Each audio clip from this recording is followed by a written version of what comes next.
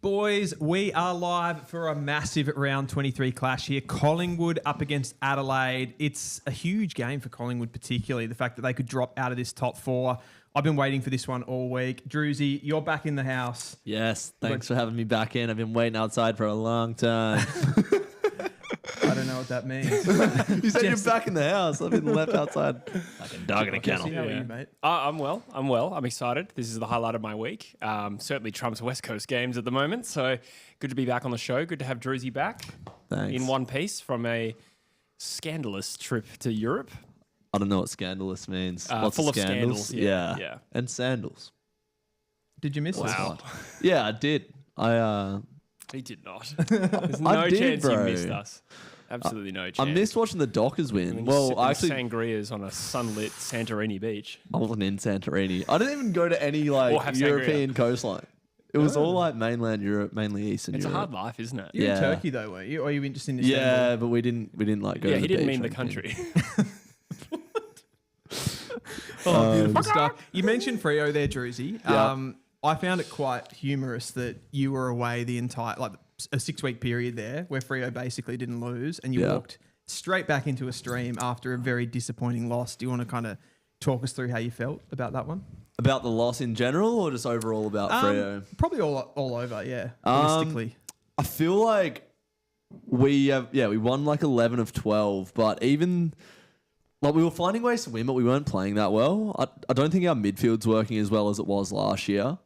So like the Carlton game, I think our backs, like Brendan Cox has had an exceptional year. He was just intercepting, keeping us in that game. And then eventually second half, we got the game on our terms and we beat them. Like Port Adelaide completely switched off. Probably should have lost that game as well. So like I knew we weren't traveling as well as sort of our fan base was hyping us up to be. And then, last night it just looked like we were nervous. Like we just were shaky with the ball in hand in our front half. Harris Andrews managed to contain Paddy Voss, which not many players have been able to do. They were just more composed with the ball in hand, stuck to the game plan, and that's why they're the premiers and have been a good side for a long time, and we're still pretty immature, I think. We've actually just got a comment that's popped up here from Lewis Tucker, who misses out of the top 8, GWS, Freo or the Bulldogs. We are going to kind of talk about premiership credentials and stuff like that. Who would you guys be saying from everything that's happened from the weekend? Obviously, this game's kind of a little bit of a story in that as well. Who are we thinking at this point? Are you scared, Druzy? Yeah, 100%. I want to hear Druzy say it. I think Freo are the favourites to drop out of the top 8. Fair. Yeah, no, it's good. I, That's good. I was hoping he'd be more resistant, Nah. and then we could kind of challenge him on No, it a you've bit been more. real dejected. Real Nah, I moping think- around the house. Like, when you watch Freo at Marvel as a Freo fan, it's never a good time. Like, you never go into Marvel thinking, like, today's going to be fun. And, I got back from a holiday last year, and the first game I went to was Freo versus the Dogs at Marvel, and they ran through us. That's the thing that I was like thinking about last night, just in anticipation of that game. Western Bulldogs are one of those teams where if you get a good start in the game, you're probably going to be in it up to your eyeballs, but they're one of those teams that could put 5 or 6 really quick goals on you at the start and it's over. Yeah. And, the form that Norton's in and, what Darcy can do. Do you remember back to that game we streamed actually over in Perth, and Darcy was just incredible that day? Yeah, and they didn't have the Bond that day either. So, and he always does a number on us as well. Like 1 or 2. He's just on fire tonight. Is he? Incredible. Not in a good way. That's what is Dylan appreciating me and you're not. Yeah, I don't know. I think it's the You've really Fremantle matured. thing, but Yeah. is it a 1 or a 2? Rogue Riot spelling it out there. Whoever loses, that is now the game of the season. That is a final. Oh, I hate that. We're talking about that wildcard game a few weeks ago. That is now the wildcard game. Someone says Fremantle 100% Wookie. I love it. It'd be. Is anyone disagreeing that it's going to be Freo? Well, it's one of those two teams, isn't it? Oh, well, unless the Eagles knock the Bulldogs out tomorrow. Surely. Yeah, let's not rule that out completely. That would ruin everything. It would ruin everything, yeah. Of all the games, but it would actually be pretty typical, wouldn't it? Of all the games for you guys to win. I know, yeah. I mean, we did that actually, this exact scenario To 2 them. years ago. Yeah, to them. We then that was the greatest upset of all time by betting odds. So How I many don't think wins it'll did happen. West Coast get whilst I was away, Jesse? Haven't been Suddenly following? gone incredibly deaf. Flailing Eagle. And boy, are they. I don't I think that's meant to say think. GWS can miss out now, can they? Their percentage is higher than Freo, so if Freo wins, Dogs miss out. Dogs win, Freo misses out. I think it's as simple as that. The winner of Fremantle and Bulldogs goes in. Yeah, I did the ladder predictor, but like earlier today. What if the Saints beat GWS though? No, they're still in. They're in still. Yeah, because they would have to lose that game by a lot. Yeah, okay. so I suppose technically percentage could be possible, but it would be a surprising belting in one of those two games the wrong way. But yeah, technically it's possible, I think. Yes, it would have to be. So the scenario wouldn't it'd be the Dogs winning by not much. No, I don't think it's even possible. No, Freo annihilates the Dogs. Oh no, the Dogs can't. Yeah, sorry, because then the Dogs would still be the out. GWS is in either way. Yeah. So if the Dogs, the Dogs percentage is way too high. Yeah. It's GWS and Freo. So GWS are locked into finals now? Yeah, they are. In fact, I saw an article about it earlier today. They're locked into finals. The Giants were pretty much locked in if they lost today and just beat St Kilda by any margin. They were still fine because I think they've got about a 5 or 6% gap on Freo. Yeah. 3 or 4. Oh, yeah, I didn't. That was before the Freo's loss. And I remember Freo fans last week when we were kind of going through all the permutations, they were saying if the Giants lost by a lot to Gold Coast, that could close the gap a little bit. But obviously then they win that game today. So, yeah, it's interesting. So what are we saying tonight? We've got the Collingwood versus Adelaide game. At this point, it looks fairly likely that Adelaide are going to finish on top of the ladder, even if they lose this game. Yeah, I think if they actually, let's double check that. A win guarantees top spot. I think a loss would open the door for Geelong because they're only a few percent behind. Yep. So Geelong would have to win both games handsomely. A bit of a danger game for the Cats against the Swans this weekend. Do we see any chance that they could do a Brisbane into Geelong, kind of that hoodoo of the two teams that beat them in premierships, in grand finals, in the last 3 years? Yeah. They could do the back-to-back. Revenge tour. Yeah. Maybe. I don't know. I feel like Geelong are just going under the radar so nicely. Like, everyone's so sort of accustomed to them being such a great side because they have been for so long. And me and Jesse were looking through their fixtures in the last month, and it's like, pumped Port, pumped North, Essendon, comfortable wins or whatever. And no one's talking about them. Yeah. But they are probably positioned better than any side to go and win the flag. Yeah, when you consider the MCG factor, in a grand final, Geelong v Adelaide, let's say, you're inclined to consider at least the MCG factor in that game. So there is an innate advantage there. Mind you, I know that's not their home ground, but still. Has Bailey Smith been playing? Yeah. I've obviously been away, and he was sort of having hamstring issues or soft tissue injury before I went away. So he sort of intermittently has missed games, once every sort of 4 to 5 weeks. I feel like he misses a game, but he's been when he's played, he's been unbelievably consistent. I feel like he's just taken their game in general to another dimension with him and Max Holmes. They're one of those teams too, Geelong. They're so organised. They get up for those big games, like we saw last year. So they're definitely going to be one of the big teams to stop. What about tonight though? What are we saying? I think everyone's vibe on this is all one way generally, and that's the Adelaide Crows are going to win this game. I don't know if obviously. Don't want to shoot myself in the foot here and rule out Collingwood.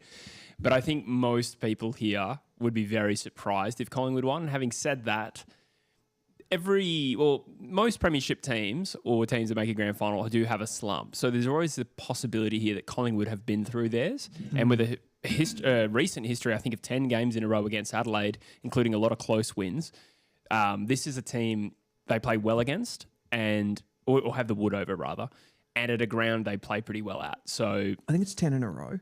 It's 10 in a row. But bearing that in mind as well, on the flip side, Adelaide hasn't been a good side for that period and Collingwood generally has. Yeah. So I don't take a lot from the fact that they won 10 in a row, but there's obviously there's a little bit of a mental edge that Collingwood are going to take into the game. I think it's the close game element too as well, including earlier this year. If they've edged them in close games, that's a bit of a factor. And Adelaide are one of those teams, probably a little bit similar to the Western Bulldogs, where they do smash teams. So you trust them when they're playing a weaker opposition, but when they come into these games, the scoring does dry up a little bit, and they've kind of had to go into the trenches against some of those other teams. I remember the Hawthorn game. Both of those games were pretty tight, hard fought. They had a pretty tight game with Freo, didn't they? Low scoring as well, Drews. What, the Collingwood or no, sorry, Adelaide? the Crows.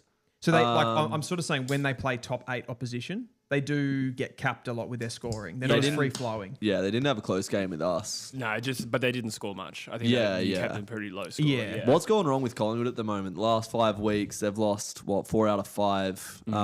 Before I went away, they were absolutely flying. What's going wrong with them? I feel like there's so much there's so much in it with the Collingwood situation. It's kind of like the midfield.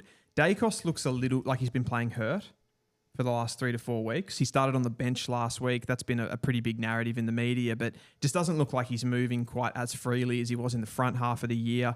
I think their midfield balance isn't quite right either. They've kind of toyed with playing like Ned Long and Tom Mitchell. Tom Mitchell's the emergency tonight, which is an interesting piece in that. I feel like eventually they're going to go with one of those two, and they're still trying to figure out which one it is. Pendlebury's been sort of the other one in there. So it's a bit of a, like, Ned Long, Tom Mitchell, not particularly mobile. Pendlebury's old. And then you've got Daicos, who's playing, it looks like he's playing a little bit hurt. There's not a lot of athleticism in that midfield, particularly. I think that's one area that's stopped them a little bit. Would you guys agree with that? Yeah, although that's probably true of them when they won the Premiership too, right? That's not kind of their brand to have those athletic types. A lot of the same core group is still there.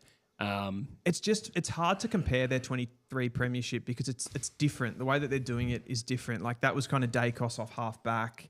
It wasn't a very dominant midfield profile, and I feel like in the last couple of years they've tried to go to more of they've become more of a forward half team. And then they try and pick a lock. They don't like those aerial contests much. Like they don't have like a big key forward. They sort of like to, move the ball, change angles, and get like marks on the lead, stuff like that. That's true. I think defensively as well. Haven't they been missing Howe and Frampton, I think? Yes. Yeah. And that's been a big problem. And Howe's not going to be there for this one too, right? Last week was the game he got concussed? Oh, man. I remember that happening. I just can't remember it. First few minutes against Newcombe, of right? course, yeah. So he's going to be out again. I haven't fully gone through the team, so I'm not sure if Frampton... It doesn't feel like it's personnel though. Like when you're losing 4 out of 5, it doesn't feel like it's something where you can just go, all right, we'll get Billy Frampton back and the defensive woes will be settled. I saw a stat saying that like Nick Daicos has been involved in like 40% of Collingwood's scores. So it's like if you can stop Nick Daicos, who's going to be the one that's like charging out of the centre and like delivering the ball to the forwards? Like sometimes it's probably going to be Pendles, but like you said, Ned Long and Tom Mitchell are probably similar players. Tom Mitchell in the back end of his career, as much as, he is a champion of the game, and Ned Long sort of came out of nowhere, over delivered, and then sort of had that expectation to continue, and he just hasn't been able to. Maybe just... I remember at the start of the season, everyone was like, God, Collingwood are just a bit old and slow. And then... that GWS game, they lost by 50, and it was like they weren't able to... Like, they just were spreading terribly. Like, they just couldn't follow GWS out of the square. It gets forgotten about, and then, like, sort of back end of the year, here it is again. And they were eventually going to have a form slump. Not the time of the year that you want to have a form slump. But, they're coming up against a red-hot Adelaide side with plenty of pace, star power, and X-factor all over the park. They're looking at Riley Thilthorpe now, who's one of the best rucks and forwards in the competition at the moment. Yeah, it's going to be really difficult for them to defend that kind of 3 tall forward line of Adelaide, plus a player like Dan Curtin, who gets forward as well. Flailing Eagle makes a really good point there. We're too slow without Bobby Hill and Beau McCreary, and Hill's been the one that's with personal issues. I'm not too sure what's going on there, but to have both of those players out for a significant amount of time, it does kind of halt their athleticism a little bit, their ability to cover the ground. Rogie also chimes in with Jeremy Howe. Our key defensive depth isn't strong and our structure has fallen apart trying to cover for him. Lewis Tucker says, even after winning 11 out of 13 games, who do Freo need to recruit, draft to improve on their squad? All right, let's just... Stay on Collingwood for now. I know, I didn't pre-read it. I didn't pre-read it, so I was like, I assumed it was a Collingwood one. We'll stay on Collingwood for now, yeah. Yeah, like Dan Houston, what a player he was for Port Adelaide. That's done my mind. Such a letdown, bro. Yeah. Last year, I feel like he was one of the most like influential players to a team's success out of anyone. Like, where did Port finish? Second on the ladder. Yep. He was out for the prelim because he like knocked out Rankin or something like that? Yeah, he got like a 6-week suspension. Yeah. At the back end of the year. Yeah. Forgot about that. Yeah. I've got a good memory. We discussed maybe for like next week's show, we're going to go through like previous big trades / free agency signings and review who really impacted for the new club. Yeah. I haven't really done any looking into it. But off surface level, I've got a feeling that you'll find that often these big trades and free agency signings don't pay off as expected. 100%. And a lot of the time, it's the underappreciated, cheaper trades. Looking at like 7 or 8, you could probably find at Hawthorn Footy Club who actually delivered on the value. Yeah, just off the top of my head. So what you're saying is Dan Houston is the biggest flop of all time? No, I was making more of a tangent. But it sort of speaks to the idea of, okay, just because a good team has signed a great player, it doesn't always work like that where you add the sum of the parts and it equals a great result. There's a lot of factors. Yeah, think of like Tim Kelly, Jesse Hogan, off the top of my head, just as a WA viewer, that come to mind where it was like, this player is going to shake up this club, and then they just don't. But I don't get what it is with Dan. Maybe it's just like he was so used to the Port Adelaide system and sort of knew his role in the team. I think Lachie Schultz took a bit of time to settle at Collingwood, and then he's had a pretty solid year from what I've seen. What about the Crows, though, Deal? How are we feeling about the Crows? What do you think of them last week? I'm excited about What happened to the Crows last week? It was about what nearly happened. Oh, yeah, that's right. Crows and West Coast played. That's right. Yeah, it's funny. Like, they came off that game, which was, in some ways, it was in the end, you'd have to credit them for it being like a gritty sort of a win on the road. But it almost like has kind of, it felt like a loss a little bit coming. It's like they should have won that game by, 10 goals and they just crept over the line. But I do think that's probably fair. A young team who are improved a lot this season, having a game like that just pop up towards the back end of the year where they sort of want to be banking these wins and just have a little bit of a struggle with it. I think they probably, in the end, showed enough that they can sort of just like grind their way through those games. How, as an Eagles fan, how did you see their performance? I think that so many times this year, opposition fans have come up against West Coast and it's been a little bit more annoying than they expect. And there's been a real trend of saying, well, we played shit. Not every opponent. Sometimes we've genuinely been belted. But there's quite a few of those. North Melbourne, Collingwood, maybe Richmond the first time, certainly St Kilda. Anyway, the point being, when we're on, we're like actually more annoying to play against than people expect. In this case with Adelaide, it's not fair to say that they played the same West Coast that Melbourne beat by 83 points the week before. It was absolutely not. That West Coast that played, that was the best version of the Eagles we've seen all year.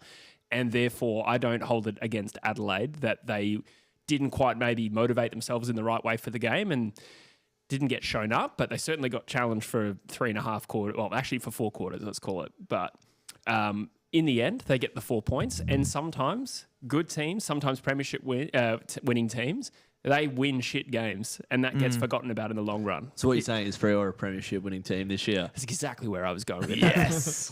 Do you think the Crows, like looking at their profile sort of overall, I think they've moved the ball really well. I think like if there's one sort of point of difference for the Crows this season, it's the aerial game, right?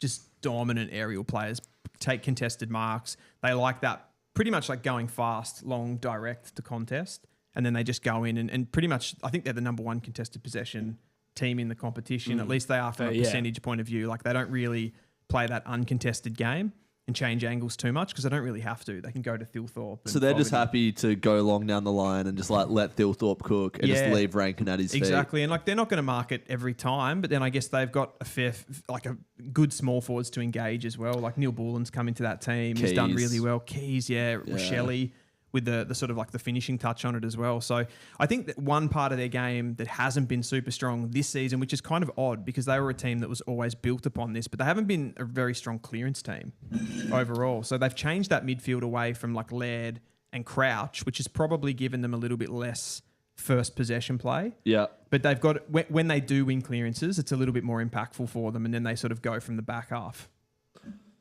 Well said. Yeah, like Laird and Crouch for years were just like fantasy merchants, right? Like they'd get so much, but like not that I do fantasy, but yeah, they add Dawson, Saligo, roll Rankin through there who have a bit more damage. So their clearance game, just to put a number on it, they're 12th for clearance differential. So they're not even a top 8 side in that part of the game, which seems to be in modern football. It doesn't seem to be too bad as long as you don't get in big momentum swings. If the other team runs hot, as long as you can kind of halt that a little bit from clearance, it doesn't really matter if you're not like a super dominant team. Do you have an answer as to why? Like, why is that? Why is clearance like you can be an average clearance team. Because the value of clearances, they're sexier than they actually sound. You can win a clearance, handball at 1 metre to a teammate. He gets pinged holding the ball and the other opposition score. Yeah. You would win the clearance and concede the goal.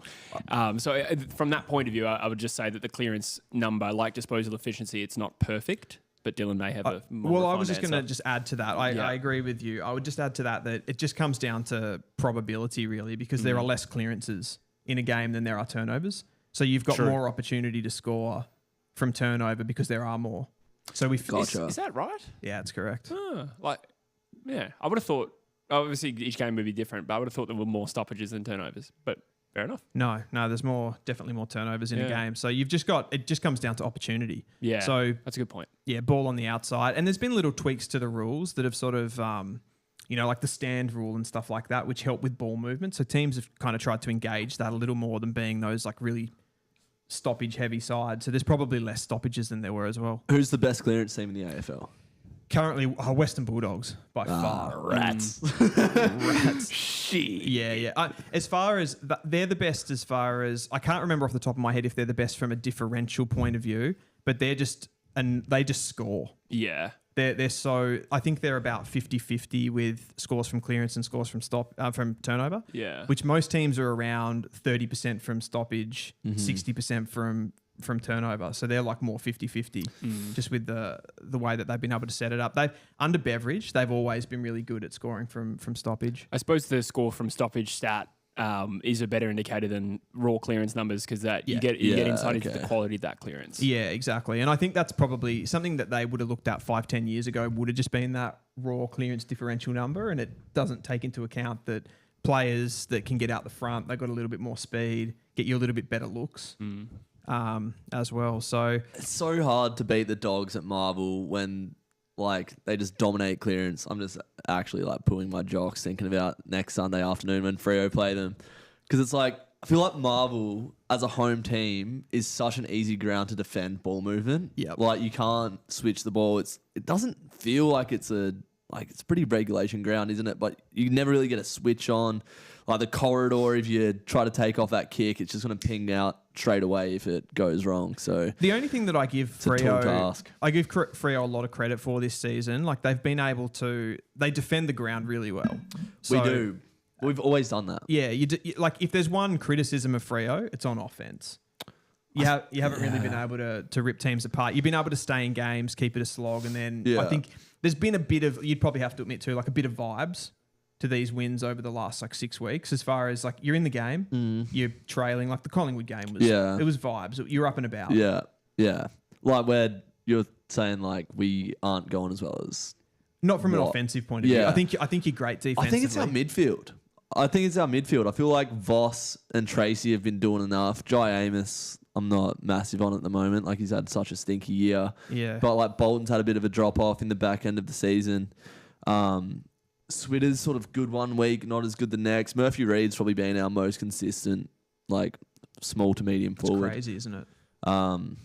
If anyone's having anyone else for the Rising Star, I think they're on some good gear because I think that man is the clear favourite. You think he'll win?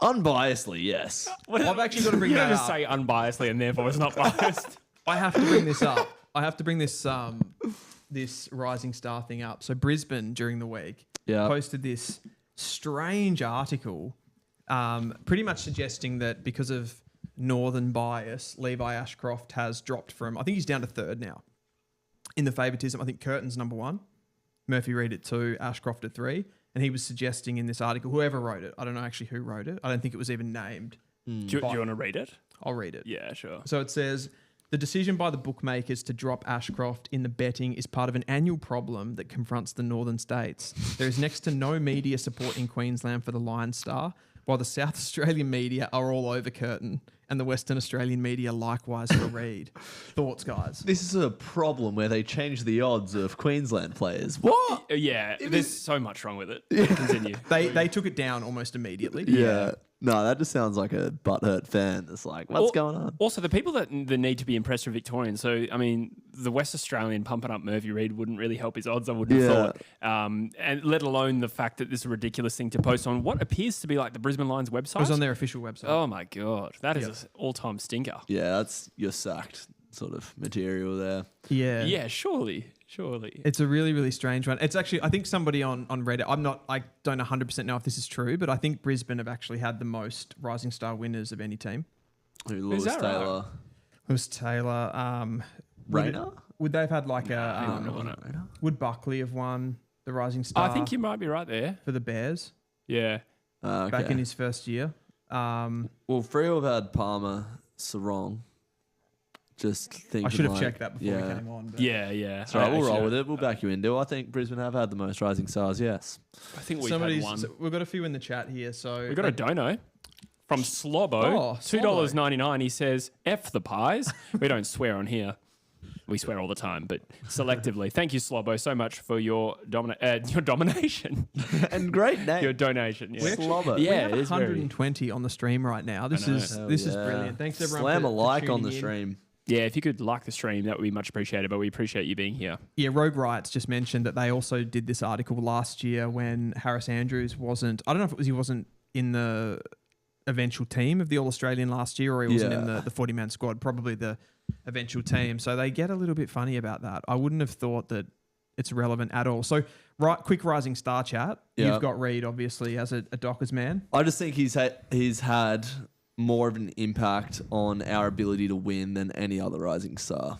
Nom. I think that's the same about Curtin, though.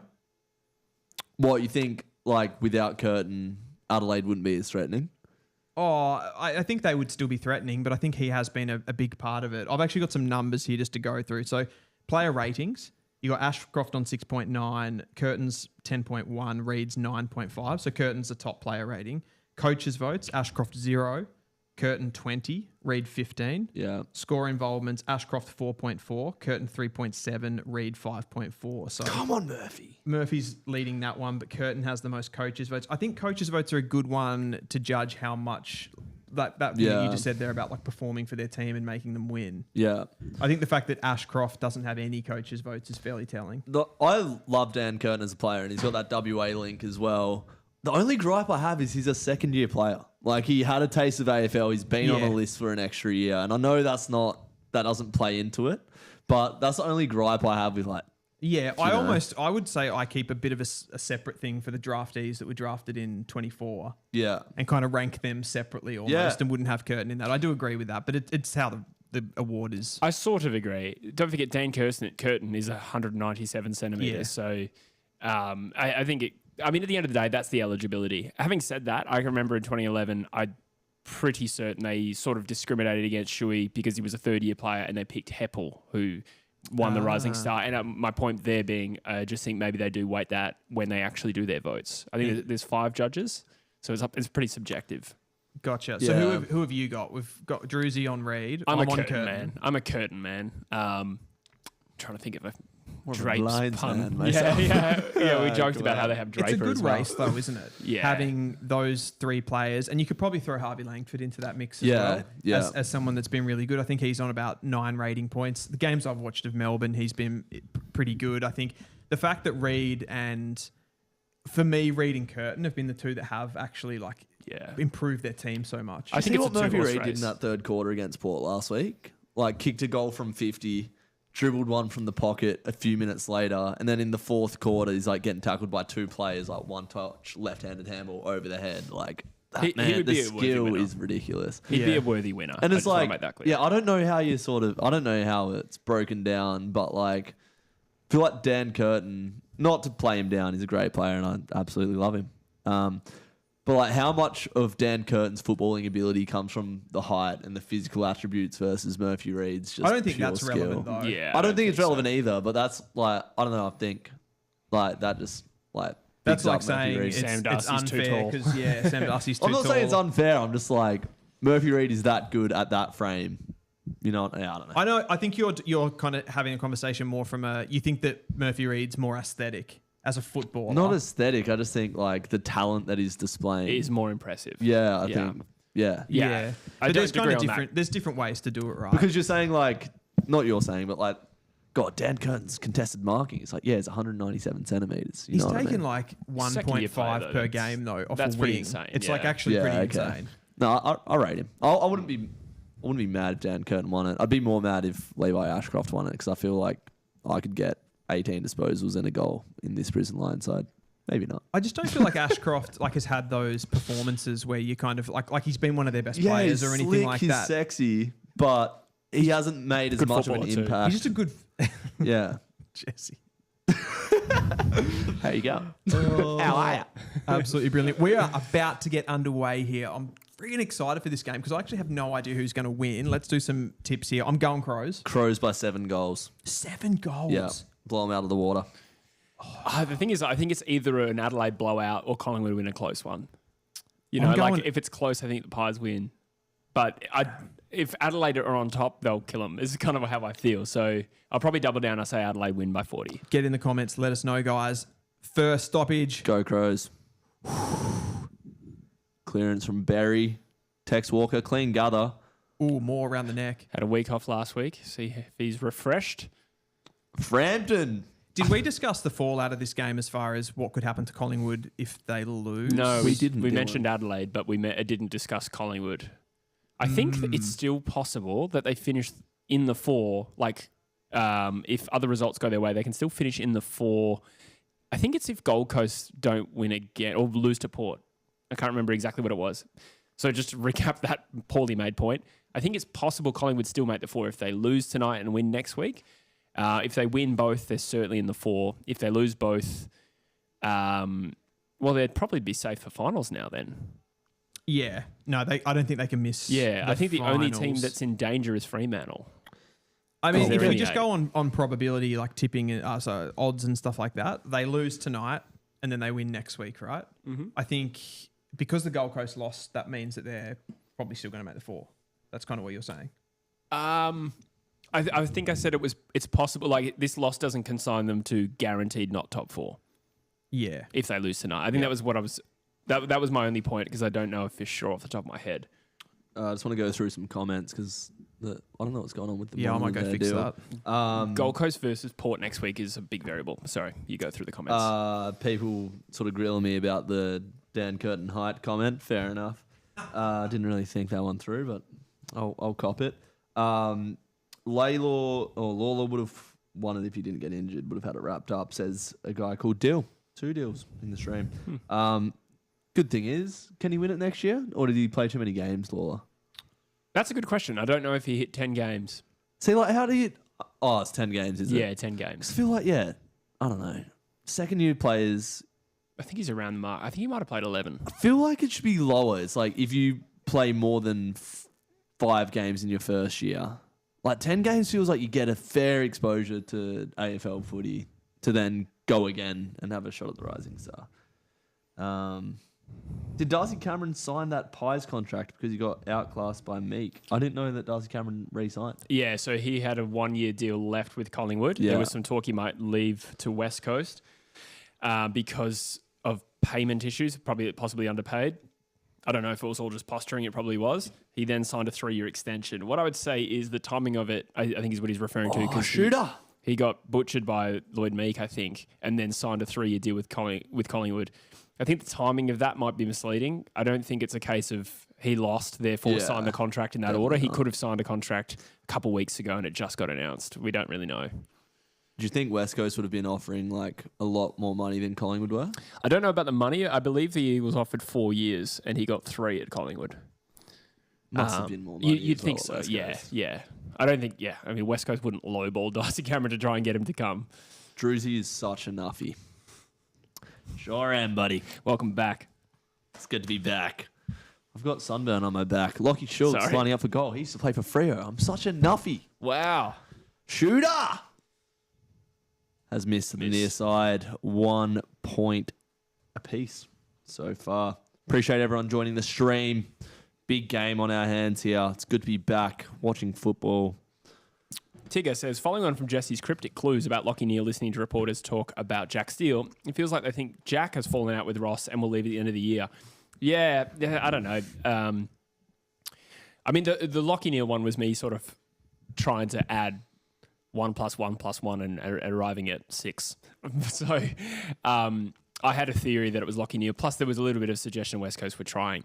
On Jack Steele, that one popped up because he was made sub. But I don't know if there's any more substance to that. There is a lot of fake news around this time of year. One of them that is quite interesting is apparently there was a report that Beau McCreary toured Port Adelaide that just turned out to be a complete lie. What? Did you hear about the Rosie stuff? Yes. What was it? What was the rumour? That he got I can say it because it's confirmed to be not true. Yeah. That he got a teammate's wife pregnant. Did he? I'm back. I'm so back. What was the genesis of that? Where did it come from? Was it just a full internet? Not sure, but it got to the point where Rosie was like speaking publicly about it. So it wasn't like, I think it was just. Did they say who the teammate was? Nah, not that I saw. Those are rumours. But yeah, no, it's not true, supposedly. Incredible. We've got there from Werty here. Pies were originally paying Grundy more than Cameron. I sort of missed that previous. We just talked about the latest Darcy Cameron, who has re-signed with Collingwood. Yes. And so presumably getting a bit more money now. And the Pies originally paying Grundy. Yeah, I suppose didn't they sign him up to 7 years though? What? So is he saying that they were paying Grundy more when he wasn't even on the list? Yeah, that's it. They would have been paying a percentage, which. His wage while he was playing for Melbourne and Sydney. Yeah. That's disgusting. Yeah, that is a shitty outcome. Keys. Down the wing. Is that Nice. Keno or Cumming? Coming, yeah. Just moving the ball by a foot around the perimeter of the ground. Tex Walker's left foot is sometimes hot, sometimes not. Turns it over. What do you reckon about Josh Daicos this season? Like, he started at half back. He's had games recently, moved into like more of an inside midfield role. Can he sort of get that, start the midfield going a little bit more pace? Well, he has there. He's set up a set shot for shooter. I feel like he's such a weapon of half back offensively, but is he going to get exposed on the defensive side of the game? Analysis. I feel like that's what they would have when they envisaged Yeah, envisaged. getting Dan Houston. I've really thrown you after the discluded thing. Absolutely. I'm overthinking everything. But when they got Houston across, I guess they would have hoped that they could free up Josh Daicos a little bit because Dan Houston can kind of slot into that role. True. I think that is part of the problem. Like, we didn't really flesh it out fully, but with Dan Houston, when he was at Port Adelaide, he was absolutely the guy, right? Yeah. There was really nobody else that could take his throne there, whereas at Collingwood, they've got players that sort of do similar things. Memory goes bang for the first goal of the game. Josh Daicos was an All-Australian winger, correct? Yeah. Yeah, he was. Why doesn't he 23? just stay there? Why, has he had to go back due to injury? Well, I suppose they moved Daicos, the other Daicos, into the midfield permanently. Exactly. So they're like, well, what's like Daicos, but not quite Daicos? Oh, we have another one. Daicos. No, presumably just, the attributes. It's weird when, a player is an All-Australian caliber player in that position, and then they switch it up. Like Darcy Byrne-Jones, completely weird example, I know. But, All-Australian half-back flanker, and then 2 seasons later he's playing in the forward pocket. That's probably a great example, to be honest, of the point you're making. I think it just comes down to with that, though, that you're, with your winger, more so with a Josh Daicos type winger particularly, it's more robbing from your offense. So you're taking away from your offense to help with being able to get the ball out of defense. So you obviously lose Nick to the midfield, and you're like, okay, now we can't move the ball, so we're going to struggle. Anytime we play a side that's good and gets the ball in their forward half, we've got to try and get it out of there. Yeah. So we're kind of robbing the offense with how an offensive winger Josh the front Daicos was. half. Yeah, exactly. And equally, in the Byrne-Jones example, maybe Port just felt like they were over indexed in their backline. Yeah. I can't remember specifics, but you would have had Houston in there. You would have had Bergman around the mark as well. You would have had Farrell. Yeah. So that makes sense of why did they do that. But yeah, it is a weird one, especially when there's an All-Australian that you're talking about. The other one of that would have been Johannesson. Same thing happened. yeah. With him. He got moved into the forward pocket as throw. well. That was a throw. Dan Houston back at the Adelaide Oval would have been copping booze there. We haven't got sound on, but I feel like Nick Daicos only played half back for the first season of his career. Nah. No? Nah. Nah. First season, yes, and then more than three Was quarters. it his second year they won the flag, 2023? Yeah. Yep. So 22. I feel like he was on ball most that year. No, Not that I had nah, stats. I only don't think it was really late. Yeah. Honestly, it happened really late. I might even be able to get some Grand numbers. final day, he was at centre bounces, wasn't he? Absolutely. Possibly, Yeah. yeah. And it started before that, but he honestly played halfback for most of that season still. That's right. Yeah. Ball has lived in the Collingwood front half for the first 7 minutes of this contest. They look on, which is a really good start for him, obviously. Strong I think grab from Thilthorpe. what we're looking to see here is whether Collingwood look switched on, and it's so far so good. We've had this chat a lot, Drews, about who would you prefer out of like Darcy or Thilthorpe. Yeah. I think we've sort of landed on we're pretty comfortable with Darcy. Yeah. Any shouts for a Thilthorpe? Well, Thilthorpe seems to make more of a difference in the ruck. Is that correct? Or am I chatting shite? They both do play a little bit of ruck. I think you might be right in that Darcy in recent times, Beveridge has opted to bring Lob in from the back line to play ruck as a second ruck. So yeah, there's some truth in that potentially. And I think David King did have some stats around that Thilthorpe's actually, as a second ruck guy that comes in from the forward line, he's one of the better at generating scores. Yeah. Who would I prefer, Darcy or Thilthorpe? I'd still say Darcy. Like, just his ability to kick ridiculously well on both feet and then like mark it at the highest point. Yeah, I'd still say Darcy. I feel like on that, like Rory Thilthorpe for a key forward is a really good kick as well. But yeah, like Riley? What did I say? Rory. Riley, yeah. There was a few Rorys at Adelaide Riley for a while Love. there. Rory Laird. Yeah. Atkins. You're really on Sloan? me when I make a I'm mistake. sorry. Yeah, get off his back. I'm trying to be professional, all right? It's not Rory Thilthorpe. Zach in the chat says, are we feeling hot or cold on Brizzy this year? Then how do they look with Allen probably in the side next year? First half of that, are we feeling hot or cold about Brizzy? I'm hot. I thought they were I'm poor so last hot about Brisbane. I thought they were poor last night.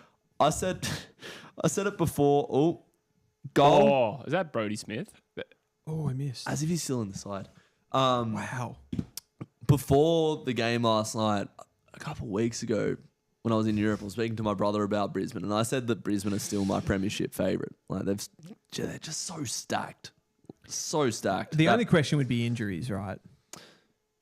Yeah, but who's like really key that they're missing? Obviously, Lockie Neal, but he'll be back. Aren't they missing like 8 or 9 of their best 22? Yeah. That's what the commentators said. But last it's like they haven't massively missed someone like I'm having a blank. Kitty Coleman.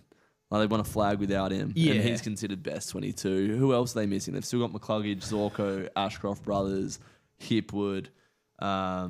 Forward line's ridiculous. I guess like they've also got like Danaher from last year. That's a big loss. But like, who are they actually missing? Like, you can't like. I'll get it up. Yeah, It's bring hard it off up. the top of my head. Starcevic is out. Starcevic came back No, in he last played last night. night. I played last Yeah. night. So He like, needed to. no, I don't think injuries are going to be a worry for them. Like it's been Loman's out. Jack isn't he? Payne. yeah, but Loman's had Payne. Yeah, Payne's a big out. Answorth, speaking of Payne. Lincoln McCarthy, Kitty Coleman, Connor McKenna, Kai Loman, Lockie Neal, and Starcevic is listed on this as a so test. Loman, yes, but he hasn't had a massive impact this year, and I feel like I'm blanking on names here. Logan Morris has lifted to Logan such Morris. a degree that you lose a couple goals a game from someone like a Kai Loman, but Morris is kicking a bag every week at this point. I think they've had incredible growth out of players. Like Morris is a big one, and the other one's Jasper Fletcher for me. Oh man, He's an what a absolute freak. star. I remember saying when I was talking about the draft last year, I thought that Fletcher would be the first one that would kind of make way. He was playing wing last year. That is a ridiculously kind bounce to Jamie Elliott, who kicks Collingwood second. Good start. Far out. Did you see that? Nah, No. I actually missed it. I was muting someone who was going ape shit in the comments. Watch this bounce here. She called us virgins, but spaced it in the middle. Really? Yeah, virgins. Yeah. Watch Fair. this. So just Fair. ball punch forward by Oh. the goalie. Watch this bounce. Just holds up. Oh, yeah. Keane gets worked under it by Membry, and Elliott just kicks the easiest goal. A lot of space for them. Like, yeah, Keane gets bodied out. The goalie needs to heat up in this. But I back feel end like of the year, DeGoey, there's been a lot of talk about him and how he hasn't been able to impact. I feel like watching him the last 2 to 3 weeks, limited game time, but he looks good. He looks explosive. He just hasn't got that much. He hasn't got into the games that much. But when he gets the ball, you're like, oh, I can sort of see something here. I'm going to keep a close eye on him tonight. He's looked pretty lively early. But, yeah. How much footy does DeGoey have left in him? Does he have lots? He's 29, I reckon. I just think he's going to have to be a player that really manages himself, like positionally. Like he's not going to be able to do like 80% centre bounces and play full-time midfield. I think he's going to have to rest forward a lot, be dangerous there. Yeah.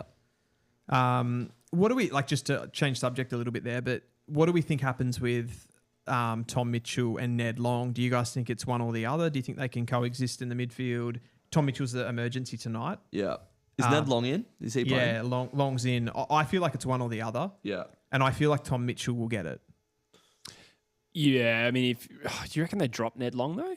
Yeah. Or do you think they just push him into a flank? And Oh, what a grab from Fogarty. I don't think Ned Long can play anywhere else. Yeah, but whether they... You know how sometimes they push good players out of position to keep them in the side? That was more what I was thinking. Sort of almost like to continue his development. Yeah. In a way. Which will ultimately probably see him We're stagnate. talking about Collingwood's like 4th or 5th choice inside midfielder here, aren't we? Like, you got Daicos, Pendlebury.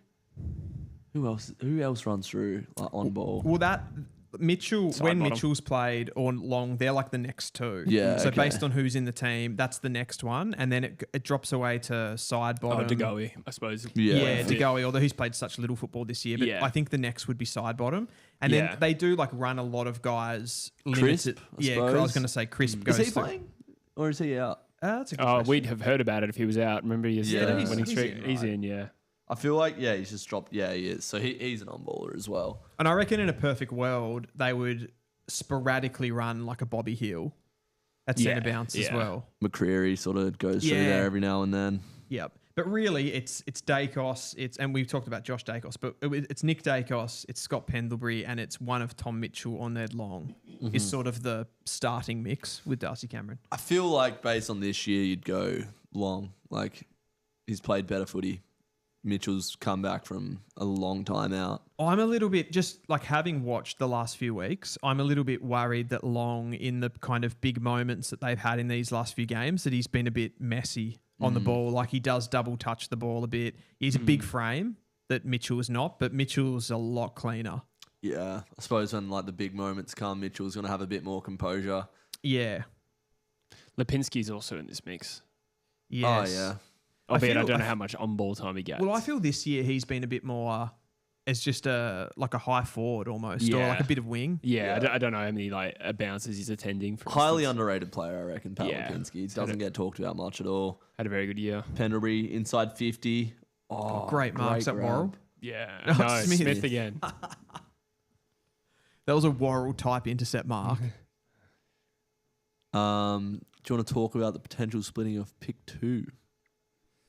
From Okay, it's from Tigger. Can you guys talk about the potential splitting of picks of our picks for pick 2 and who we could potentially get and what picks we could get? And then we have R1FTZ says, would these trades be fair? Eagles trade pick 2 and 19 for 7, 11 and 15. Also West Coast trade pick 1 and Liam Ryan for 4 and 5. I don't think that would happen. But it's a lot going on at the same time. Ryan for 4 That'd be real hot for West Coast. That'd be the most West Coast trade of the last 5 years I've seen. Wait, is it that much in our favour or out of our favour? It just doesn't make sense. Does No, it? I think that would be good for you. Yeah, right. I'm trying to do the algebra in my head. I'm like, Is that carry what you the thought, 1. Drews? Yeah, I'm just thinking like it's like 1 and say pick 30 for 4 and 5 is in our favour. there's Ned Long. That was clean. Left foot, inside 50. Ooh. What I'm saying, and I asked Jesse this question the other day, Crisp. This Collingwood midfield's looking pretty good at the moment. Yeah. I was talking to Jesse about like, do West Coast need help from the AFL, which I think you guys have discussed recently. Did we have this conversation? I don't remember it. You said like, I don't think deserve is the right word. Oh yeah, I remember that. Yeah. So like when you see like questions like, oh, should we trade pick 2 and get this and that? It's like, just use your fucking highest draft pick and do something with it before, you go to the AFL and start asking for help. Like you're in a position, like you took Harley Reid, great pick. Like that's improved your club. But like so many poor decisions, like trading pick 3 in last year's draft. That's a big goal. Is that Dan Houston? Yep. It is. Going on a bit of a waffling. Name one tangent other. here. Well, you messed up with the Campbell Chester pick. That was a terrible pick.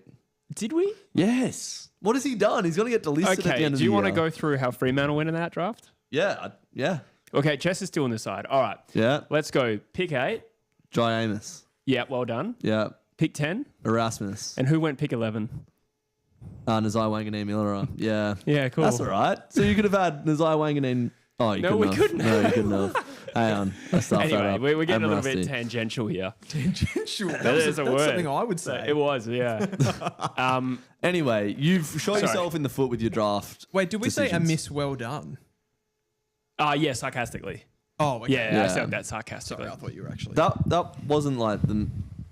Was that a stack I think draft? Was it? isolating one first round pick Oh, that as was a bust. It was No, a- but is- then is you a bit of a then you stretch. traded pick 3 as well. Yeah, but So you've there's mentioned that two you've mentioned first-round that picks. 3 times to make this point. Well, there's that was 2 one picks trade. in the rebuild that you fucked, and then Yeah, it's but like I mean, you could go through so many that other clubs, including your team, has done, and I just went through multiple picks that you who didn't have do we well. fucked up? If you want to go through when Fremantle was drafting from 2016 onwards, Adam let's start Shearer? with Griffin Logue at pick 6. Yeah, okay, That was he- the very first pick of the rebuild. He's terrible. that was a bad one. Yeah. Yeah, I'll take I that. think my point's already made. We don't even need to keep Other going. than that, though, Adam Shearer. we've picked well. No, Yeah. He's horrendous. yeah, well, that's why he's not on that team anymore. That's not why. I think that's Anyway, I think point. that's a bad argument. The Campbell Chester point. I think the big one. Can I just come in as a bit of a Yeah, go on. intermediary here? Like It's I would say getting the pick given the situation that West Coast were in. To be honest, in the length of the season though, the pick 3 for Liam Baker, the need for Liam Baker in the West Coast side is bigger than I thought it was going to They be. would have got him anyway, though. That's that. Yeah. They didn't have to trade their greatest asset in Agreed. last year's trade and draft period to get Liam Baker. Yeah. Jagger Smith, I know he's done his knee, but he would have been incredible for West Coast. I think it was like the perfect player. So I think that's sort of disappointing. But I think it's hard to isolate individual picks where it's like, oh, you could have picked this guy, but you picked this guy. That's harder to criticize. Yeah. And even Yeah. still, just focusing on that one trade, which I criticise myself, it's a flimsy argument against don't get a couple of extra list spots. Yeah. Okay. So, Druzy, you're like adamant that West Coast shouldn't get any assistance? I'm not saying, like, what have we seen for North and Gold Coast? Like, they've got, like, top-end picks when they've been struggling, right? Mm-hmm. That's happened. I don't think West Coast should do that when they're trading away a pick 3 for Liam Baker.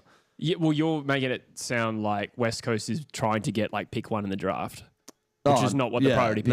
No one's really discussing. Well, I that. don't think. Yeah, that is the argument I'm making. Yeah.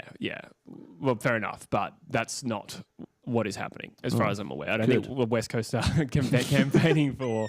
I think I wouldn't say that West Coast should get pick 1 in the draft, Yeah. like Gold Coast did. People also, now I'm coming in to defend North Melbourne, but people do oversell the help that North Melbourne have had. Like we got given 2 end of first round picks that we were forced to trade away.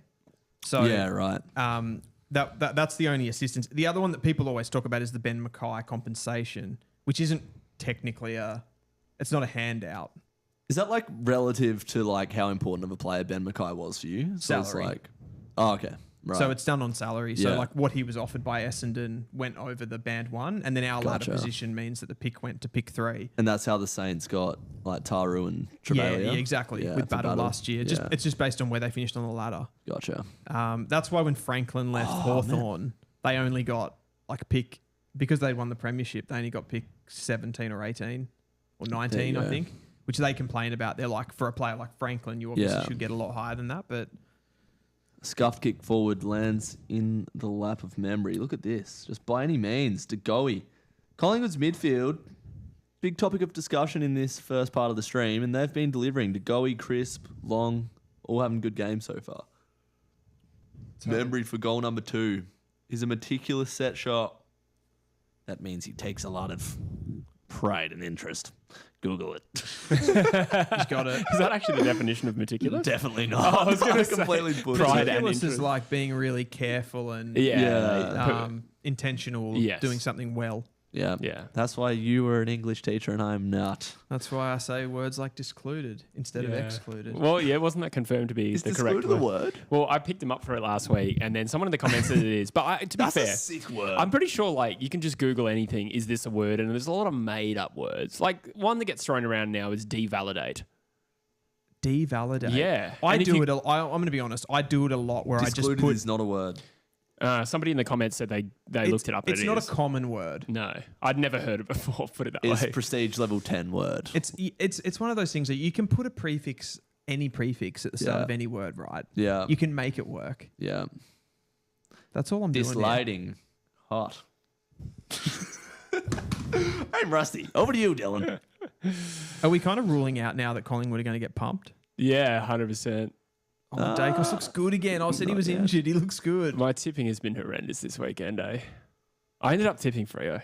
I got seduced by the Do narrative. such a thing. Oh, the five ball. Yeah, and then I nearly got Essendon and St Kilda wrong. I got that correct, but then I tipped Gold Coast today. I did tip Hawthorn to beat Melbourne. I got the other one wrong. I tipped Port to beat Carlton. Why is everybody so cold on the Giants? It was a combination of Gold Coast being tough to beat at home, and me rating them. And the Giants' best is good. I've said it a few times, but their worst, they're not as trustable at the moment. I'm wrong, but I went into the game trusting Gold Coast more. But to be fair, I think if I sat down and look at GWS's run lately, they haven't really messed up for a while. But I've got that in my head a little bit. I think there's like the odd performance that draws you in with that. Like the game against Western Bulldogs is fresh in your memory, right? That was last week where they got beaten by like 80. Oh, yeah. Actually, no, you're right. You're right. Sorry, that was very recent. Was it the most recent game? Might have been. It was a Thursday. I feel like the thing killing the Giants is just that they just can't seem to get proper continuity with their team. Like they've always got one or two really important players out. Oh, Collingwood are looking good. Lost a bit in of this depth game. as well, the Giants. We spoke about that For earlier sure. on in the year. Which I think then when they do, like, I feel like a Hogan, a Taylor, Callahan, someone of or even Toby Green at times, like one of those guys has been out of the team at all times. Yeah. Just whilst we're sort of on the topic of the West Coast rebuild, I feel like there's been years where you haven't had first round picks. Has that happened? Yeah. We have very few over the last 15 years. How has that occurred? Was it the Tim Kelly trade? Well, that would only account for two of them. Like recently, let's say like I can't tell if Drewsy's taken the piss. No, I'm genuinely like wired I can go because through. I can only think of like Campbell Chesser, Harley Reid, like Hewitt and Jimby. Oh, Hewitt and Jimmy. I can go through the last 15 drafts and tell you whether we had a first round draft pick. Well, That's so what about like attractive. post Premiership? In 2018, we had traded it the previous year with Gold Coast, and we basically traded our future first for a future second from Gold Coast. That ended up being only one pick downgrade because we won the flag and they won the spoon. And we got 3 extra second round picks that included Oscar Allen, Liam Ryan, Petrocelli, and Ainsworth, 2 of which were good players. So we didn't have one in 18 or 19. No, we didn't have one in 18. Then we traded Kelly 19 and 20. And then from 21, we've been taking first rounders. Okay. So we missed 3 there. But we also, 2017, took Brander, which was a bust. 16, Venables won a premiership and then retired immediately after, like 5 games after. Yeah. And then 15, traded it. 14 was Duggan. 13, Sheed. 12, traded it. 11 was like Murray Newman. Yeah, okay. And that was pick 23. I suppose my Nuffy comments before. I feel like you should be filled with more high end talent for the position that you're in. I'd agree with that. Yeah. But like, Yeah, it's fair. Hewitt's missed a lot of footy. To be fair, Jinby, like, he's a very solid player. Well, I think Jinby's underrated. I think he's one of our very best players at the moment. He'd be like top 2 in the Do you BNF. think he could be an All Australian one day? Yeah, I do. Do you really? Yeah, you should have seen him against Thilthorpe last week. Gives up like 12 centimetres on Thilthorpe. Even Yeah, Jeremy that's Cameron fair. said that he had his number for most of the day. Yeah. when Geelong played him. Yeah, no, he's an outstanding player. I think he could be an Australian player. I think the only thing with Jinby where it feels like something in my head feels wrong with it is that he's not playing in the position that you That sort he of got expected drafted that he as, got drafted yeah. and you expected him to be. So For sure, but we were kind of a blank canvas at that point. So it's like 100%. just get the quality players in, and Jinby is He's a very good player. I'm sure That's there's not one that countless can be examples criticised. of players that were drafted in positions Oh, that for they sure. For Yeah. sure. end up playing as well. And I shouldn't really look at it that way. Someone's actually put, Joel Falcon has actually just put in the comments, if Fonte is pushed out of the GWS side come finals, Eagles should target him, would fit him well for their needs. Would you be open to that? I would totally go for Fonte on ability. Is he from WA? Yes, Is that he's the- from Perth Demons, actually. Okay. My club. One of my other clubs that I support that don't do anything.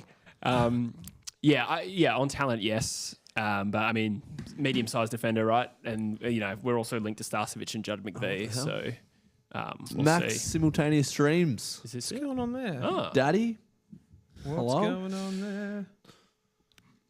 KO. I don't think our drafting has been the problem for the last 4 years. I think that's got very little to do with where we're at. I think it was actually probably the 4-year stretch before that is ultimately, because that's where our players we're lacking. It's the guys in like the early part of their prime.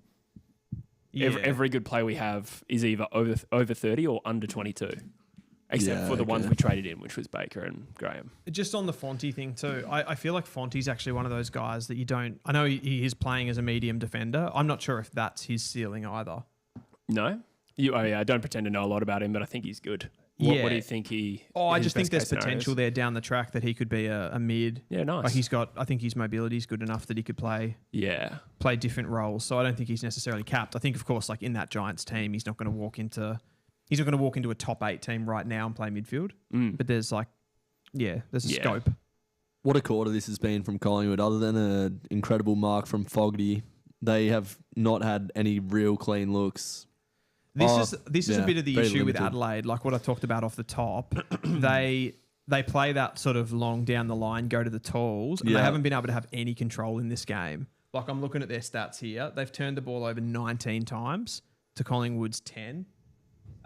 Intercepts are at 20 to 12. So Collingwood have been able to win the ball back and just attack them. What's the marks inside 52? 5-1 marks inside 50. It's, like Collingwood have been in poor form this last month. 2 weeks before finals, though, switch it on. Same as Brisbane, lost last week. Yeah. Last night against Freo, absolute dominance. So, Lot to the play big out, boys- though. Lot to play out. But yeah. But this is the best that Collingwood probably have played in a month, right? for sure. Oh, 6 yeah. weeks. Absolutely. And they needed to start this game like this. I feel like they're so good at doing this historically as well, the Pies, like being able to just rally, get on a road trip and win a really important game. Do you remember, Drews, we streamed the game against Brisbane earlier in the year? And I don't think they weren't in like a particularly bad form slump or anything like that then, but we didn't kind of know how good they were. Yeah. And that was another situation. Got on the road, went to the Gabba. That's when Pommy was on. And he was It just like was. so confident that Collingwood were going to win. Yeah. Is that a 50-metre penalty that they've just given away? Oh, Oh, it is. What's happened there? Oh, the Crows fans are fans. filthy. That is not what you want to do right at the end of the quarter, give away a 50-metre penalty, obviously. What do you think this does, Drews? If I'm going way too early, but if Adelaide lose this game and lose it badly, do you think it's big for what happens to them in the finals? Like, are they going to be able to overcome that mentally? I think there's enough time between now and their first week of finals. And, they've put themselves in a good enough position. Like, we'll see how this game plays out yet, but... I think it'll be water off a duck's back for them. Back in the body of work that they've done over the year. Cameron. But we'll back him in to come back in this game. Oh, for sure. Darcy Cameron, I'm not sure what the 50 was for there. No, I didn't. It was against Steelethorpe, I think. Bit of volume. Bit of remonstration. Cameron comes in. The footy gods I think he's say got it. he deserves a goal. He's He got kicked it. God, what a quarter from the Pies. 25 points. Yeah, it's a fair margin in a quarter of football. Oh, that's incredible. We've got a few comments Didn't see that coming. through. I did not see that coming at all. I was pretty hot on Adelaide going into this one. Dale Goodman says, should St Kilda look at Mitch Marsh in the draft? I think everybody should be looking at Mitch Marsh. I thought that was like a meme comment.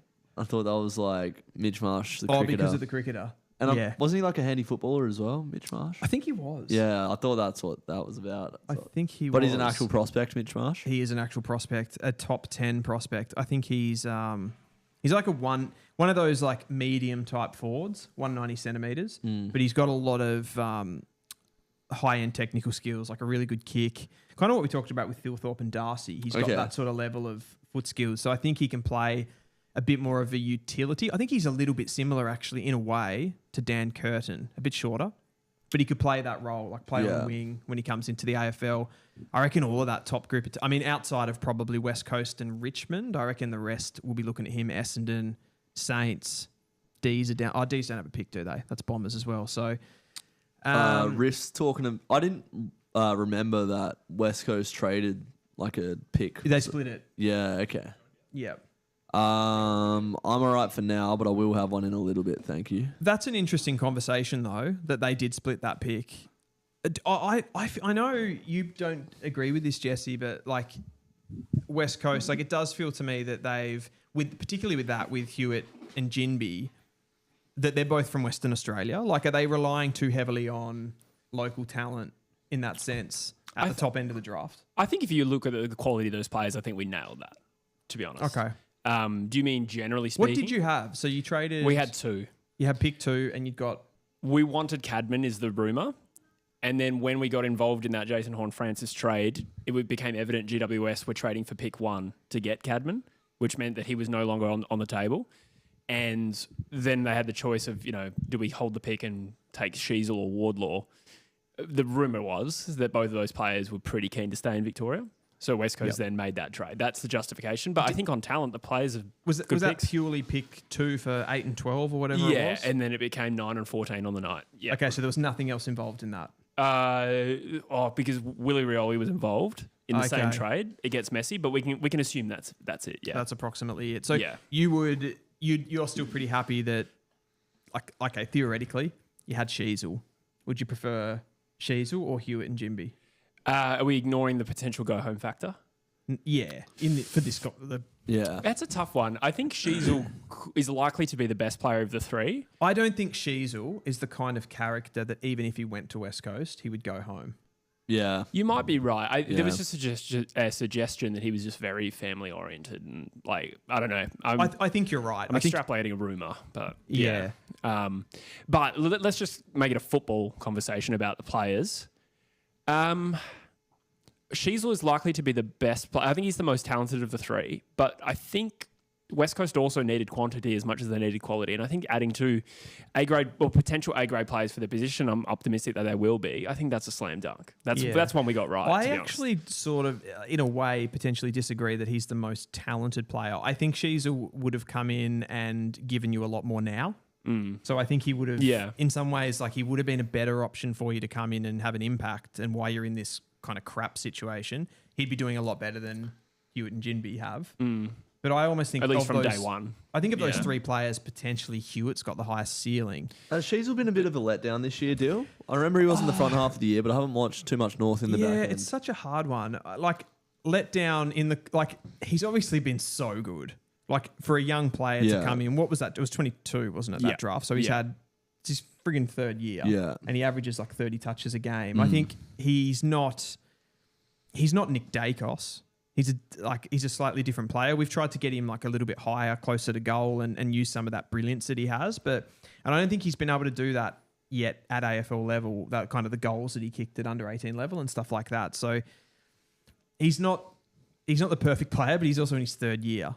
And I don't want to make it that he's underperforming when really a lot of players can't come in and do what he's done. Yeah. So he sort of came in, made a massive impact, and then has plateaued. He's plateaued. Yeah. He's plateaued, but I suppose it's a pretty good plateau to be at. Exactly. So I don't want to be too hard on him. I'm more in our overall season. There's other players that I would put ahead of him as being disappointing, like LDU and your leaders and stuff like that. I think though, honestly, if there's a gap between Sheasel and Ginbey on quality this year, I don't think it's as much. I think Ginbey has been really good for us. I think he's just a little bit unheralded. So I'd look though. I mean, I sort of can't have that Ginbey's just not even in the same stratosphere as Sheasel as a footballer for me. He's probably doing a role that's really... Who's Ginbey sort of learning under as well? Not sure if that's fair. I feel like Ginbey is so exposed in this Eagles side. It's sink or swim type thing. You know what I mean? I feel like he's been just thrown into the fire in this West Coast team, and he's had to sort of learn on the fly. Obviously, he's got McGovern and Duggan leaders down there, but McGovern's gone now. I feel like, for Jimmy to be playing on Jeremy Cameron when he was drafted as a midfielder, and he's an undersized key defender. Is he undersized? Or Yeah, is he- yeah, definitely. Yeah. Like, fuck, he's got his work cut out for him. And he might be as talented as Sheasel, but he's probably made as big as an impact. Such a big turning circle on him. Like, that's when he looks bad. Like, when the ball's on the ground. Yeah. And he's got to, like, make that really sharp turn. I don't disagree. I think not to focus too much on the phrasing, but to say he's not the same stratosphere as a footballer, I don't think that's fair. When in this year, I actually think Jinby is absolutely up there with Sheasel. But what I would say is that in terms of football talent, football IQ and skill, Sheasel's clearly better. That's what I meant. Yeah. But that is only part of being a footballer. And for sure. And I do agree that Jinby's at his best playing linear. Like, he's an athlete, but front and back. And I think the jobs that he's done on players that are far more experienced and also much bigger, height-wise, he's pretty broad. I think that deserves a lot of credit. For sure. I do think, like, that's probably been a bit harsh. I sort of see him as, like, a third tall defender, but he's played really key for you guys, hasn't he? Yeah, he has. Yeah, but, I mean, he also has some rebound as well. So he's not just simply lockdown. He does rebound and I wouldn't say he's a great kick of the footy, but I think he plays within his limits and he doesn't make mistakes that much. Yeah, no, that's fair enough. I guess, like, you're kind of talking with, like, high draft picks and stuff. It's like, and that's probably where I come back to that conversation about what he was picked for. You probably had somewhat picking in that high that you thought he was going to be more of a... When Jimmy was picked 4, did you say? No, he picked 9 in the end. Oh, yeah. 9. Yeah, but you probably had an idea that he was going to be like this big-bodied probably like in some ways, like a Clayton Oliver type, big-bodied physical midfielder maybe. I mean, he's still young enough where he could get that crack again eventually. Do I think he's a natural midfielder? No. But, I don't think his agility is good enough. That's my... Yeah. For midfield. Yeah. I think, though, my gut feeling is, and this is a bit of bias, that in 10 years' time we'll be looking back at that and thinking, well, thank God we didn't pick Ollie Hollands or Cam McKenzie or Jai Clark. No disrespect to those players, but I think definitely. there's a chance Jinby is the best of that group. So Definitely. I guess the conversation that we were having, though, was, is he as good as that? As Sheasel. And Wardlaw. Yeah. We've actually got a comment there asking me what my thoughts on Wardlaw are and what his ceiling is. It's hard to tell with Wardlaw just because he's been so injured. He seems to pick up a soft tissue injury every 4 or so weeks that he's back in the team. I think what's his ceiling? It's probably, like, at best, it would be like a more explosive version of Matt Rowell.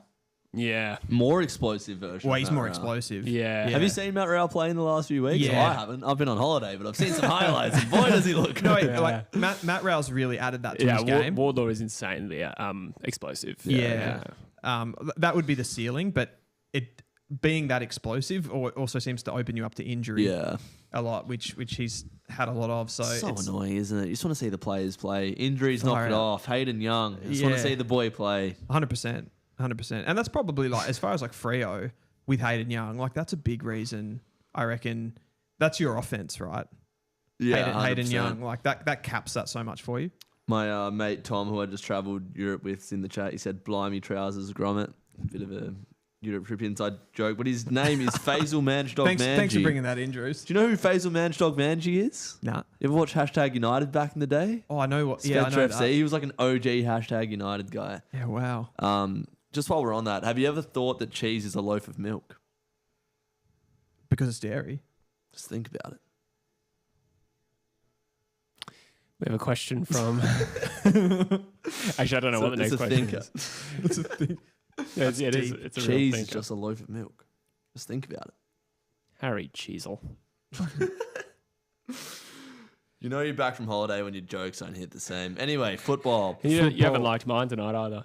Adelaide have kicked the first goal of this quarter. I missed it. Yeah, so did I. I was defending Ruben Jinby to the hilt. Crows looking way better this quarter. Yeah, bang. Fogarty kicked his second and Tex is lining up for the Crows third. What do you guys think is the Crows' biggest improvement as far as like from a playing perspective, like the players that have lifted their game to make them better? We talked about Curtin off the top, and Drizzy was talking about how Reed's really elevated Freo. I think Curtin is one of the players that's elevated Adelaide. Like, what else have they done? Well, are you talking about individuals? I reckon you have a whole stack of individuals that improved a decent amount. Josh Worrell would have to be one of the more improved players in the comp. to be honest. Tex from 50. I thought you were saying Tex has improved. Yeah, Phil thought it's improved. As you know, some of these are like more Yeah. linear, like gradual improvement because they already had some. I was going to say, ability with before. Thilthorpe's an interesting one because he only played 7 games in 24. Okay. Yeah. So I think he was actually playing at a really high level when he came back. But Yeah. yeah, I agree with you. Fair. It's like it was still a value add in Yep. a sense. one that's just popped on the screen that I think has like been massive for them is Mark Keane. He was just in that contest. Yeah, yes. That's a good call. Just another defender. I'd say even Dawson's improved. Like he's He having a has. career best season. So it's been just across the board. A lot of these guys sort of coming into their prime or just sort of making that elevation from talented youngster to Yep. contributor. It's also Shelley. individuals rising together that just makes the system so much harder to crack, isn't it? Yeah, for sure. They've been one of the better teams this season at defending as well. So they've obviously tightened up a lot of stuff there, defending transition and stuff like that. They have a business-like backline that put defending first, just old school style, says Joel in the chat. Yeah, it's probably They just get to work, don't they? They're not sexy defenders. They're just, half the time I can't tell the difference between Keane, Worrell and Michelani. Oh, Peatling. I feel like Worrell having a is good a fairly sexy defender though. Yeah, I love Worrell. yeah, like he's got really good foot skills. Like he's probably their primary distributor. So strong. Yeah. So he defends. He does have that to him, like that mongrel to defend. But I think he is actually pretty good on the ball. Yeah. Like Keane's a bit of a different story. I feel like Keane just gives them so much athleticism. And then you've got like probably your old school defenders, probably Murray, right? Yeah.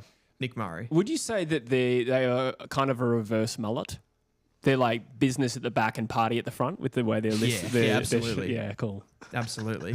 Yeah, I would say that. Yeah. I'm glad somebody said it. We're back. Well, I saw that. Oh, Fogarty, another one who's improved. Career best season at least. Rankin's probably also career best season. Albeit he was good last year. Yeah, but, no, for sure. I mean, also, like, nobody's dropped off. Oh, they've recruited Neil Bull and they're away. Bang, curtain. Hitting the rising star right now. Yeah. Scoreboard impact from the wing, and we got a £1.99 donation Hey. from Basil Manchog Manji. Thank you. He says, "Come on, you Eagles." Oh, don't say that. Well, I mean, you want us to win tomorrow. Yeah, so basically we had a big row in Switzerland because we were trying to teach Tom about football. And Oh, I'm like, what a man. he might be moving to Australia, and we're like, Yeah. if you move to Australia, you got to support Freo. Yeah. And he's like, I don't like that you've taken my choice away. It's from Manchester, he doesn't make He's accent. Cantonese. That's a language, damn it. But yeah, me and Sean were just getting really angry because he was just talking shit about Freo just from ChatGPT. He's like, Fremantle are the only side to not win a premiership since... Did you tell him that they were the Tottenham of... No, I was Isn't just, that generous? I was just getting pissed off and stopped That's talking to him. generous. Yeah. I had nothing to say. You're more of an Exeter City. What was that post that you saw yesterday? Who was it? Like Scunthorpe United or something? Was it Charlton? No, it wasn't. It was some like, shit, I've forgotten. Some like, probably like League One team. I can't remember who it was. But they posted their match start times all around the globe. So like our game is at 1:40 in Bangkok, like 11:20 in Istanbul or whatever it was. And it was like a League game One against team. Exeter City. And then one of the top comments was, "Who the fuck do you think you guys are? You don't have fans in Dubai and Istanbul watching this game." There's so many markets though, Jesse. Oh, what team was it? Was it Scunthorpe? No, it wasn't Scunthorpe. I reckon it was probably... Barnsley or something. I think it was a little bit higher than that. Accrington Stanley. No. They're a good one. Stanley. Shit.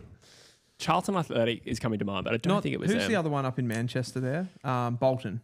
Yeah, Wigan. There's another one up there. I think they would say that Bolton is not in Manchester. Cool, Oh, just okay. one The risk of £1.99 correcting you. donation, and we're talking But League similar. One football team. Cheltenham Yeah. Town. Cheltenham. It was Cheltenham. Thank you. Yes. I Yeah, was trying nice. to remember who it was. Thank God for the comments. I had the C right. Um, Thank you for that.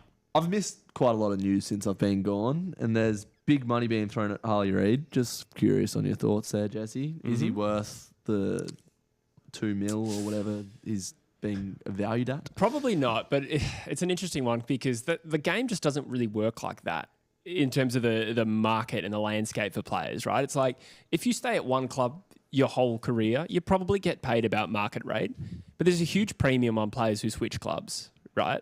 I'm or talking generally. threatening to switch clubs. Yeah, I suppose so. Yeah, but I just mean that some players just garner a disproportionate wage because of timing and circumstance. Yeah. That's a general comment.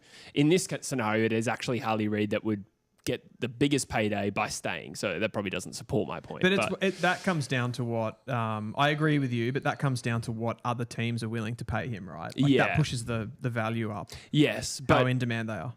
Yes, absolutely. I just think that that's what leads to weird outcomes. So like Harley Reid is not yet the best player at West Coast, and yet he's going to be paid double the next highest paid. It's just a reflection of that's the way the game goes. How does Darcy Cameron get paid less than Brodie Grundy from Collingwood? You know, that's just the game throws out these quirks. So, therefore, if you are a team that's only willing to pay exactly what they're worth, you miss out on some of these players. And sometimes the market rate for them is wacky, coming, if that makes sense. And boy, are they. I am so sorry, but Wayne Miller just did an outrageous tackle break and then hit a target through the corridor. That's hot. It was so hot. Hinge is another player. Commentator's curse. Never mind. I won't go on that tangent. Joel Falconer, who is the best player at West Coast? Sorry to ruin your tangent there, Jesse. It's got to be Liam Duggan, the captain. It's got to be Baker. On performance this year, yes. We actually weirdly had this conversation today about like how do you answer that? I mean, it was clearly McGovern. He's now retired. And then I think on actual ability, it might still be... it's Yo or Waterman. Yeah, I guess Yo's like 32 now. Yo or Waterman.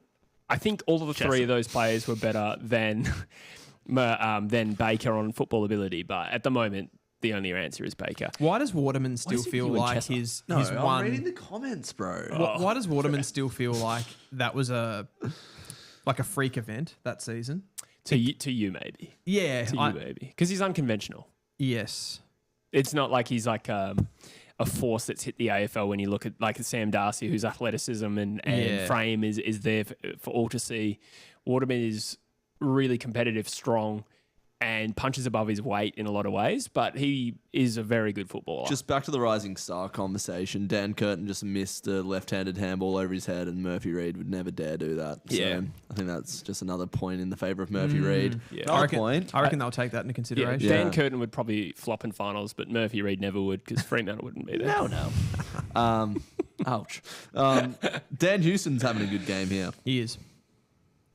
But the Crows are back in this.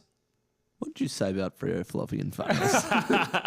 Daicos. Daicos. I said they wouldn't get there. I didn't say they'd flop in finals. Were you talking about Murphy Reid flopping or Freo? I was making a bullshit joke. Oh. Yeah, that was... That's not like you. Yeah. Adelaide's pressure is hot at the moment. Just in the blink of an eye, amongst chatting a plethora of shit, Adelaide are back in this game.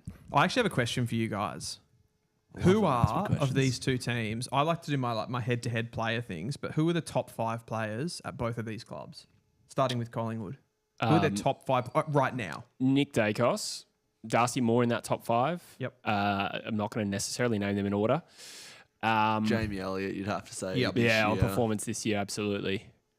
Darcy Cameron? Yeah, I think so. Yeah, on performance this year. I don't know if I would call him like a top 5 player at Collingwood on ability, but the other one I think on this year you'd have to say is Josh Daicos. Yeah. If you guys would agree with that. Yeah, he'd be in the mix. God, Pendlebury stiff. And probably side bottom this year is stiff too. Yeah, side bottom actually has been. He's fallen off though, hasn't he, a bit? He has in this. Yeah, he's not as good in the back half as he was in the front half of the year for sure. The reverse put in the mullet. chat, Finn Callahan is better than Daicos. He's not. He's a very good player though. I miss that game we used to play, Dill, when you're like, who would you rather, this guy or this guy? That's a fun game. Collingwood are really difficult to play that game with because they don't have. I feel like they don't have conventional good players, and it's also really hard to go who's better out of Jake Saligo and Scott Pendlebury. Yeah, you know what I mean, like someone that's had that long of a career. It's really, it sounds really stupid to say, but it's kind of more about like who has the better team right now. Yeah. Okay, so what are we going? We're going Nick Daicos, Jamie Elliott, Darcy Cameron. Are we going Josh Daicos, or you want Pendles? I think both the Daicoses are in there, aren't they? Yeah. And then who's our 5th? Jamie Elliott, Darcy Cameron. You're probably talking about Bobby Hill, Jordan De Goey. We have 5, more. You're right. And Adelaide? Dawson, number 1. Rankin. Phil Thorpe, Rankin, the locks. Yep. Tough one. They're fairly there's a lot of depth of talent there. I mean, I'll give you the names. Worrell, we'll go Worrell. I've got Alex Neil-Bullen, Jake Saligo, Dan Curtin, Josh Worrell, Josh Rochelle, Ben Keys, Darcy Fogarty. They're probably Darcy the next Fogarty. on rating points. Yeah, I think, in terms of performance this year, Fogarty has to be close. I'd have Keys ahead of Fogarty, personally. I'd go Rankin, Thilthorpe. It's hard though, because Worrell, I'd say Keys is like less talented, but he's such a good player. Yeah. Just an athlete, isn't he? Yeah. This is another. I was talking about it on the fan cams last night for Freo Faithful, which was so much fun to film at 11:30 after a 57-point loss. When you're welcome jet-lagged. to my channel.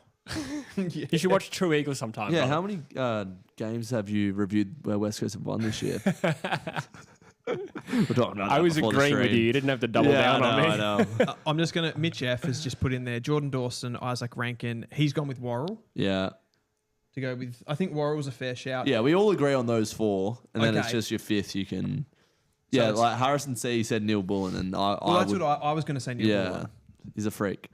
Can we have him? There was a game that Neil-Bullen played for the D's against Port Adelaide last year. I don't know if you remember watching it, where who was it that kicked it? I think it was Caleb Windsor kicked like one of the game-winning goals. It was like Fritsch and Windsor kicked goals late, but like the game that Neil-Bullen played on the Adelaide Oval that day, like I don't know if he got 3 votes for it, but yeah, that high half forward when they're on like that Sam Switkowski, Dylan Moore, Neil-Bullen player, they're so hot. I'm going to be honest. Since he's gone to Adelaide, I've noticed how good he just the level that he's at so much more. He's probably the tip of the spearhead in that role. I'd probably Yeah.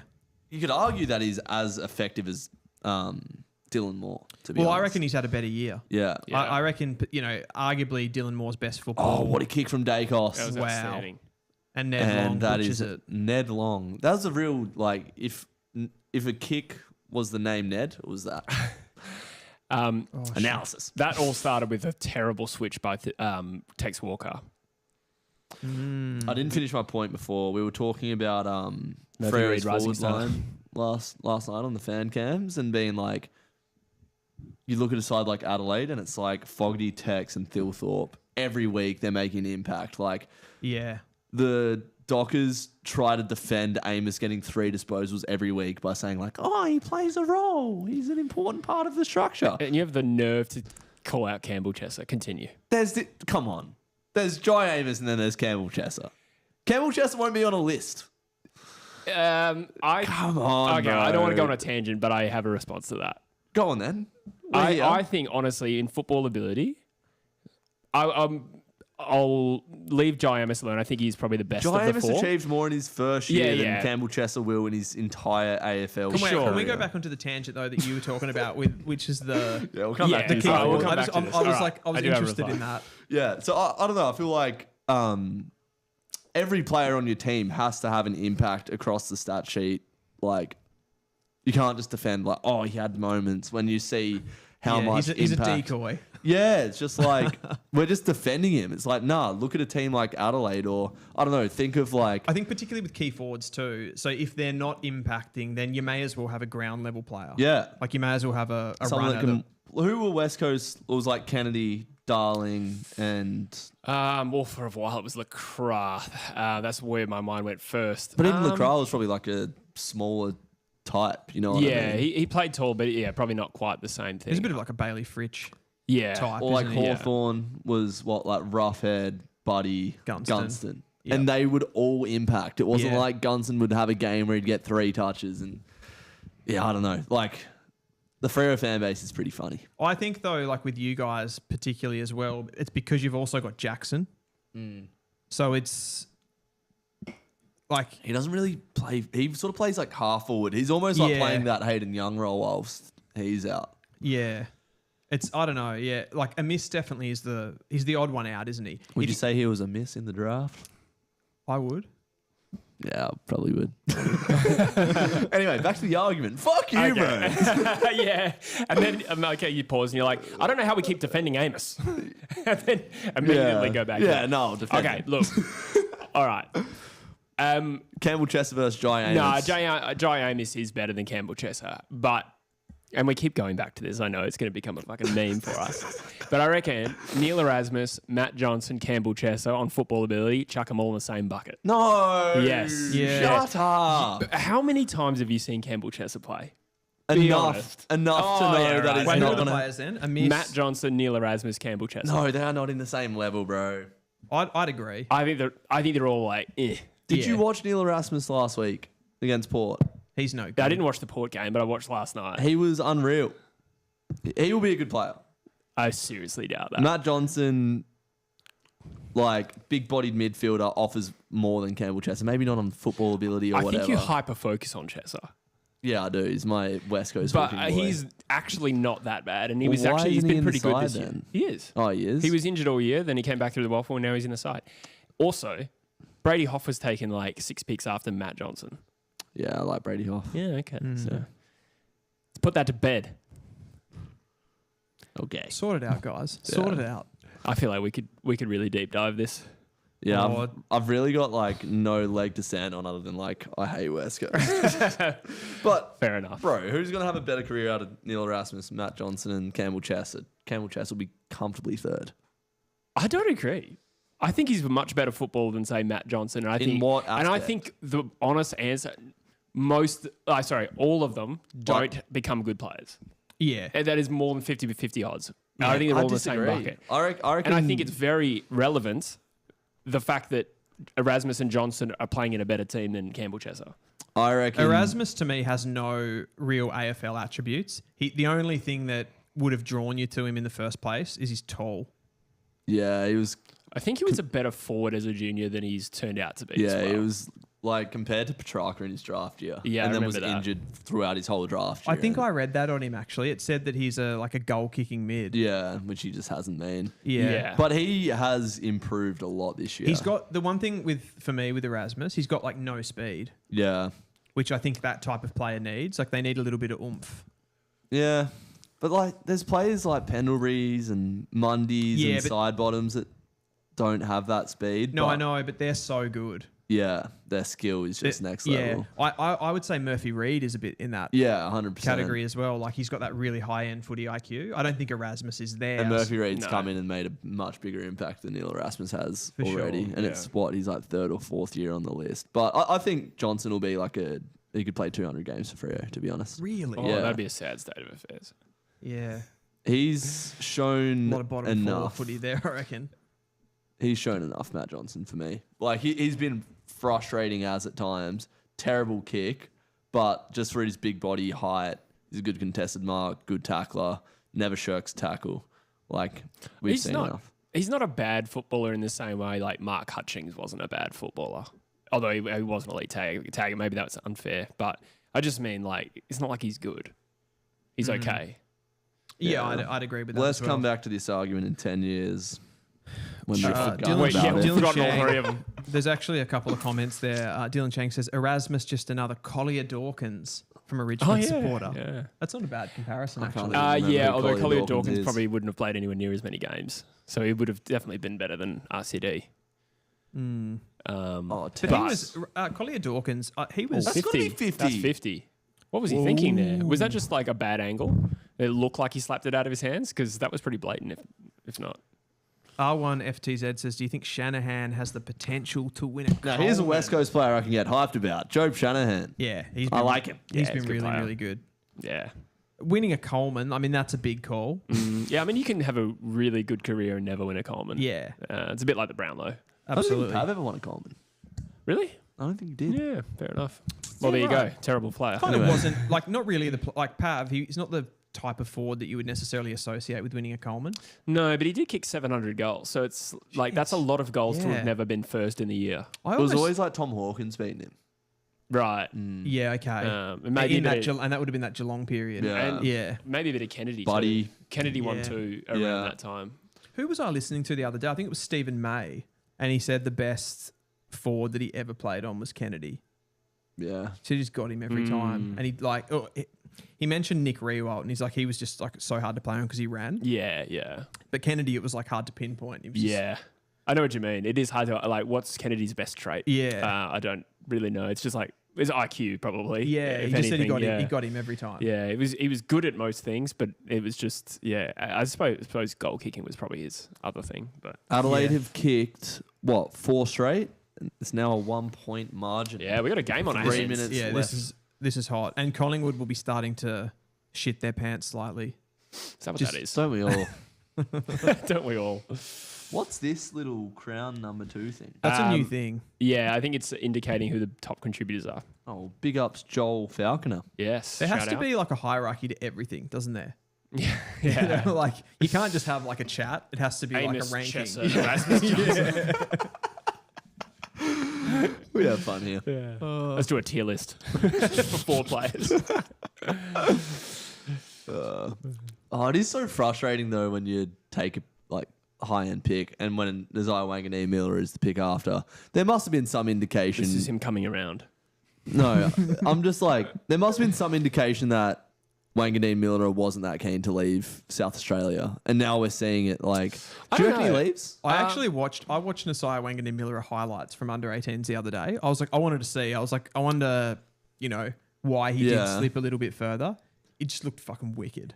Like he looked Yeah? so good. He was so skinny though. See, that yeah, was Interestingly, my impression, I remember following that draft and I was like, eh.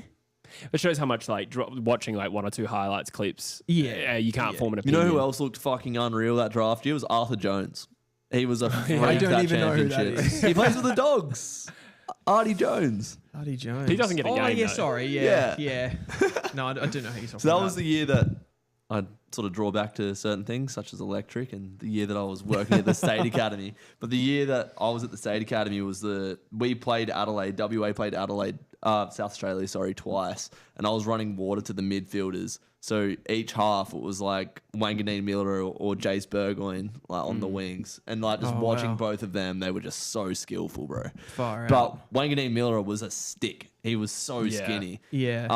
Arthur Jones came into the program late in the year, and I was putting them through a gym program, and he'd never bench pressed in his life, and he's not getting games That now, so would- maybe that's why. Yeah, But lack of chest. one of the goals that he scored, if you search up Arthur Jones' goal, so he was in the SA team. WA Arthur Jones Oh, hang on. So, Yeah. you were saying you saw the SA. versus WA. Versus- yeah, gotcha, that was gotcha, the gotcha. Horn Francis draft as well. Yeah. Jai Amos was in that team. Matt Johnson. Erasmus probably. I actually was going to say, Drew, Yeah, he was injured, Did but- you Right. catch the Nasiah Wanganeen Miller sort of hysteria over the last? He has gone ballistic. I watched the highlights of the Melbourne game and what was the game when he got the ball on the wing and ended up running to centre half forward? I think that was against North. Yeah. Yeah. Yeah, it makes sense. but- Somebody reposted that on Twitter and said this guy was created in a lab to Yeah. play football. It's it's so true. how the fuck do you do that at AFL level, eh? Yeah. It's Yeah. it is genuinely like when you see lower levels of football and there's someone Yeah. taking the piss. Yeah. redonkulous. Yeah. Would you we had that just to go over some ground here, but Jesse and I did the redraft of the 2021 draft, and we went I think we both went Darcy, Daicos, Nasiah. Nasiah Wanganeen Miller at 3. Yeah, that's right. I'd genuinely, gun to my head, if you're doing that again, I'd consider Nasiah Wanganeen Miller a first. Really? Yeah. Wow. He's so fucking good. It's an insane draft. Yeah. Yeah, you think How about would, all you the do, how talent. would you do it, Drews? I'd probably go Amos 1, Yeah. Johnson 2, Rasmus 3. Riley Crawford, he did exactly the same thing last night. Yeah. He just won them the game. Yeah. He's Michael Jordaning it Yeah. over the last 6 he weeks. kicked a sick goal, There's didn't not many players that can do that in the AFL, is there? No. I think we had this discussion earlier in the year, but Heaney's probably one. Yeah, Heaney does it regularly. Naz. I can't really think of too many more. Here's Isaac Rankin, probably a player that's on the cusp of that conversation. Yep. To put Whoa. the Crows ahead, that's 5 in a row Wow. for the Crows. I would not have picked this half an hour ago. The only thing I'd say about Wanganeen Miller's form, it's to be considered in that top conversation, and not necessarily that a Sam Darcy's done that either, but to do it in big games because he's Yeah. doing it for a 14th place St Kilda or whatever. Yeah, it there's is. no pressure on him really at Yeah. the moment. It's pretty much a free hit. for On the Saints at flip side, moment. though, there is no question about is he being brought into the game by playing in a good team. He's putting No. St Kilda on his back for a 4th-year play. That's That insane. Melbourne game was completely a mentality thing of I'm going to win us this game. Yeah. I sniff a win and Yeah. I want to take it. ranking the most dangerous player inside 50 around stoppages in the league, I believe. And Quainer, a player that's out of form. Pardon me, out of form. Needed to burp at an inopportune moment there. But like, yeah. Sandwich. What sandwich? It's on South Park. The sausage sandwich was a joke when I was away as well. Anyway. Yeah, you just saw a player that's like on the top of his game versus someone that's out of form. Like Quainer would have been so aware of how dangerous Rankin was there and yeah, gave away the free kick. Quainer? I hardly know her.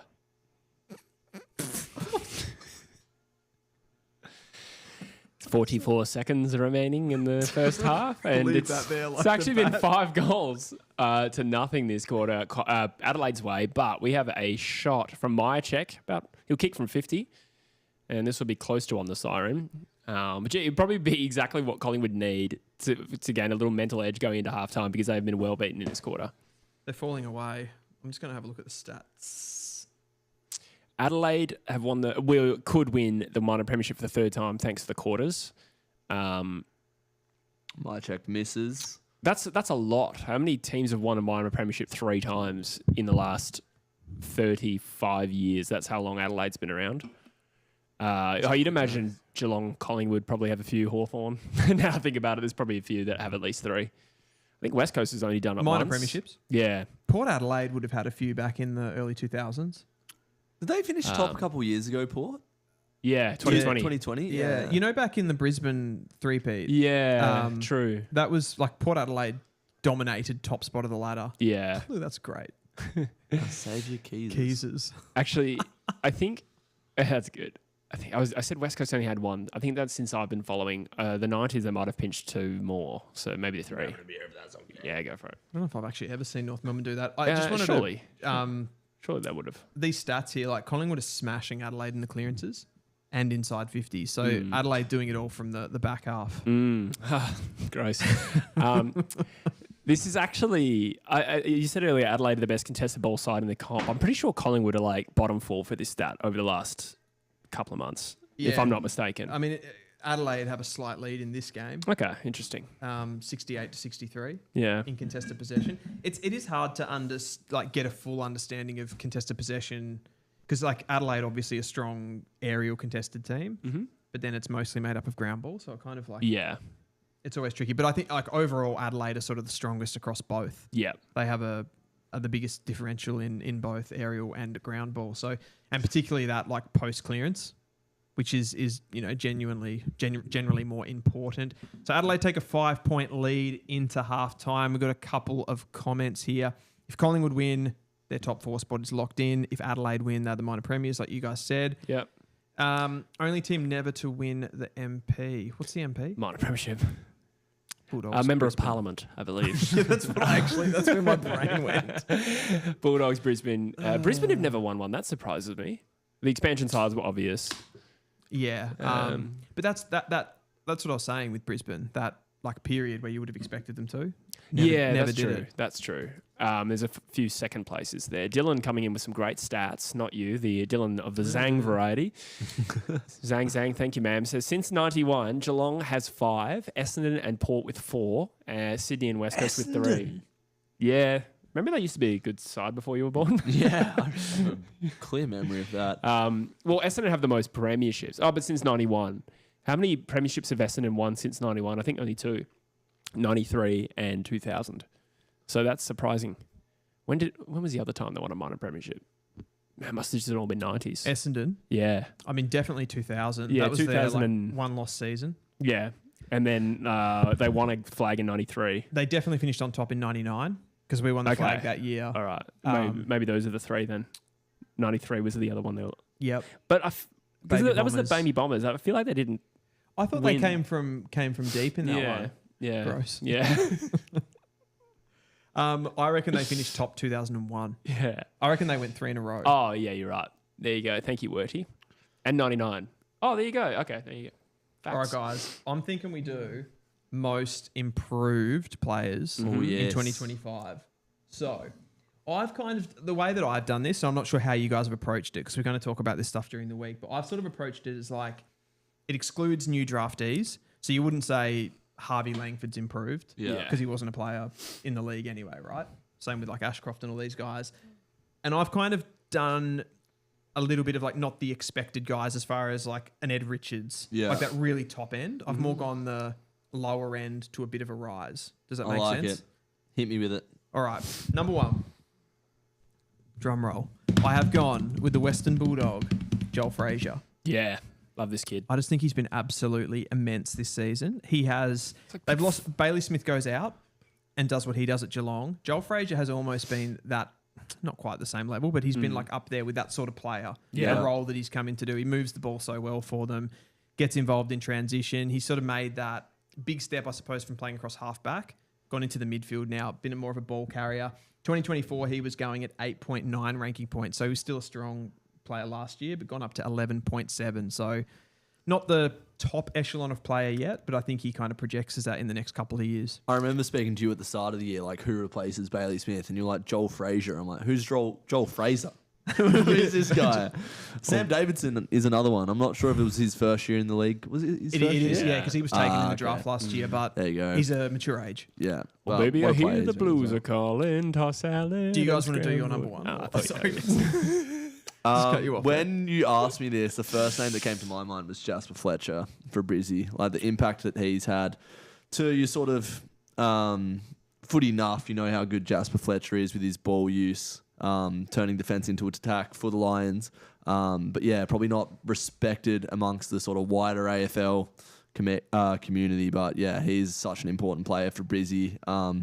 With Zorko in the twilight of his career, I think Fletcher's going to slot into that position. I think that's the thing, and it's probably going to be a trend across this list. But like I said, Frazier was playing halfback last year, and he kind of has like changed into, it's sort of a wing role, sort of a high forward, like a ball carrier thing. Fletcher's done the same, where last year playing more as a wing, and now he's gone to that halfback role, and he can kind of use his athleticism, his intercepting ability, stuff like that as well. So I had him at number 2 on my list. I just want to clarify that I was singing the theme song to Frasier. And I was looking at you for a response. I knew that Drew's... I'm not that old. Okay. Yeah. I love how you just talked over it as though I wasn't talking. It was I was just like, what the fuck is this guy doing? All right. With my most improved players, I admit I actually didn't do it as a ranking. I went by position. So I'm just going to look through my notes and pick who I think might be the most improved off the top of my head.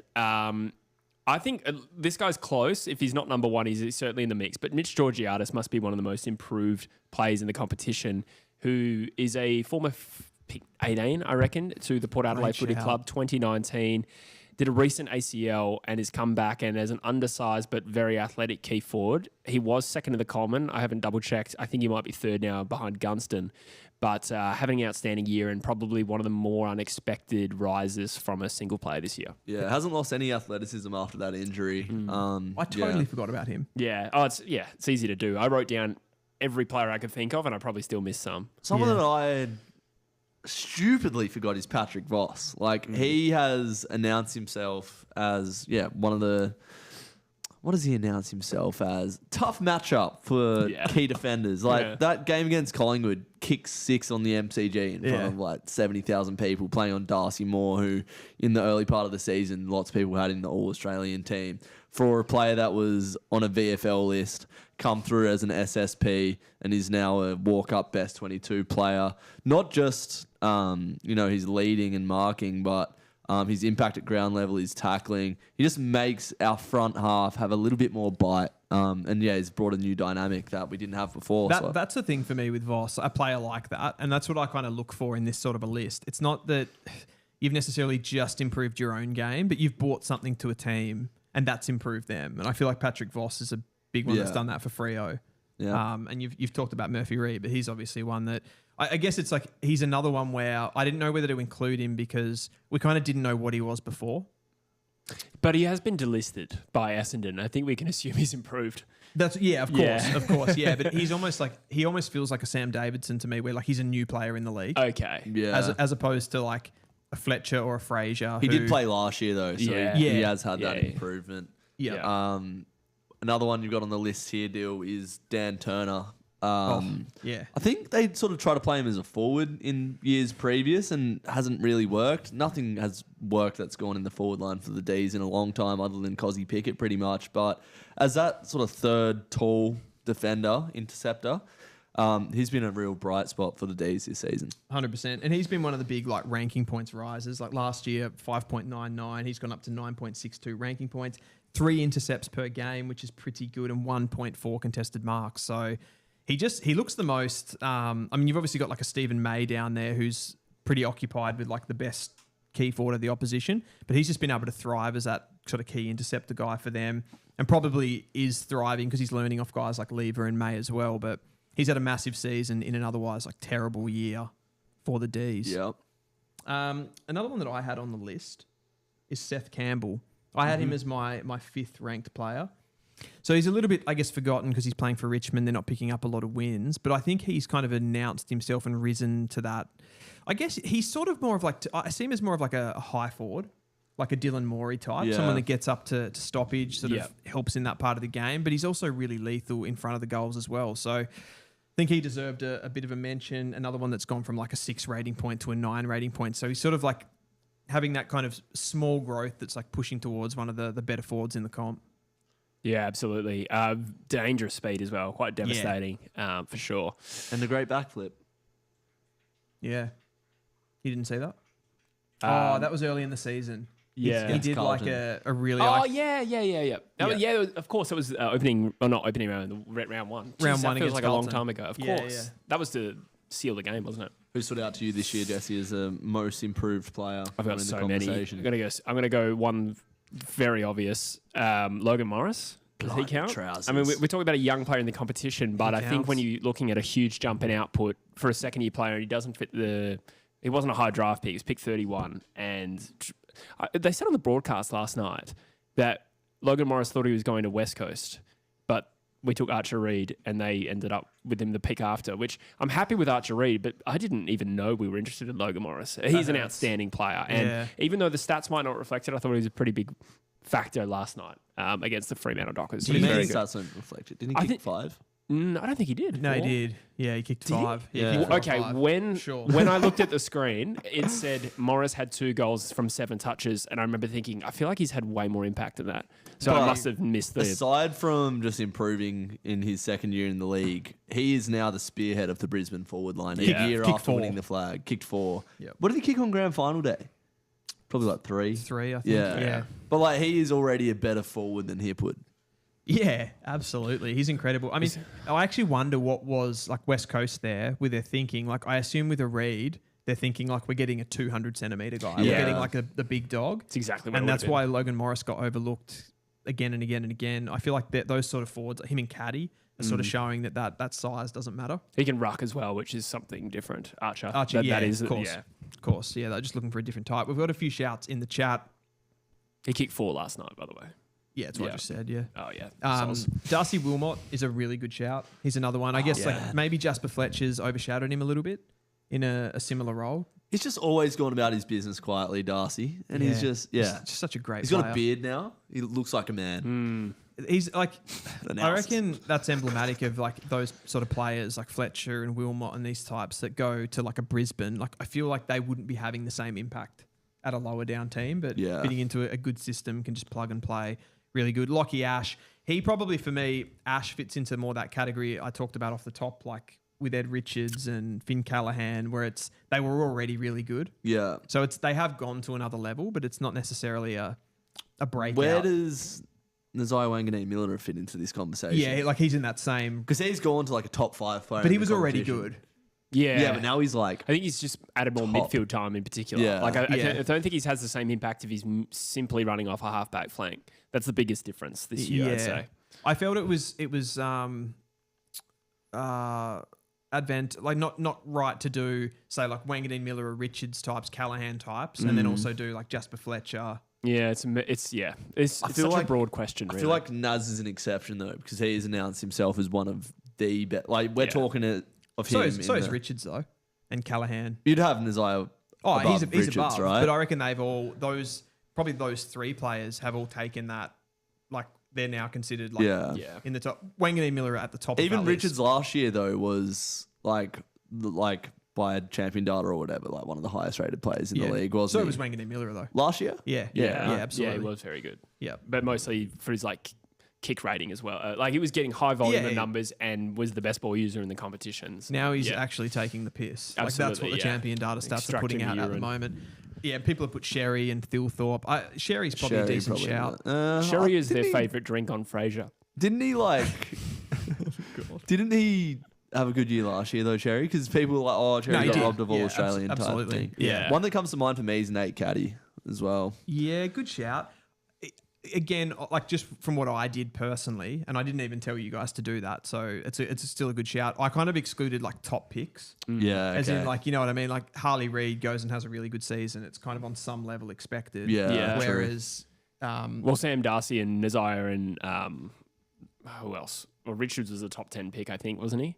And Thilthorpe. Like these guys all have improved, but yeah, you're right. There's some of the more obvious ones, I suppose. yeah, someone's put Atkins. I thought he was sort of was a more of a consistent. Yeah. I actually read an article today talking about how much Atkins has improved this year, and I was like, I thought he was already a good player. Yeah, Like so when they did won I. the Premiership, he was a good player that Like he's year. not a superstar, but he's No, just a very good midfielder. good role High player. tackle numbers. Cozzy Pickett probably fits that. Yeah, definitely. Nasiah, Richards, Callahan sort of a group. The Yeah. other one that we didn't mention Worrell, did we? No. I actually had him at 3 on my list. Yeah, he's up there. Pick 28, and I think more so than anything, like not really a ranking point rise or anything like that, but he's just led the back line this season, which Yeah. I think is probably the best compliment you could pay him. Probably all Australian now, I think. Certainly close. Yeah, who would it be now, the defenders? I feel like I've lost a bit of touch with Yeah, that. me too. Since we've been asked that question, I don't know, but I think Worrell could be there. Who did we have in our All-Australian team initially? Was it Darcy Moore? I think we went more Sam Taylor. Sam and Taylor. Oh Wilkie? yeah. Was Wilkie? It might have been Wilkie. Or was it more? Andrews? Sorry, no, it might have been Wilkie. I feel like it was. Or did we edge Wilkie at the end? I said at the time Josh Worrell. Grow up. I said at the You time did. Josh Worrell. You did. I don't know if we decided on it though. I think we went with Moore and Wilkie. Yeah, and I Taylor, reckon. yeah. Must have. But yeah, I must think have yeah, gone we Taylor. did. We did. Yeah. At the halfway point of the season, I think Taylor was probably the best. But he's missed a lot of footy now. Yeah, I'm actually trying to think about how you would do that. I assume that Wangan Miller is going to go on as a defender as well. Like he'll get picked as a defender. Halfback flanker. Yeah. Just to fit all the talent. Yeah. Ben Long has to be in there. That's Yeah. a great shout. That's a great shout. Gold Coast. Yeah. Oh, yeah, Kicked a good- few yeah. goals. Yeah, he's in the high 30s, I think, for goals. That's pretty good for a Yeah. medium. He has player. dropped off a bit. Yeah. Did But- he start his career at Essendon? Did he go Essendon Saints, Gold Coast? I didn't think so. I thought it was just Saints. Yeah, I might have made that up. I also thought Jeremy Howe played for GWS earlier today. I was like, did he play a year there? Like, I remember Melbourne and obviously Collingwood, but I was like, I could have sworn the Giants were in there. Did you get him Anyway, confused with Elliott? Because he was Giants. no, I don't think so. Jamie Elliott. Yeah. Was he really Giants? Yeah. I have forgotten I that. saw a photo of two players Yeah, right. at a. Oh, I can't even remember now. I probably shouldn't have brought this up, but it was like two Love that. players watching a Giants players like 200th. Oh, I can't even remember what it was now. Come back to me on that. Maybe No, in the that comments sounds- and follow me. I'll up. sounds tell you really a good. couple of names that I had on my list outside of the ones I mentioned. I had Voss. You said Druzy. Paul Curtis. Yeah, Another one that's taken a pretty big rise. Sam Banks at the Tigers. Archie Roberts at the Bombers. Ned Long at Collingwood, although his form's dropped off a bit. And Sam Wicks is another one Yeah, I had Sam at, Wicks at in the there. Swans.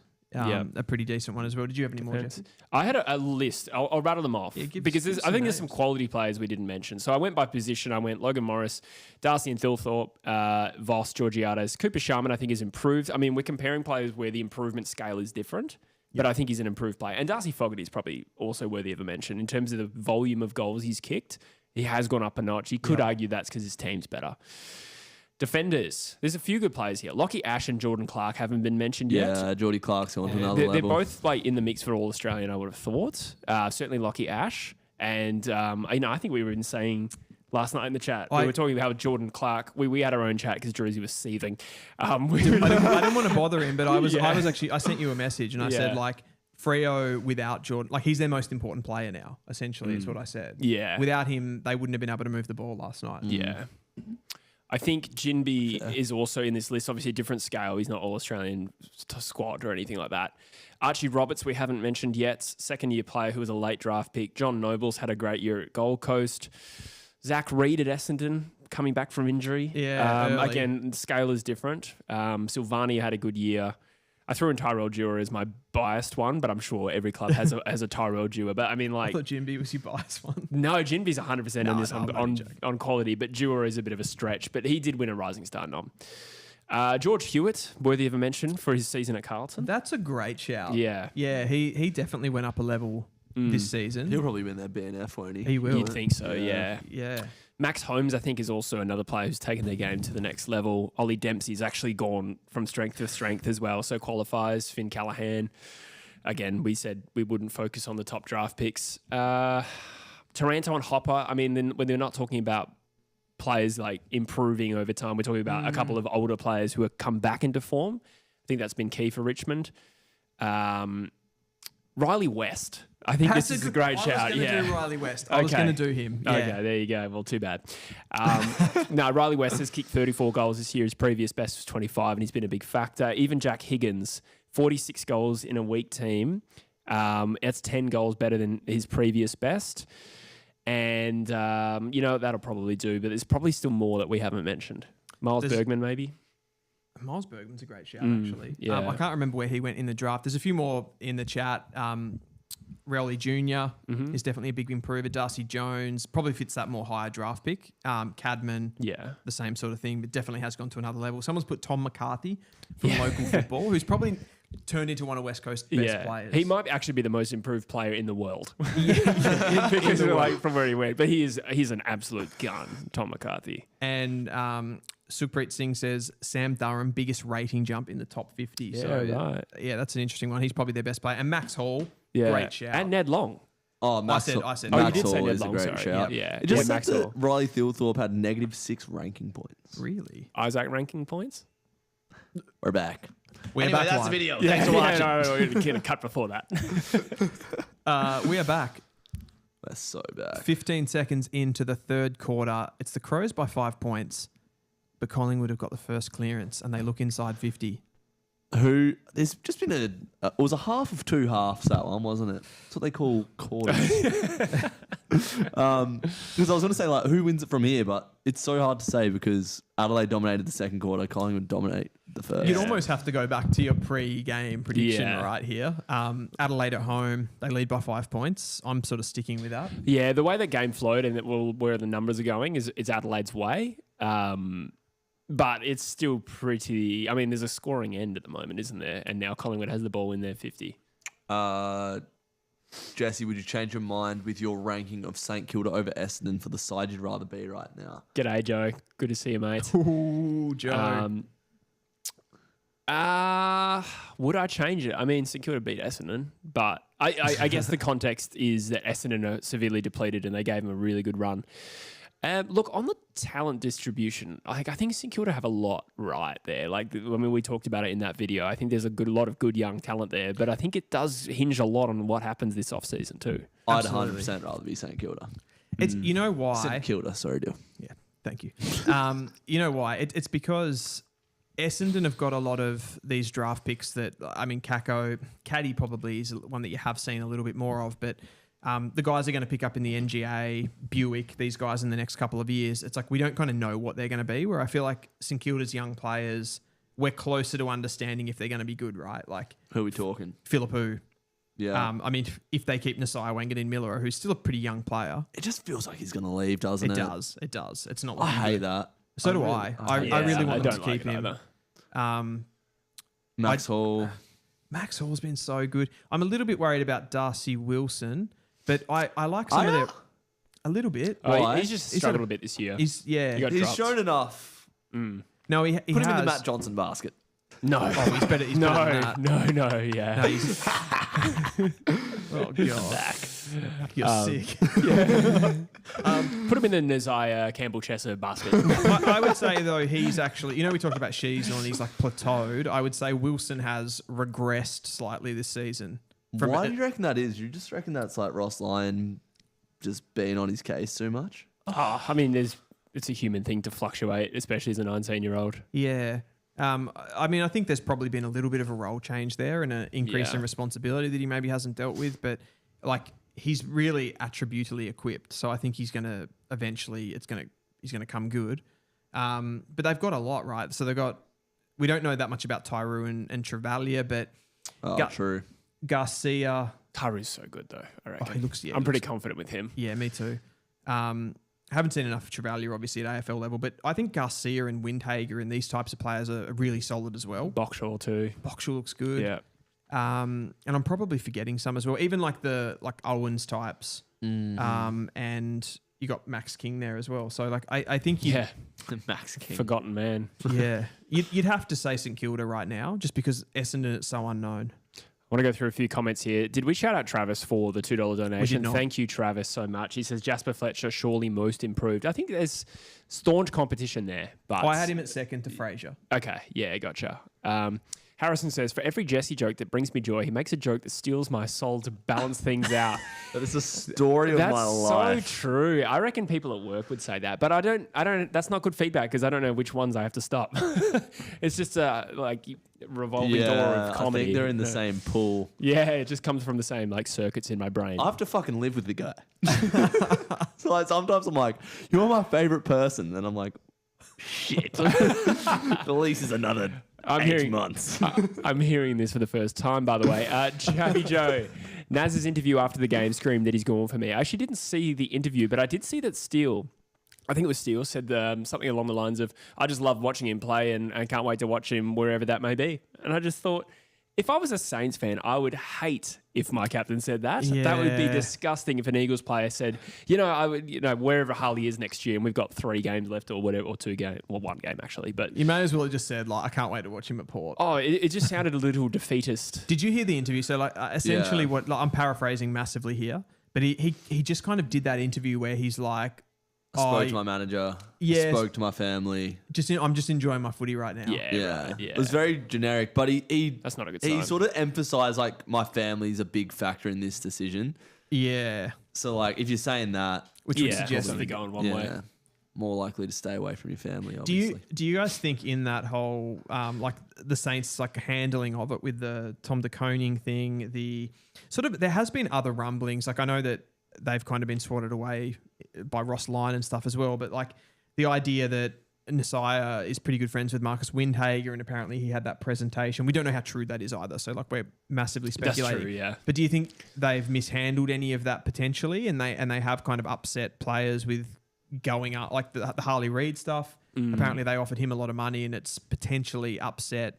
I don't think that plays into a player's At psyche, all? to be honest. Nah. I'm just asking the question. I'd want to say no is my answer to that. I don't think they say, oh, we offered Harley Reid $2 million. I don't think that makes Nasiah go, oh, fuck you guys. Like I'm sure he would have had an offer as handsome as it can be that St Kilda can offer him. Yeah, So I agree don't with think that. Naz would necessarily. I don't think that's his issue. But it might upset, say, hypothetically, a Cal Wilkie, who that actually was rumoured to happen to this week. It was also hosed down. Wilkie came out and said, it's been overplayed.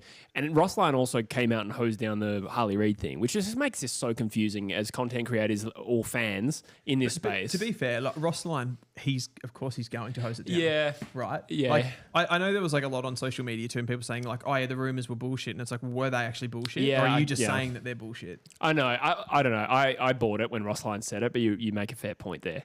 But he said he'd never spoken to Harley in his life. He could be bullshitting. I don't know. But there is a lot of fake news out there. So we just 100%. I don't want to, and like we've gone in on that. Mark, did you hear that, Drews? The Marcus Windhager rumour that apparently there was a, what do you call it? Like a presentation put to Nasiah Wanganeen-Miller as they were trying to sell him the St Kilda future. And that the team didn't have, like the best 22 or whatever, didn't have Marcus Windhager in it. And they're really good friends. Which is odd anyway. You'd think like, why wouldn't it? 10 reasons why you should stay at St Kilda. Number 1, good location. Pretty much like that was kind of the gist of it. Number 2, best 22. See you in the middle. That's you. Yeah. Where are you going with this? I don't know. It's just a funny fucking like. Well, they presented a PowerPoint to him. I didn't follow it. It would have been definitely like specifically a PowerPoint too, I'm sure. Like, I'm just seeing like a guy like Yeah. at the front, like in a suit, like, here's why you should stay. Do you remember at St Kilda? What was that text called? You know, you used to get in PowerPoint. The what? Was it word art or something? It's like the transition. Word art. Word art. Clip art and word art You know were it- two different things. And it used to be that like Kids- colourful Yeah. transition sort of colours that like Yeah. yeah. I don't Kids know. these days don't know word art, bro. Shit. Sorry, somebody said that Slobbo offered a $3 donation before and we didn't mention sorry, it. So I do Slobbo. want to apologise That's for the that. We one must that I have missed thought that. was that was before I think Travis's. maybe that was a comment. Either way, forgive us. Thank you so $2.99 much. Slobbo. Anyone else get random? Yeah, we definitely didn't read that. I just we saw definitely didn't read Random what? Chubby's on the way to work. Yeah, that is a probably. Yes. Well, Dylan works from home, so Yeah, constantly. The answer is unequivocally yes. I've really brought the quality of the show down on my return, guys. Yeah. I think I've actually gotten worse just because of your presence. Yeah. I've been shameful tonight. All right, let's switch on to the game here. No goals this quarter. 14 minutes to go. Collingwood have reduced the lead by scoring behind. Analysis. Worrell with a big fist. We love the Worrell. That was a tired fist, wasn't it? It was a real Story of my love life. sloppy arm. Real slobber of a fist there. You had to follow what I said with sloppy arm. Harrison C cool. says Philippou's had a rough year. It makes me worried about him. Are you guys worried about him? About Philippou, he's been hit with injury quite a lot, hasn't he? I have Philippou coming on, actually. You love that joke. You've got to stop that joke. That's the first time I've heard it. Really? And I'm a big fan. That's why we're friends. I never want to live in a house with anyone else other than you ever again. That reminds me of, like the original Happy Gilmore. And he's like, tells that joke about he spends more time in the sand than David Hasselhoff. He's like, it's funny the first time I heard it. I haven't seen the film. I'm so sorry. You haven't seen Happy Gilmore? No, I haven't. No. I've seen it once years ago. That's my I revenge. don't understand the sand joke. That's my revenge for the Frasier thing. Spends more time in the sand than David Hasselhoff. Why does David Oh, Hasselhoff? Baywatch. Yeah. Ah, right. Yeah. Yeah, say before my time. Yeah. And he keeps Me using too. that joke. It just, yeah. Yeah, good talk, guys. Hey, it was different context. I posted it on your Instagram, I think. Yeah, it was it was your actually. Instagram. Yeah. In other news, this ground is more wet than David Hasselhoff when he gets off the sand. It's raining. Oh, somebody back me up in the comments. Who's my age? Why did 10 people just click off?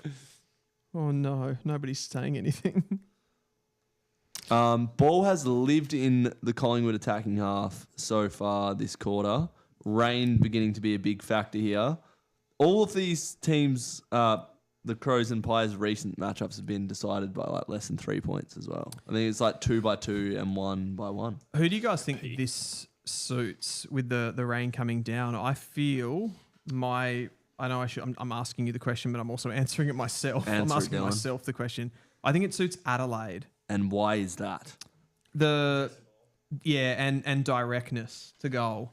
Kick to the tolls, bring the smalls in. Whereas I feel Collingwood are a little bit more of a precision team, which could hurt them in the wet. Or their skill factor could jump ahead, elevate Having them. said that, what brought the Crows back into this game in the second quarter was the sort of 45-degree angle kicks. It wasn't the long down the line. So, Correct. but they go long down the line here and they win. Berry's out. Has time. You don't want to bounce in these conditions. Gee, that was a poor kick. That Yeah. was such a poor kick. He had keys. He had the handball over the top, and he basically kicked it to Darcy Moore. Will Track be a hawk? I don't see him leaving the D's. I feel like he's just going to stink it up there for the rest of his career. Maybe he bounces back. He's got all the talent in the world. When he was in his prime, Truck was my favourite player to watch. But Yeah. post-injury, just looks a shell of himself. But I want to back him in. I feel like if you're Melbourne, you would have actually been better just to go on him last year when he had more value. Yeah, I would say 100%. at the end of last year. So I feel like at this point you probably just hold him, don't you? We've spoke about like how the AFL lacks a bit of cutthroat earlier in the year, didn't we? Do you feel like Carlton are in that same position right now? Where do you feel like? With like when you say that with like Walsh and Yeah, Cripps like do they and- need to make wholesale changes, or do you reckon they should just ride it out a bit?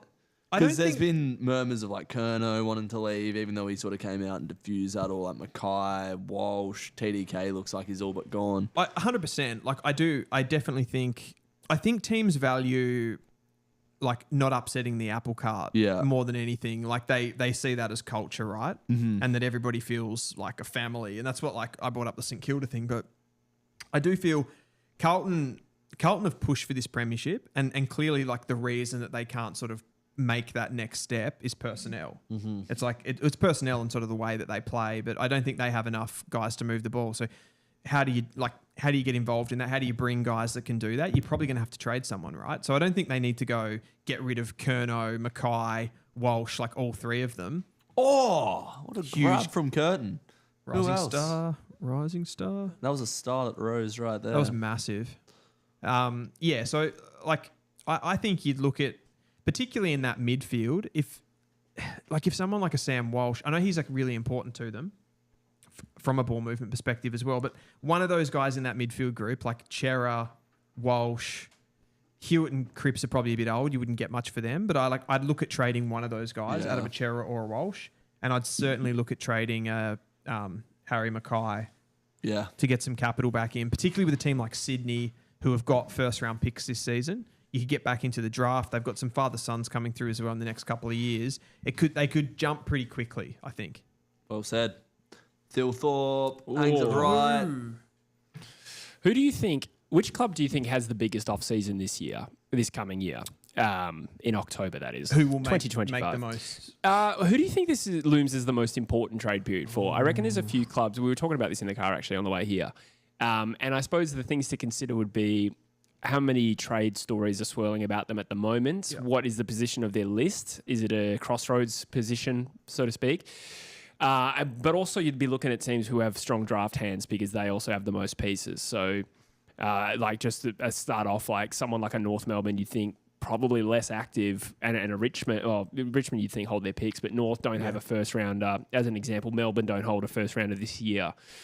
But generally speaking, which clubs do you think this is a really big off-season for? The one that I've gone with consistently through the draft stuff, and this isn't necessarily, I don't think they'll be super active with trading for players or anything like that necessarily, but Essendon, I think they've got multiple first-round picks this season. It could be 3 in the top 10, I think. It could be, yeah exactly. So like I think as far as just getting their picks right, it's so important for them. So I'd have them right up there. They've got other guys coming through in the next couple of years as well, but I feel like they have to look at what they've got coming with these NGAs and stuff and father-sons and stuff and get the guys that they bring in the open draft. They have to get it right.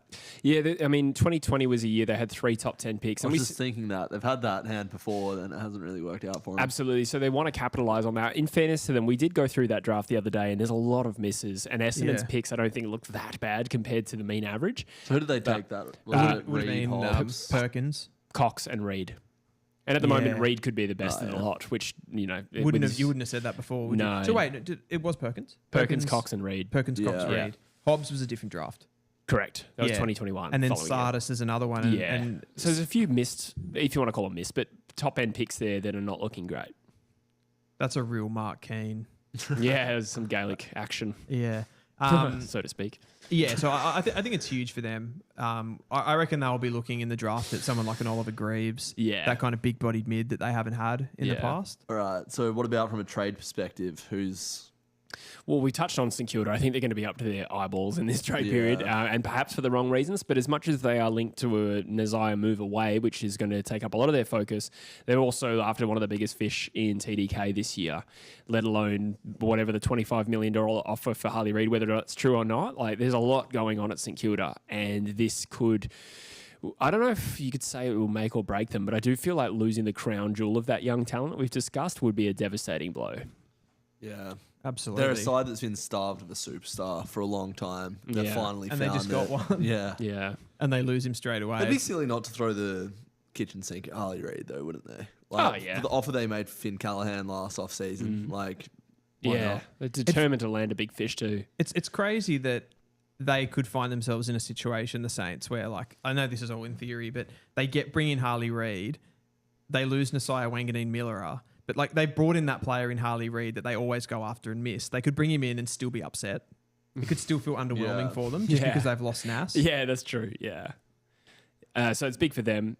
Carlton, we talked about a fair bit. The thing is with them is that for all the talk about where they're at as a list and all the rumours swirling about, Curnow and McVy and what might happen there, it is entirely possible they don't do anything. Like, they could just hold McCurnow and McVy, and they don't have their own first-round pick at the moment. That may change with TDK. But they do have a top 10 father-son prospect. They do, that's right. So they'll have some action, but for a team that's seemingly at the crossroads, like aging list, hasn't hit the draft very strongly over the last number of years, it's important what they do in this off-season from that point of view.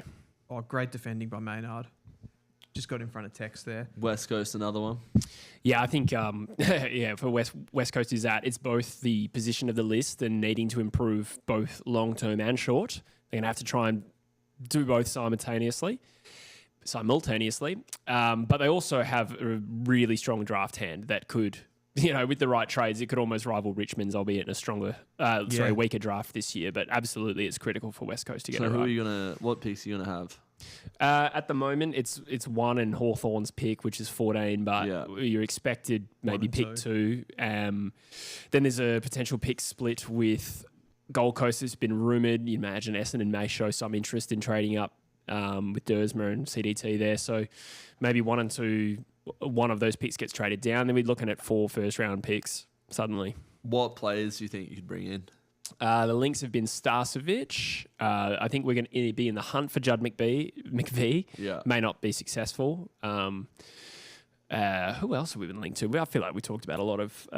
we talked about Liam Ryan going out. Mitch Duncan as playing coach. Lachie Neale.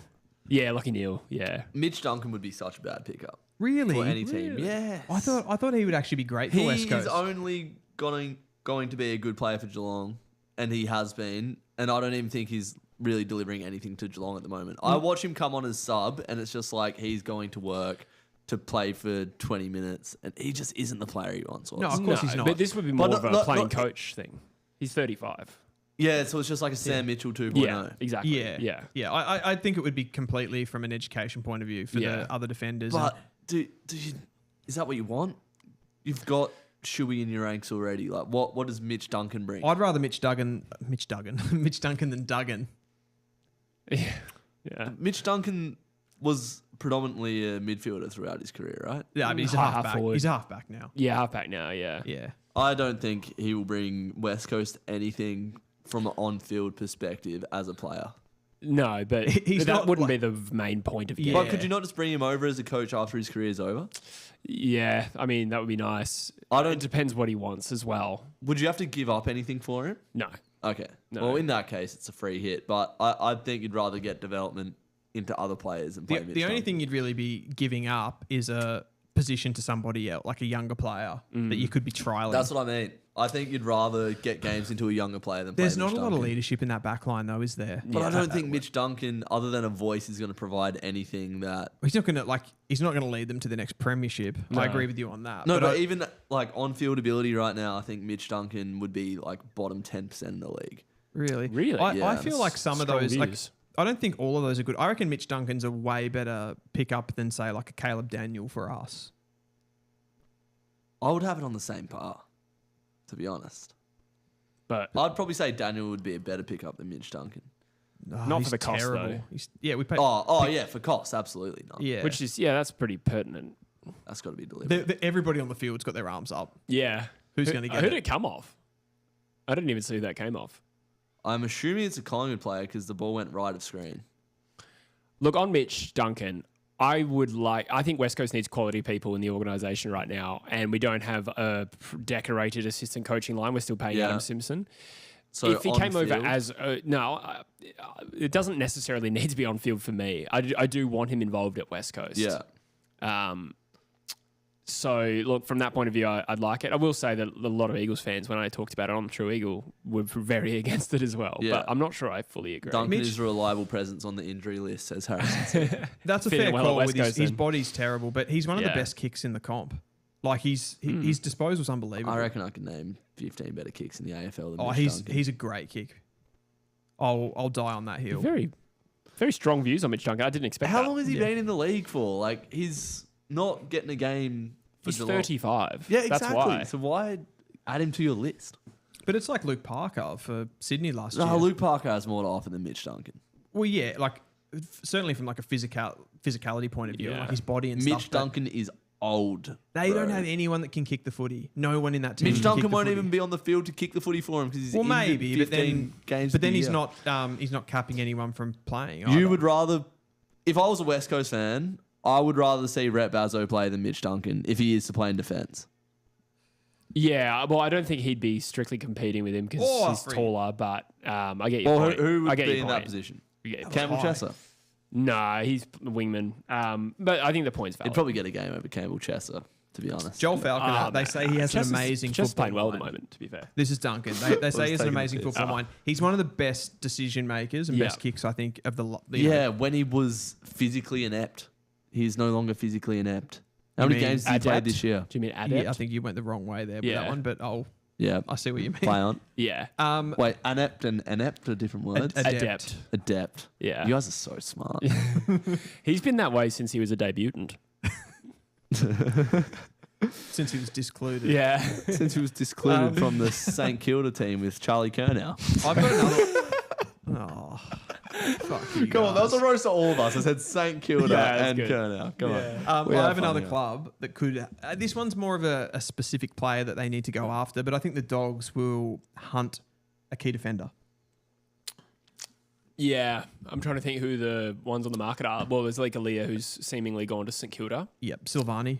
Oh, yeah, true. They're right in the mix for that. If Silvani goes to Collingwood, tangent, he's got to be the most hated player in the AFL of the last 10 years. It's like, who's that player that went from Figo? Yeah, from Barca to Real Barca to Madrid. Real Madrid. Yeah. Oh, wow.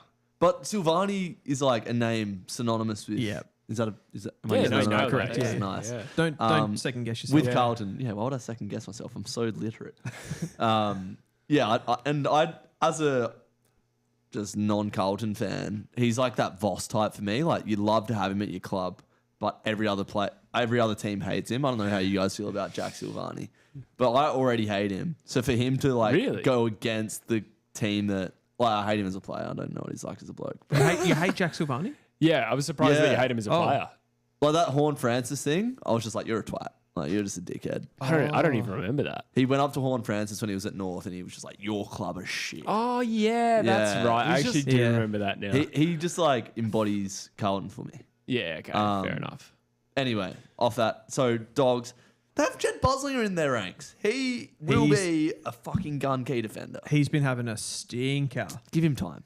It's his first year of actually playing. Yeah, I know, but Oh, Hammerful. we don't have the evidence that he is going to come along. I think they're basically running two key defenders at the moment. The Dogs have got Rory Lobb and O'Donnell. That's pretty much all they play. Yeah. Nobody else is there. So, like, I could even see them offering up like a first round pick and going after like a Harry McKay or something and like trying to play him in defence. Is there a world where that Oh, happens? God. That seems like a bad plan. Yeah. Just like for the cost. We're going To- to turn to you take a punt on into your Mackay. brother. You're playing in defence. I reckon he's a better player than his brother. Oh, no doubt about that. But Oh, here we go. First specifically- goal of the quarter. Hey. Coming. Wow. And boy, are we. That That was was- to the bathroom. There's 3 minutes to go, and that was the first goal of the third term, was it? That's crazy. Yeah, it is. They've opened up a. Why can't I do maths here? 8-point lead. Yeah. Why did that take me so long? 3 minutes to go in the third quarter. Harrison has chimed in saying Freo and Sydney need big off seasons. Well, I mean, Sydney a little bit hands are tied a little bit with the Max King, etc. There's multiple academy picks for them. So I suppose other than Silvani, who they're in the mix for. I think, though, with Sydney, that makes perfect sense for them to go after someone in the trade period because they've that's a throw. Oh, Massive throw. They've obviously got Max King there, so they're going to want to offload their first pick. yeah, that's true. Which That's a kind of good makes point, it a free hit for them to offer that up for if it's maybe it's Harry McKay. The thing is for them, I think they could go for a key defender or a key forward. How's that clearance from Pendlebury? Elliot. They need one here, Collingwood. His hinge. Lipinski. Speaking of, you mentioned before that Jamie Elliott was at GWS, and I'd forgotten that. Yeah. Do you remember Zorko was at Gold Coast? I think he might have been What? I think he might have been put on their list and they traded him before. What I was going to say, wasn't he a mature age? Yes. So that's another fun fact about him. He was 23 when he debuted for the Brisbane Lions. When he debuted. When he was a debutant. And next year, if he stays fit and gets a contract, which I think will happen, he will pass the game's record holder, the record set by Simon Black, which is 322. To debut at 23 and become Brisbane's That's incredible. most capped player is insane. Oh, hold the ball, hold the Daicos. ball. I thought they were going to pay high then. Yeah.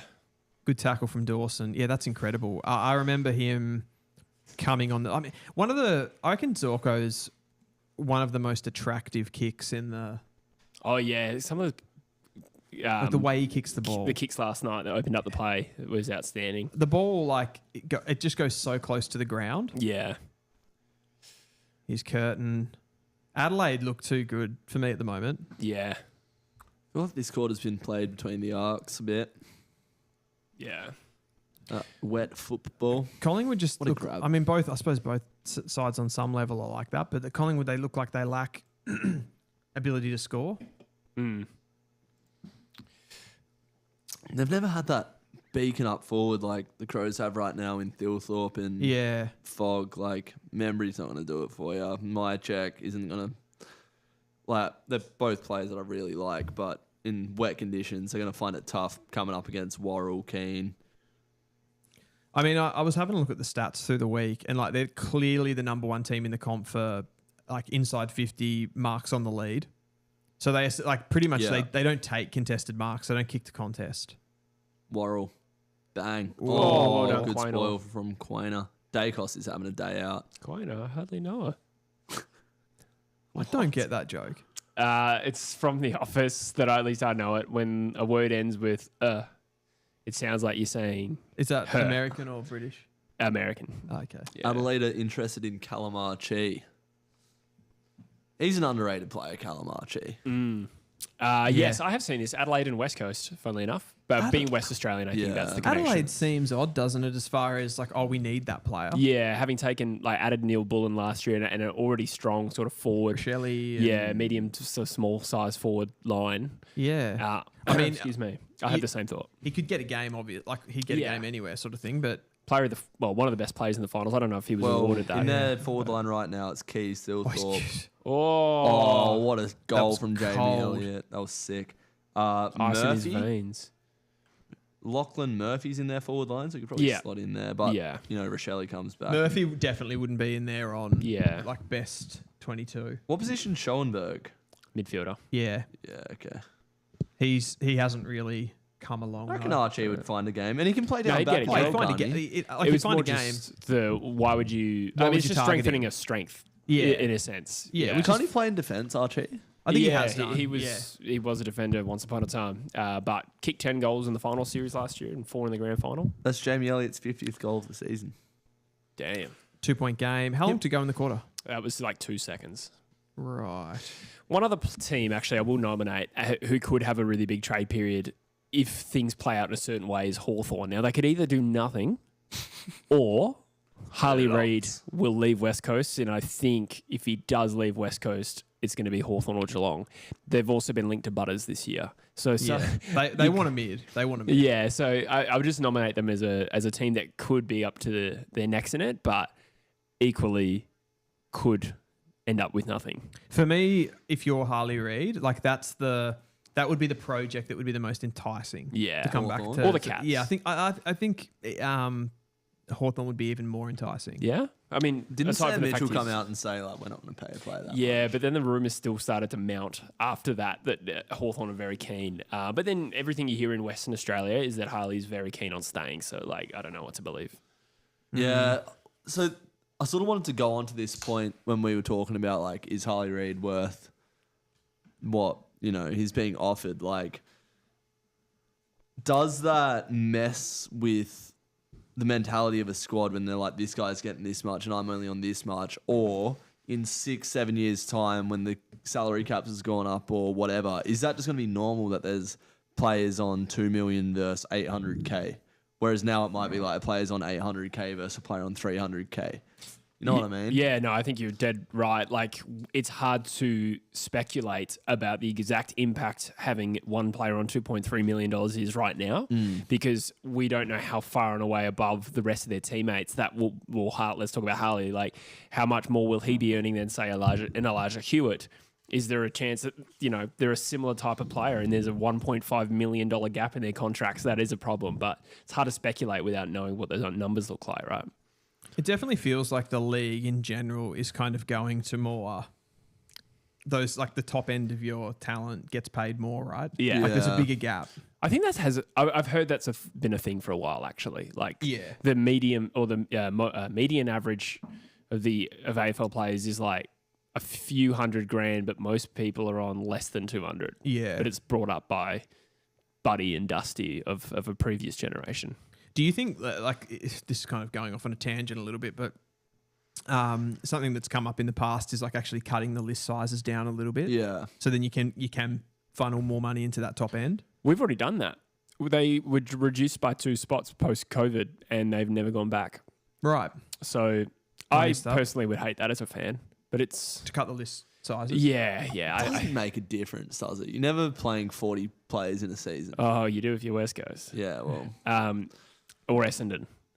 I mean, there's a lot of like Project Ruckman that never play footy out there that are just on lists. But then you have the situation like Essendon this year, where they've kind of needed to use it all. So I guess it's there if you need it. You would be losing a bit of talent to the sport, I reckon, if you did that, because it's not just about the players you use in a season. There's a number of players that need time to develop on a list, and if they're not on a list, they're going to uni or getting a trade. So I think talent would be lost, which is not a great result. Oh, you wouldn't like to see it if, say, for example, this year with Essendon, if they actually had to pull players from like part-timers from the VFL. Yeah. That's kind of a difficult situation, right? Yeah. Where you're getting players like that. Aaron Black. Well, I don't think it's a bad idea if there's some sort of like, if your injury list gets to X, you're able to add an extra mid-season draft selection or something like that. Yeah. But how does a mid-season draft work if, like, are you allowed to add to your, like... Yeah, because you're not delisting someone mid-season, are you? No, they're going on you're an allowed to inactive put them list. on long-term injury, Yeah. which they become inactive sort of. Oh, gotcha. So Essendon at the end of this season, because they took 4 players in the mid-season draft, they're going to have to cut more players than the average club to get their list back into parity. Well, apparently they didn't want to get rid of Voss. Like, they just, for some reason, like, on their books, like, sort of had to. I'm not sure what the ins and outs were of that, but... Makes sense. Interesting. Thoughts on Judd McVy, Druzy? Could be useful down back. If he's actually keen to get out of Melbourne, I'm a big fan of Judd McVy. Good fan. Can play midfield. I think he'd be great for the Dockers too. Like, it's probably one area I feel that you're a little bit, because of Hayden Young going into the midfield. Yeah. He could probably use a player like that. I just strong defensively as well. He is, which is a good foundation for him. Ellie Luth there says Melbourne, Essendon and North are interested in Marcus Windhager. I heard this as well. And it just seems crazy to me that North Melbourne would be in for a player like Windhager. It just makes 0 sense. But why is that? Well, we've got dozens of midfielders anyway. Last year we drafted Luke Urquhart, who's like kind of plays that Windhager role. It's like that big-bodied sort of defensive style midfielder. Is he not a clear upgrade on some of those guys though? Who? Well, I mean, you said Urquhart. I mean, he hasn't played a game, but Will Phillips. Is that another sort of player like that, or do you think different? I think they're I think Windhager's a defensive mid. Yeah. In the type of Josh Dunkley. So who would Windhager be competing with at North? I think it's probably how North Melbourne are structuring up with like LDU, Wardlaw, Sheasel. It's probably Wardlaw. Is actually because Wardlaw sort of plays that defensive mid role, albeit he plays it differently. He plays it. He's a bit more of a see ball, get ball guy. Yeah. But I think that's probably what they'll want him to do. Yeah, okay. Fair enough. I mean, you know better than me, but I would have thought there'd be a spot for Windhager without disrupting too much. I know you're not saying he wouldn't crack a game. Yeah, he'd crack a game for sure. Yeah, it just seems like I'm thinking we're going in free agency. Like surely we're looking at some of the tools. Okay, I haven't seen us linked to any tools like Silvani or anyone like that. And then we get linked to Windhager. It just seems like Starcevic as well. Did Maynard end up re-signing at Collingwood? Yeah, he did. Yeah, he did. Yeah. So that's. I mean, I didn't think that was ever going to happen. Caton says, "Hey guys, how do you think Malcolm Roses will benefit Richmond? I just find it weird. A player that we have on our radar, do I've messed that up. I just find it a weird play to have on our radar. Do we really need another small forward? So I suppose the point being is that they've got a few with, I'm going to name them as they come into my head, Rioli Jr., Steele Green, Seth Campbell, if you want to call him that. Yep. Who else am I missing there? That's 3. I feel like we're missing somebody. I mean, I'd say Roses Jr. is a little bit different to most of those guys. He is, yeah. And if you could potentially call Tash Houghton a small forward, although I think he's more mid. Yeah. Mid, high forward, I think eventually is the evolution, probably. Yeah. And Jasper Alga. Mansell, okay. Yeah. So there's a bit of depth there, but I feel like some teams do favour those like plenty of quality smalls so in the forward half. So maybe that's part of the philosophy. And also none of those are like really established players. No, I think that's the thing. I think the only one that you could be absolutely sure of in that group is probably Campbell. Yeah. So the others are all fighting. So and like you said, it's a bit of a different type, isn't it? I think like Roses potentially could be that like deeper small forward that's a bit kicks more goals, probably. Kicks more goals, exactly. Like more clinical. Whereas Rioli Jr., as much as I've loved some of the stuff that he's done, we've really mainly seen from him defensive work. Right? Yeah. It's like he's tackling pressure, which I feel like 10 years ago that was a thing, but you can't just be a tackler. Yeah. In 2025. Are we leaning towards the Crows in this last quarter? 2-point margin, wet conditions. I think it said Rankin and Thilthorpe are ranked number 1 and 2 for fourth quarter impact. I don't know if it was in the AFL or just for the team, but yeah, Thilthorpe did not much for most of the game. He killed us in the last quarter last week. It doesn't surprise me with Rankin because did you say that about Rankin or Thilthorpe? Yeah, both. I said that. Oh yeah, he said it about both. Yeah. Yeah. I thought Rankin killed you guys more so than Thilthorpe. You know what? Funnily enough, I don't remember that. It's been a week now. I've had a couple of beers. But Thilthorpe, I think, got off the chain. I think Thilthorpe got off the chain. Would you have a couple of beers? I got off the chain. We're so back. Yeah. Where was I going with that? Don't worry about it, right? I think we got the... I don't even remember Rankin's impact. But yeah, it was about 6 days ago now. We got the value I feel he was good. I remember Thilthorpe. Dawson. I haven't even had a look at the stats this game. I saw something to suggest that Melbourne are going after Mitch Lewis from Hawthorn. I'm pretty sure the only place I've seen this is an Instagram post by the Debrief. But do you think that's a good move for them? I think that's a great move for them. 100%. Excellent move, yeah. Because he's not really a focus. Well, I'm not sure exactly where he is at the moment. Mitch Lewis, is he in the team? He's been injured a lot. No, he's in the team now. He's just come back. But he's not been obviously a big part of Hawthorn's progression, even though a few years ago it seemed like he'd be a huge focal point of this team. He had 2 long-term injuries back to back. Yeah. So I don't think it's Hawthorn aren't that keen on him. I think it's... Yeah, I saw an article that suggested that he is not disgruntled as was previously reported, but if you're Melbourne, I think that's a great young key forward. Relatively young, I think he'd be 26 this year, and a free agent, I presume, if he's out of contract. Hawthorn also, like, they're currently playing all of those guys. Like, so they've got Deere in the team, Gunston in the team, Mitch Lewis, and I'm missing one. And Chol. Yeah, of course. Yeah, Cole Shadir is, or Cal Shadir is the... I was going to say, if you could build your forward line around one, Cal Shadir or Mitch Lewis, who would you take? It's probably Deere at the moment, but Mitch Lewis has a lot of potential. I was going to say, I think they're actually like, they complement each other really well, those two, because I feel Lewis is more, go Crom. I feel like Lewis is more that can stand up in the physical pressure, and Deere likes to run and jump at the ball. Yeah. So it does actually work. And then you got Chol, and Gunston's obviously playing great footy, but he's not going to be there for the long term. So I don't think you really consider Gunston in what you're doing with those guys either. You'd be silly to leave if you're Mitch Lewis. Like, you're on Hawthorn's list. Like, I don't chase money, bro. I totally agree. I reckon that one's probably unlikely, but it's definitely a good player for Melbourne to go after. Ben Key's lining up for goal. He'll kick from 50. He's going to slide left. Dylan Zhang says Mitch Lewis signed a 4-year deal until the end of 26. Okay, so he's out. He will be a free agent next year. So theoretically still gettable, but yeah, that's good info to know. I actually love, like, Ellie's put there, I feel like Alex Davies will be a good player to get for cheap and will be gettable. Like, I reckon of all of those like midfielders that are depth players at other clubs, I feel like he has the most potential. Where do you think he'd be a good fit? Saints? Yeah. Yeah, Essendon.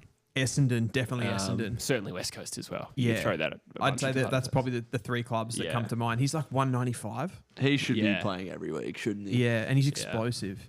I I remember- don't think he's a great kick, right? But Yeah. He reminds me of like a rugby kid that picked up football late Good and call. just like puts his head over it, not scared, just like Is that his runs story? and- Because he was a Gold Coast Academy player. I don't know. Could that Yeah. be facts? Maybe I don't he know, is. maybe, yeah. he's one of those pre-draft Like Heaney. players, isn't he? Like he wasn't taken in the Yeah. open pool. Like they got him before the. Yes. Yeah. Yeah, you're right. Should the Hawks trade Warple? I was just going to mention that. So this is a story that was present a few months ago, and I stopped seeing it. But Rankin, left foot snap from the pocket. Oh, Ooh. that had shades of the Hawthorn game about it. Sorry, Jesse. Go that's all ahead. right. It says Hawthorn midfielder Warple has a 4-year deal on the table to stay at the Hawks, but is considering a similar 4-year offer to join the Geelong Cats as a restricted free agent. I do remember when he was drafted, he said something like his whole family was devastated because they're all Cats fans. And I think he said he's like, I can't remember if I'm remembering. I don't know if I'm remembering this correctly, but I'm pretty sure his sisters like didn't switch teams. They're like still mad Cats fans. Really? Something like that. He's one of those guys too. He dominated junior footy. Yeah, he did. Warple. And he still went pretty late in the draft. I He think. was a draft slider though. Like he was considered top 10 at one point. Yep. And then it's sort of like Luke Parker many years before that. Yeah. Top 10 all year, slides, and then becomes a decent player. Didn't he win a BNF in his Certainly like Parker. first or second year? What for the Hawks? Yes, he Yeah. did. It was like 2019, I reckon. Yeah, when 'Cause they were in that- Taranto won one around the same time at GWS. I Similar remember- type of player too. Yeah. Major whipping boy for Hawthorn. Yeah. Major whipping Yeah, boy. well, he's like poor disposal by foot kind of guy, isn't he? I Like, think he's sort of a defensive liability at times from what I've seen this year. Yeah. Like the Adelaide game particularly, I think he came on as sub and just like had zero impact. Yeah. I remember it's not a good place to look, but I was just going through like the Instagram comments of Hawthorn after that game. I watched that in Manchester and everyone was just like, yeah, Warple, get off the list. well, it's Like, it's trade kind of Warple shades now. of like a Matty Crouch type player, right? Where they're sort of like these players from 10, 15 years ago where they're like, they're getters, but they don't defend, but they can't kick either. So it's kind of like they don't have enough different aspects to their game, I feel. Yeah, it's a classic like max 7 out of 10 stat in every stat midfielder type thing. Yeah, exactly. Yeah. But the Cats, Warple to the Cats, I suppose, like, what does that mean for, if he did go to the Cats, like, what does it mean for who they've got? Their current sort of main midfield group's probably Atkins, Holmes, Smith. Has Bose been playing? Not in the midfield. No. Nah, he's Been playing defense. halfback. Yeah, right. And then you've got, like, George Stevens has come in and played a couple of games. Big-bodied, younger mid. feel Jai like- Clark's had a couple. That's another throw. Yeah. You send Warple to the Cats and he just becomes Yeah. the most reliable player Yeah, of he'll all just be time. fine, won't he? Like, he won't be a superstar. They'll Like carve out a those role. names that you just mentioned then, like you put Warple in there and he just fits. Yeah. Yeah. Um, A lot of plays in the competition, more so than actually gets talked about, rely on a good system. And there are a few, or a minority of players that are good wherever you put them. Yeah. And the point being, Geelong, and to some extent, definitely the Hawks, have really good systems. but Warple hasn't necessarily been able to That's true. impact Yeah. at the same level as some other players in the past couple That's of true. years. Well, yeah, Yeah. they're not miracle workers, true. I I nearly don't called you think Jeremy. he'd go to, like, Peep show. Warple wouldn't go to Geelong and be a star. But No. he'd just fit in well, I think, is what No, you're saying. yeah. But, like, even That's the like, exact profile. He of could be Geelong. like an Atkins. Yeah. You know what I mean? well, Like that's, that that's kind of the player that profile. I see him Bailey as, really. Smith is the first real star, maybe other than Jezza, that they've had in recent memory. I feel like obviously not Holmes. star in terms of like players, but like Oh, so, like, superstar, rock star profile. Yeah. yeah, got ya. I was just going to say with Bailey Smith, like, I was thinking about it this week. You kind of think of him going to Geelong and then playing really good footy, but he kind of like, on some level, he was playing good footy at the Dogs before Bevo sort of moved his position, right? Like, Yeah. I feel like he could have still been doing this at the Dogs. I totally agree. He was played out of position, then he did an ACL. So there was Yeah. some time between him being... Warple? No, I'm No, talking no, about no. Bailey Smith. Oh right. Yeah, there was some time between, like, people had kind of forgotten. I remember thinking the trade period last year when Geelong got a really cheap deal for him. I was like, I guarantee he becomes a superstar at Geelong. And maybe he's not at 100%. superstar level, but he's, for the first half of the he's- year he was. Yeah, he's a top 20 Yeah, player. no, he's elite. I've brought yeah. this conversation up a few times and just in pub chats as well. Like, who is the best player that you've seen play in person? And Bailey Smith is like top 5 that I've ever seen. Really? 100%. You watch how much he runs. He's actually, funnily enough, I don't go to many AFL games. He's one of the more recent games I went to was him playing for the Dogs. Yeah. Against one North. of the more recent ones. Fucking hell, dude. Yeah, it's been a while. Get yourself to the footy. Yeah. Well, I went with you this year, so I've been to one game. Is that the only game you've been to this year? Yeah. Bro. He hates it when people don't like going to the footy. But We had this conversation last night. 2-3 under 18 games a week. Yeah, all right. Well, that's fair. That's there you go. inappropriate. Right. I'm going to reignite an argument that me and Jesse were having last night, right? West Coast in town this weekend, playing the Bulldogs. Jesse has the day off, not going. When you say the fucking day off, you can validate how much time I put into editing videos for the stream. I'll edit it for you, bro. No, you won't. That is I the will. biggest. Okay, you say that and watch it Go come watch Wednesday, West Coast. and I've had 2 videos with no thumbnails. No, I want the chat's view on this. Take away the chat doesn't because know I said how much of my What time is I'll spent say, doing I this. I get Jesse's point here that if you go to the footy, it's a big day. It is. It's a time suck. It is a massive time suck. Yeah. And it's your football club. yeah, I'm still going to watch it and I'm still going to film a review afterwards. But if I add like the travel time of going to Marvel, that's 2 a whole hours. week's of content that I've missed out by Yeah. not doing that. Whereas And I can just get everything done now. We were having this argument last night, and I said, if West Coast were good, would you go and watch them? And you said yes. No, I said if we had something to play for, because I said if we were better than the Dogs, I Yeah. wouldn't go. If we were in Fremantle situation next week, I probably would go. I think it's the same thing for me because like I went to the AFLW grand final. Yeah. Like, oh, yeah. But it does feel a little bit hollow to go to North games when they're playing. I don't know. The Cats. Port Adelaide at Marvel or something. Yeah. And it's like, But they're your club. Like, do you not like cut me open? I bleed purple, bro. I'll die for that club. You know what I but mean? not to the detriment of true footy. yeah. It's not to the detriment, bro. It is. You have no idea how long I spend doing this. Those have those no clips idea. would be real. Like we're getting off track here. No, people in the comments, I want you to chime in. Is Jesse a bad fan for not going to watch his team when they're in town? Literally run a fucking YouTube channel about it. Yeah. Anyway. What do we got Yeah. here? 2 points. You just stream. You literally just rock up, stream, boom. When was the last time you edited a video? Months. Because you were in Europe. I edit the podcast. Very rarely. Yeah. I do like 6 or 7 a week. So suck my left toe. Anyway. We've got another I only one have here. 2. What would it cost West Coast if they wanted Alex Davies and Ned Moyle? What would you pay? I mean, Ned Moore seems like he really wants to stay, but we'll put that aside for a moment. Neither are regular contributors. You can't really ask for much if you Gold Coast, regardless of who the club is asking for them. Contract does come into it. I don't know what their contract statuses are. They could be getting off the top of my paid head. much, could they? When you No. factor in, like they've got so much talent not playing as well. Like guys like Lombard and Rogers and stuff like that. They're going to be wanting money in the next couple of years, right? Yeah. So they can't pay all of these guys. There's going to be a squeeze, and yeah, I mean, Surely at some point, like Alex Davies is going to go, well, West Coast are offering me like way more money. yeah, that's right. Bro runs a fan channel. How can he be a bad fan? If my team were West Coast, I wouldn't go either. So if Freo were in West Coast's position, I would still go. Mate, I'm a member. I went to like 10 home games Go this watch year. them then, bro. I can't. I run a fucking channel. Carry your ass. Yeah. What time's the game? 3. 3. Yeah. But if you go to like you a get up football- at 9, you can get 3 videos done. videos There done. has not. No The way. last like 3 Sundays, I couldn't even go to the gym because I had to edit all the way, and then I start at 7. I can't believe we're having this conversation, but I don't know why I have to justify myself.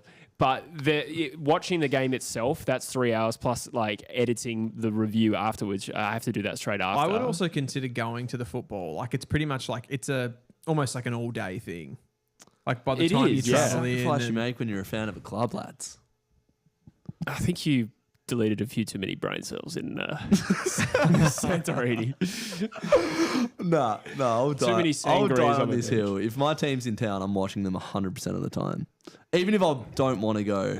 I don't want to go to the Bulldogs game because we're going to lose. Yeah, well, But I'll still go yeah, but because I'm a That's but true the fan. prices you pay is not getting views Yeah. because we wouldn't get views.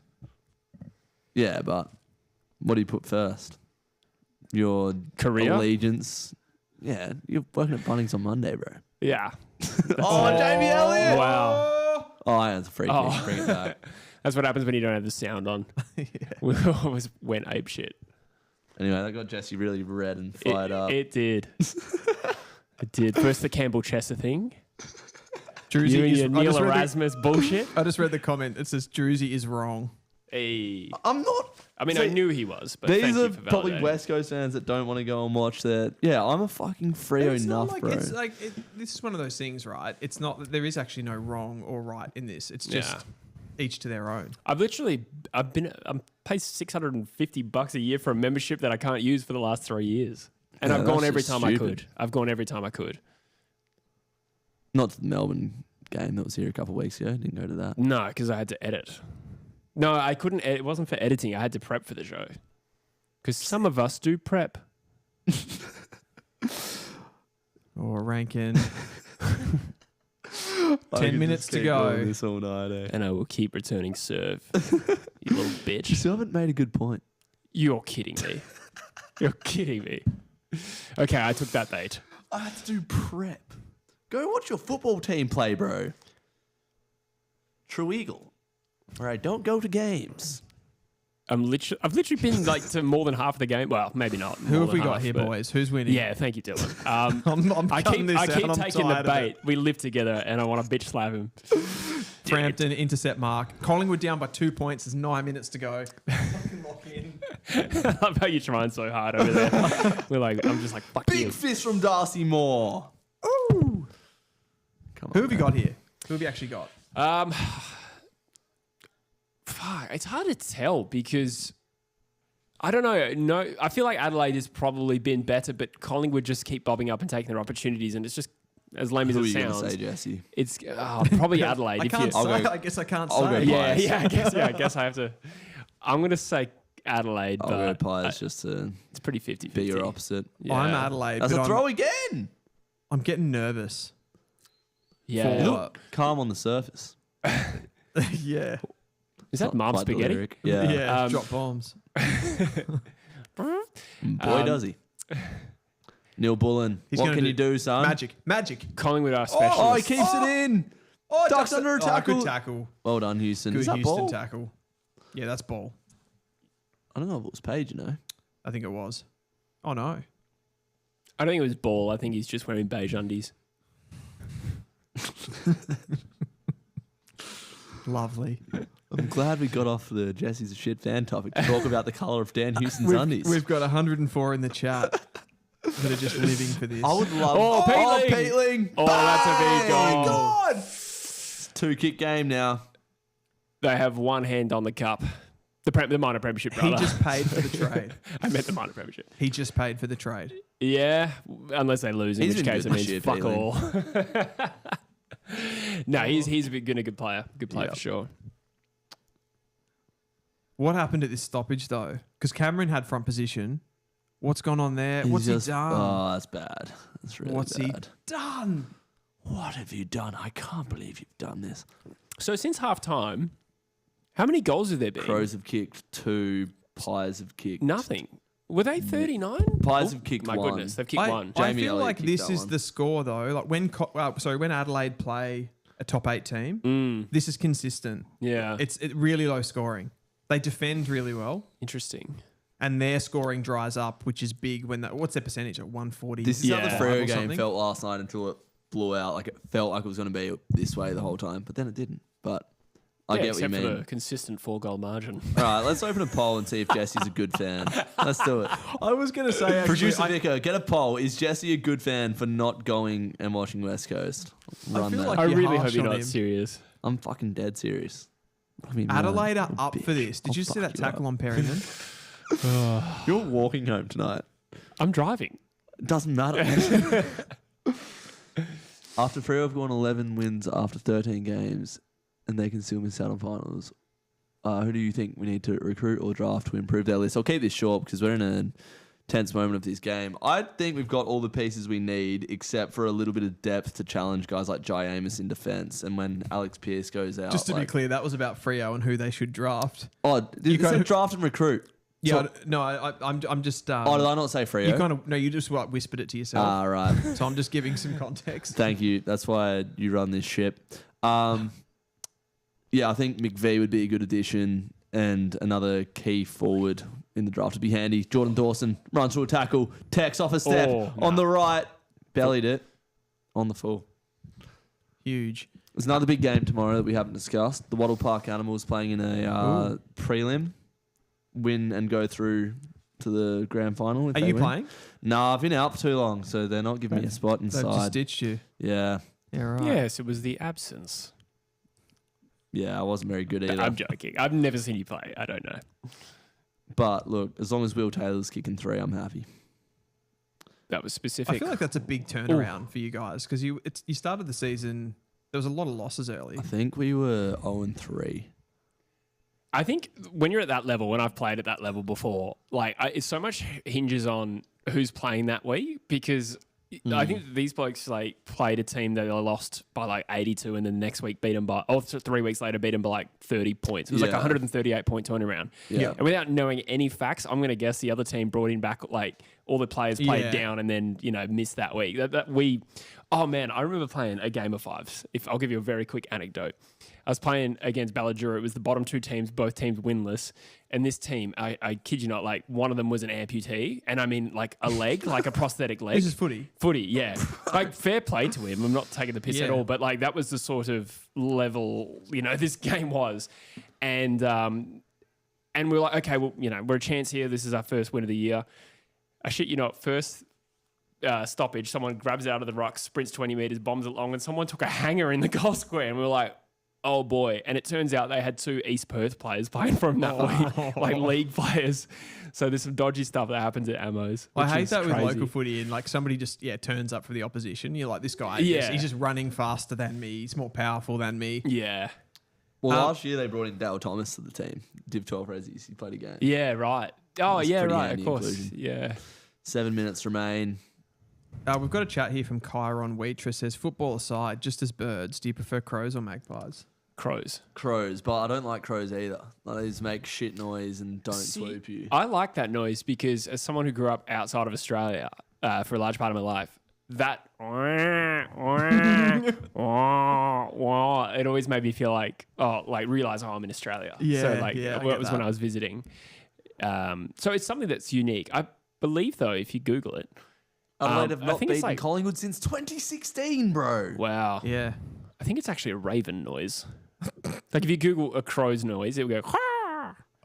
But a raven goes. So that's the one that you associate with. Yeah, but Australia. I think we call them crows here. I could be wrong. Potentially. Yeah. Jeez, I've never thought about that. That'll be good for the Instagram reels. Definitely. Perryman on the ball, goes inside 50. That's a good kick. Mark. Oh, That's the first time I've seen Perryman all night, by the way. Yeah, he's been in a few kind of duels and stuff, but I haven't seen him on the ball much. Crows better, but both high-tier birds, in my opinion. Yeah. I don't think they are high-tier birds. I think you'd have Eagles and Hawthorn like top tier. Hawthorn. What are we judging this on, though? Eagles and Hawthorn. I forgot we're talking about not football. How are we, like, what's our categories? I need some sort of a matrix here. Well, I reckon Eagles and Hawks are like higher on like the apex predator hierarchy. Crisp. But is that all we're judging? it's a goal. 5 Come minutes, on. 40 remaining. Collingwood's, their top 4 chances, this is an important game. I think they can still finish top 4. Magpies would be higher than crows on the hierarchy because they attack humans. Crows are So you're just just doing placid. it all on, like, how much of where you're on the food chain, essentially. Yeah, I reckon. No, And that's just not. That's boring, though. Well, what else? What other birds would be on there? Well, like aesthetics, like parrots. Kookaburra top tier. Yeah, just 'cause and that's not an sick. apex predator. But I reckon crows just do nothing. Well, Yeah, you but said earlier you enjoyed being in Turkey. Turkey, good bird. Great bird. And great birds. They have some talent in that country. Look, there we go. Crows are high tier because they're intelligent, Druzy. What? You're all about force and brutality. Are they intelligent? They just like pick at the ground and go, "Caw-caw." Yeah. What makes them intelligent? They had That's really a fair high assessment. No, that's a More like ridiculous all the thing other, to say. more like all the other birds, though. Like what do they do? Yeah, yeah. Well, that's Well, what some I'm of saying. them are- Magpies swoop while they actually attack humans. Soligo. Now, the front of the crows, yeah, stoppage. crows Oh, that do wasn't a handball. really That was intelligent. Soligo. Oh, I I think he's reckon it's a paid that. throw. Yeah, I reckon you've got a good eye there, Deal. Pigeons or the gig of Chad Bird? Oh, no, he hasn't played the throw. He's played the push against Collingwood. Oh, wow. That's it. Make a bird tier list. I reckon the Crows have been real throwy tonight.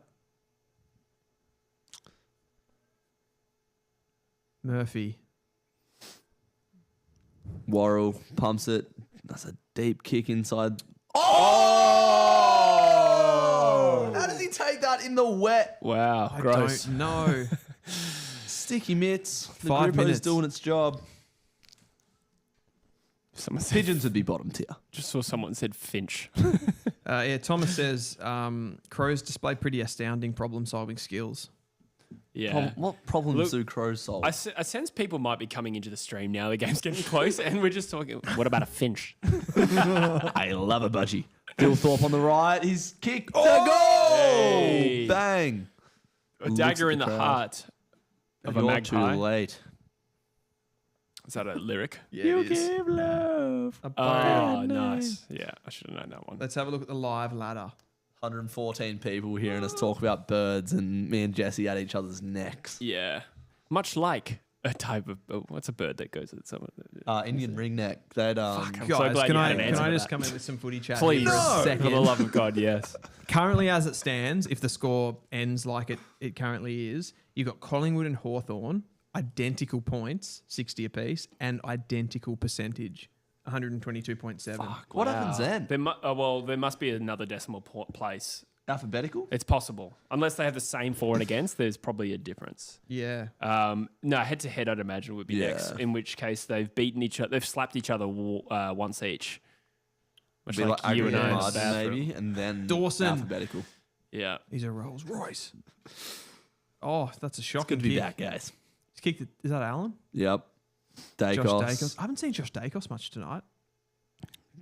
Speaking of IQ, here's Quainer. Nice. You'd have to say, outside of the first quarter, Collingwood have been pretty disappointing. Yeah. Yeah, not sure. I can't remember the flow of the game, to be honest. Daicos, he's launched it. Is that making the distance? It is. Oh, Jailed it. Gee. 4 minutes to go, 3 points the margin. We know Collingwood are a strong, close game side. We know that historically they beat Adelaide in these close games. This could be a coming of age for Adelaide. We'll have to ask Isaac. Nick Daicos, 8 clearances. Jordan Dawson, 7 clearances. Ned Long's had 7 clearances as well. Trying to stake his claim in the side. I don't know which way this is going to go. Yeah, me neither.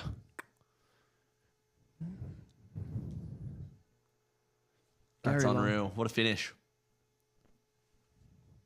Bit Give of the love ball for to Harry Daicos. Barnett in the chat. Willie Wagtail is another. All right. Enough of the birds. Yeah, they're all right. Yeah. 4 minutes to Don't have an go. opinion. Big Who centre gets his clearance? DeGoey. I thought he's held. Berry. Berry. What are your favourite berries? Mulberry. Moore v Walker. Strawberry. More's too much pace. It's a Oh, that's shocking a shock. handball. Yeah. Took the words out of my mouth. Saligo gets it up. Dawson, little handball over the top. close to a Pendlebury throw as clean when it well. matters most. Daicos, Oh, good Pendlebury. hands. Always has the ball in his hands when it matters, Pendlebury. He has a Kicks into basketball true centre background. half forward. Crisp puts his head over it. Tries to fend off Neil Bullen. McCreary gathers. Elliott's there. Oh. Scuffed kick. Well done. Is that Taylor? Murray drives it out. Miller just slams it on the boot in the corridor. One-on-one. Oh, big grab from Keys. Wow. And he says, slow it down, lads.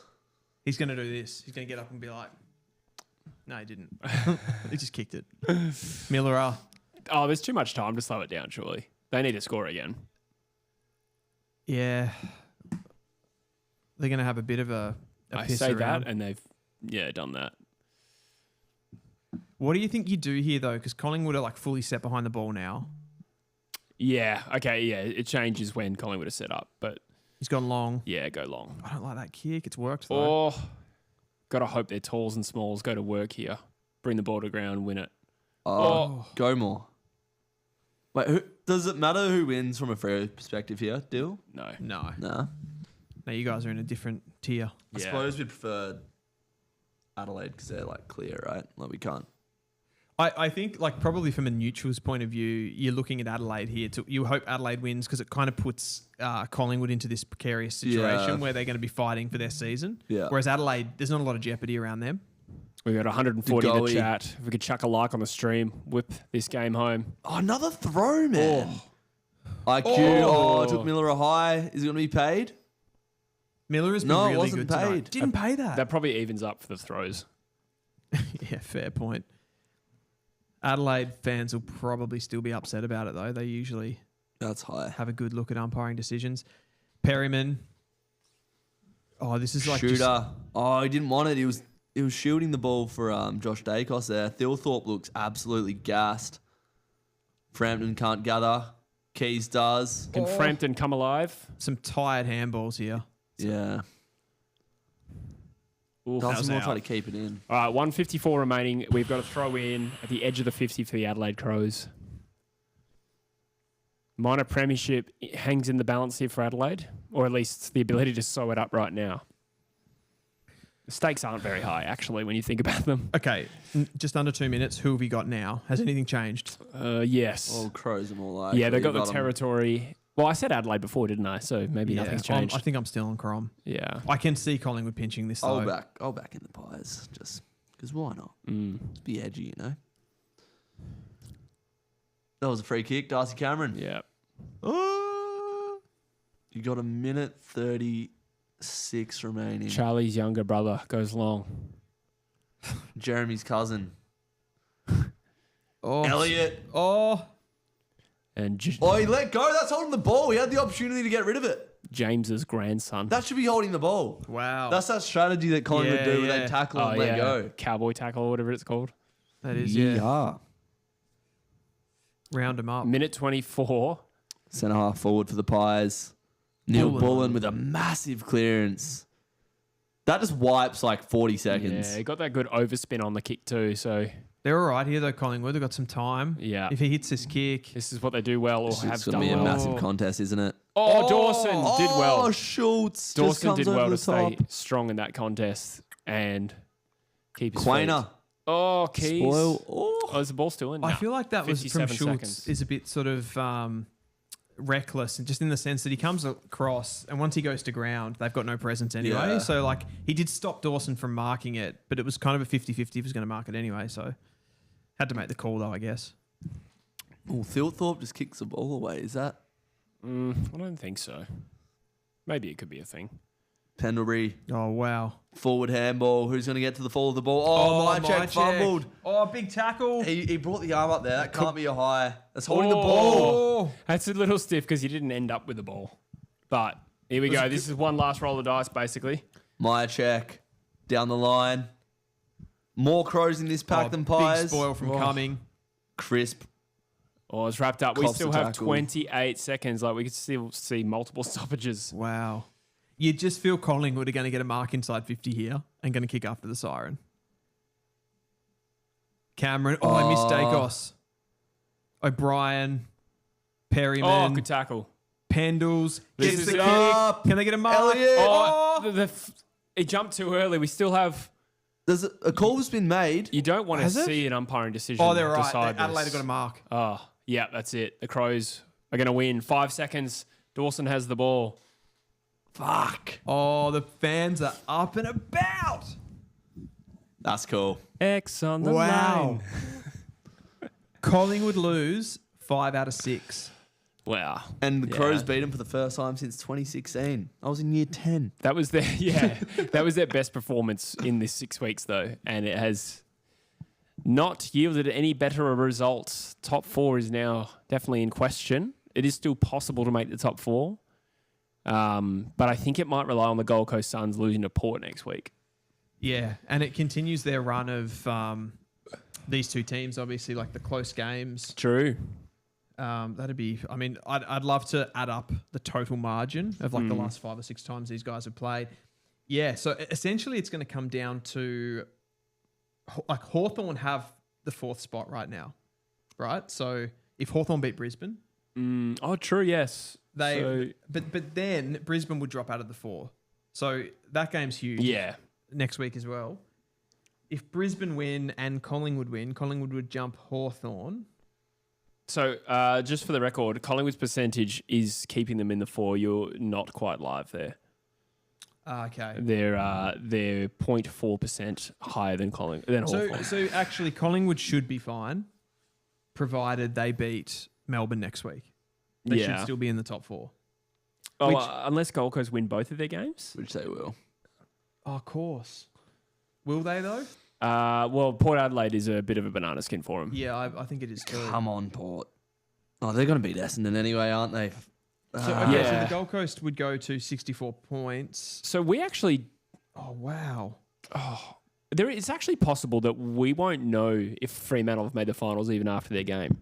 Because if Gold Coast lose to Port and the Dockers lose to the Bulldogs, we still have to wait to see if Gold Coast beat Essendon. Because otherwise, Essendon, Gold Coast missed the finals. I don't think there's any jeopardy around that game you for Gold think Coast. So, but technically it still won't be locked in for another 6 days or 4 days, I think. That's at Gold Coast home ground as well. Yeah. So that's what you were saying. Gold Coast are the team, based on percentage, if they were to flog Essendon, they could jump into the 4. I think... If they win both of their games. They need to win both of their games. It's just going to come down to that Freo Dogs game. Brilliant. Can't wait to be at Marvel for that. There's no other way to dress up that pig. I think this perfectly segues us into talking about who we think are Premiership credentialed, who can win the flag in 2025. Adelaide have just made a massive statement tonight, and I feel like as much as I haven't completely written off Collingwood, I feel like it's starting to get more difficult for them now, particularly if they make the top 4. My sort of theory overall with this season, based on how close it's been, I think top 4 becomes more important, not less important. Even though you've got teams outside the 4 that are in with a chance, I think the protection of the top 4 means more this year. Yeah, I agree. I've been saying since the start of the season, it's going to be one of Geelong, Collingwood or Brisbane. And I feel like now there's just a few too many holes in this Collingwood side. I think their midfield played really well today. To be honest, I couldn't really fault that performance. Tough game in the wet.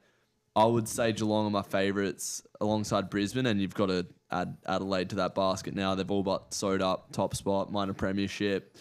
Definitely going to get a home final and have the chance to play a home prelim. So I don't know if they're a flag favourite for me. I'd probably have Geelong and Brisbane ahead of them at this point. Okay, so you're saying... I think they could, Cats. but I'd say Cats and Brizzy is probably my grand final prediction. And Adelaide could, shake it up a bit. In the chat there, straight away, Adelaide, Geelong and Brisbane are the only genuine contenders. I sent you a text earlier today, Jesse, and we kind of discussed this briefly. Is that where you're sitting? I can't eliminate Collingwood. You can't? No. Okay. I think they could, in theory, win it from 5th. I'm not saying that I think that will happen, but I thought this was a pretty solid performance considering their outs. A lot will come down to who do they get back for finals, right? So I don't know where Jeremy Howe's at, etc. Is there enough time now though? Even if they get Howe back, they get Bobby Hill back. Bobby Hill, thank you. Yeah, that's another one. McCreary.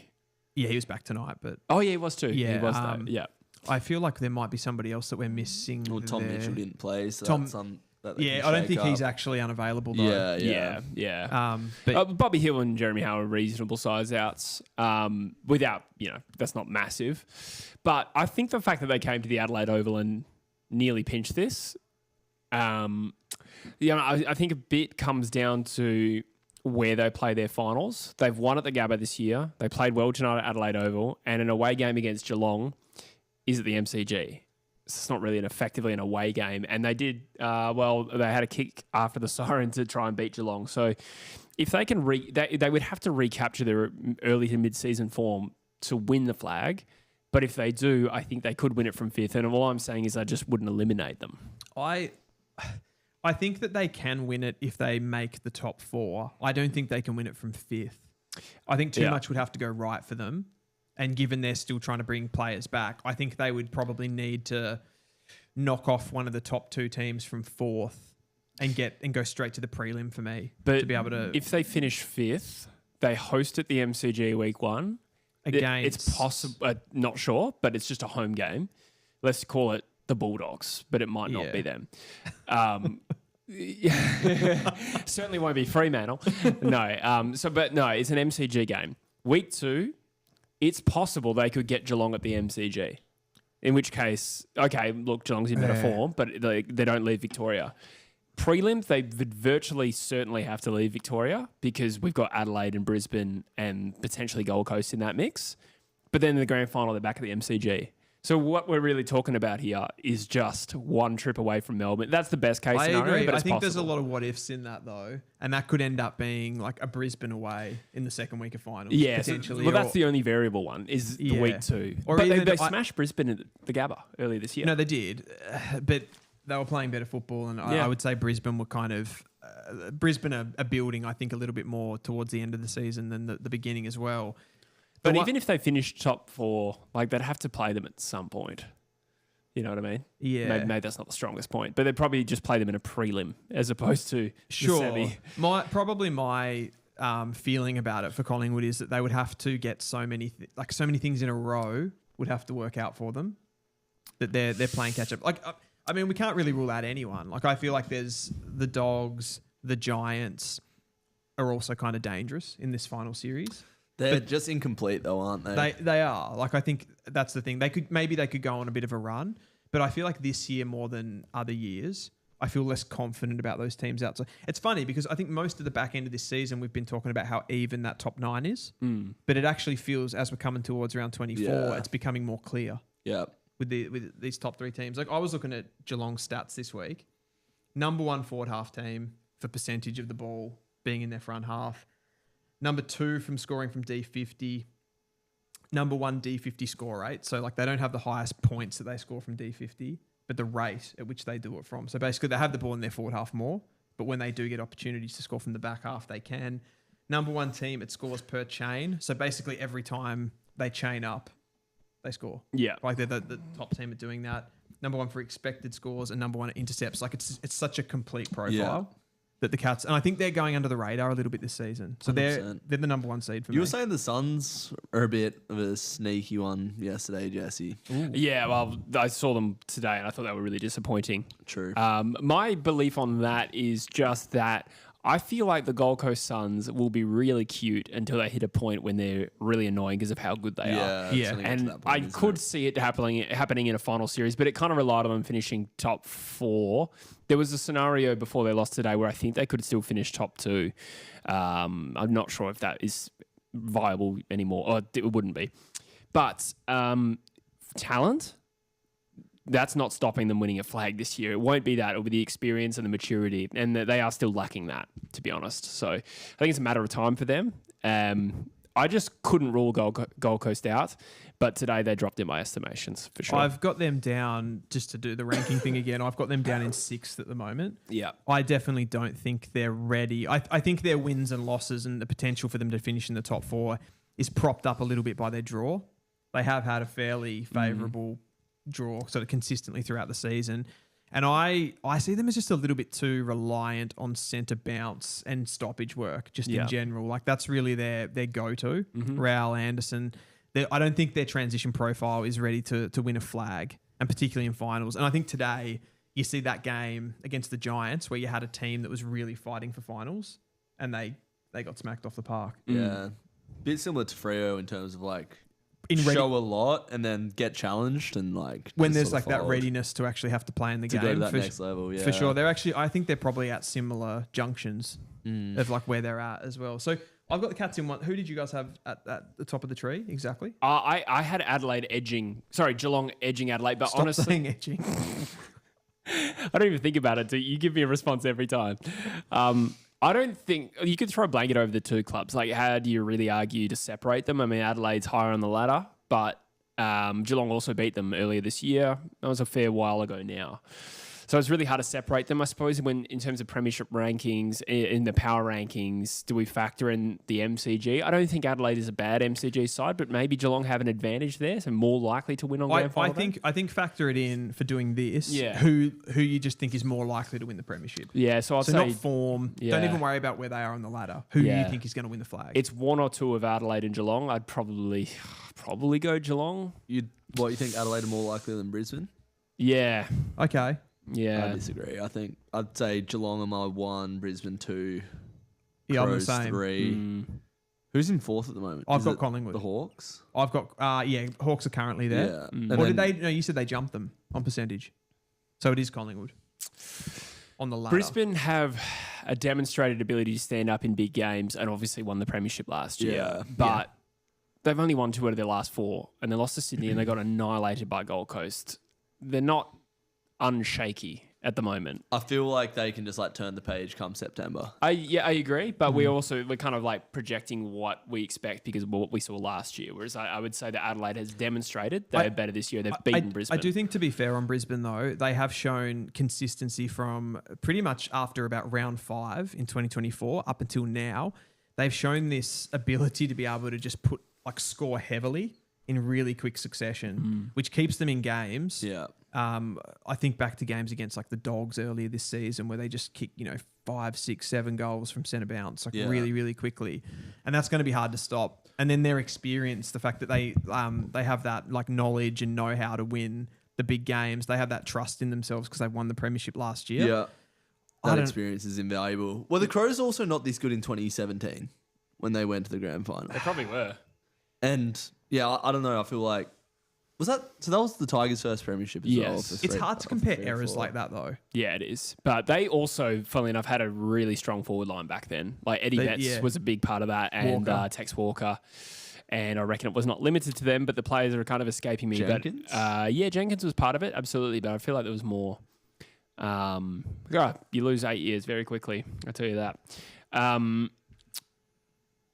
Were they better? I mean, Rory Sloane was up there as a top midfielder of the competition. But like anyway, just in like the home and away season, like they were probably as menacing, and then like got to grand final day and folded. Like I don't think. Yeah, and like grand finals recently have been blowouts. I don't think if Brisbane came up against Adelaide, my personal opinion on grand final day, I think Brisbane will be there until the final siren. You might be Not right. to say that Adelaide won't be, but I think, like there's a big history of grand finalists getting like laying down some pipe on grand final day. And I don't think Geelong or Brisbane are going to get pumped on grand final day. No. Doesn't seem likely, but I don't know.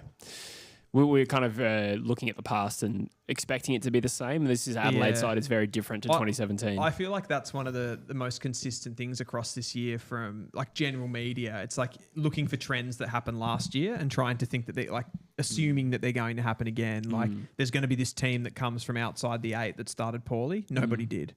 Pretty much the 8 was almost like locked in, and everyone was saying like, what about Brisbane last year? What about Carlton last year? It didn't happen. So you don't like. I don't think we're going to necessarily have like a Sydney of last year who crumble in the grand final necessarily. Like it doesn't have to happen, right? No. Yeah. Every year. So we're probably due for a good one. We are. Where are we at? Sorry, you go. I was just going to say we've got an interesting just a comment there from Spatchton saying Cat supporter really concerned about Holmes and Smith's defensive efforts. I think will crumble under pressure come finals. My feeling on that is that Geelong have enough role players to cover for those guys. Like it's more of a system thing, right? Like I know Smith and Holmes aren't particularly, that wouldn't be a strength of theirs defensively, but you got Atkins, you got Blitzarves that does a lot of that like heavy lifting defensively, run with and stuff like that. And Oyson Mullen, another one that's kind of doing those roles as well. True. Yeah. Cats fan concerned about Holmes and Smith. I never would have guessed that. Defensive specifically in finals. Like they're too much front runners, I assume, right? Do you think like their defensive game takes a hit because of how offensively minded they are? They've just got that like high attacking work rate. Probably a bit of both. Probably a bit of both. Sorry. I was going to say if you're setting up as the offensive like outlet in your midfield, then of course you're probably not going to lay that many tackles. But it could be also their mentality. Concreter. What a name. I know GWS hasn't won a grand final, but they have lots of experience, a real smoky Steele. I'm not sold on the Giants, to be honest. I'm in a bit of agreement. I've always been big on them. They've locked in their finals place now, so they can kind of... It was a really good win today. Yeah. It was. That was like going to Metricon and winning is hard. And not only did they do that, but they were outclassed them for most of the day, as far as I could see. Yeah. I just don't see GWS beating Geelong or Brisbane on grand final day across 3 quarters. Like, good team, but... Oh, okay. Yeah. I don't think... Yeah, I pretty much for me, GWS just haven't had enough continuity throughout the entire season, I think, to put it all together. I don't think they'll make the grand final. I do think they probably could be a team that has like a sneaky prelim final run, perhaps. I would probably lean more towards the side like the Bulldogs. Because Freo aren't going to make finals, let's be real. It's just not going to happen. I don't think we can rule it out. Yeah, We're not going to be I there. don't think so. We won't be there. I think You're it's such a shit fan. I'm not a shit fan. I'm going You're to a the game. shit I've fan. gone to every game I've had the opportunity to go to for my entire life. Yeah, Jesse. and how many YouTube videos did you make in that time? Yeah, well, I'm not. I'm going to put an end Trying to to- this right now, guys. Cut this shit out. I'd hate fuck the shit out of you right now. I'm so sick of this debate. That's fair. Okay, so what were our top fours? I've gone Geelong, Brisbane, Adelaide, and Collingwood. Yeah, I went Geelong, Adelaide. Oh, I made this list. Don't look at my notes because I thought Gold Coast were going to win today. I actually had them in the 4. Oh, you fraud. Yeah, I know. Well, I mean, I flip-flop because I learned new information, and That's fair. they disappointed me today. I definitely So- didn't do alternate ladders depending on how the results went. Yeah, so Geelong, Adelaide, honestly, it's a toss-up for those two, and then Brisbane also pretty close to the mix. But I think the 4th next most likely side, I think it's either Collingwood or Hawthorn, and I can't really decide. That's for 4th. That's the 4th. Yeah, I think there's a clear 3 there.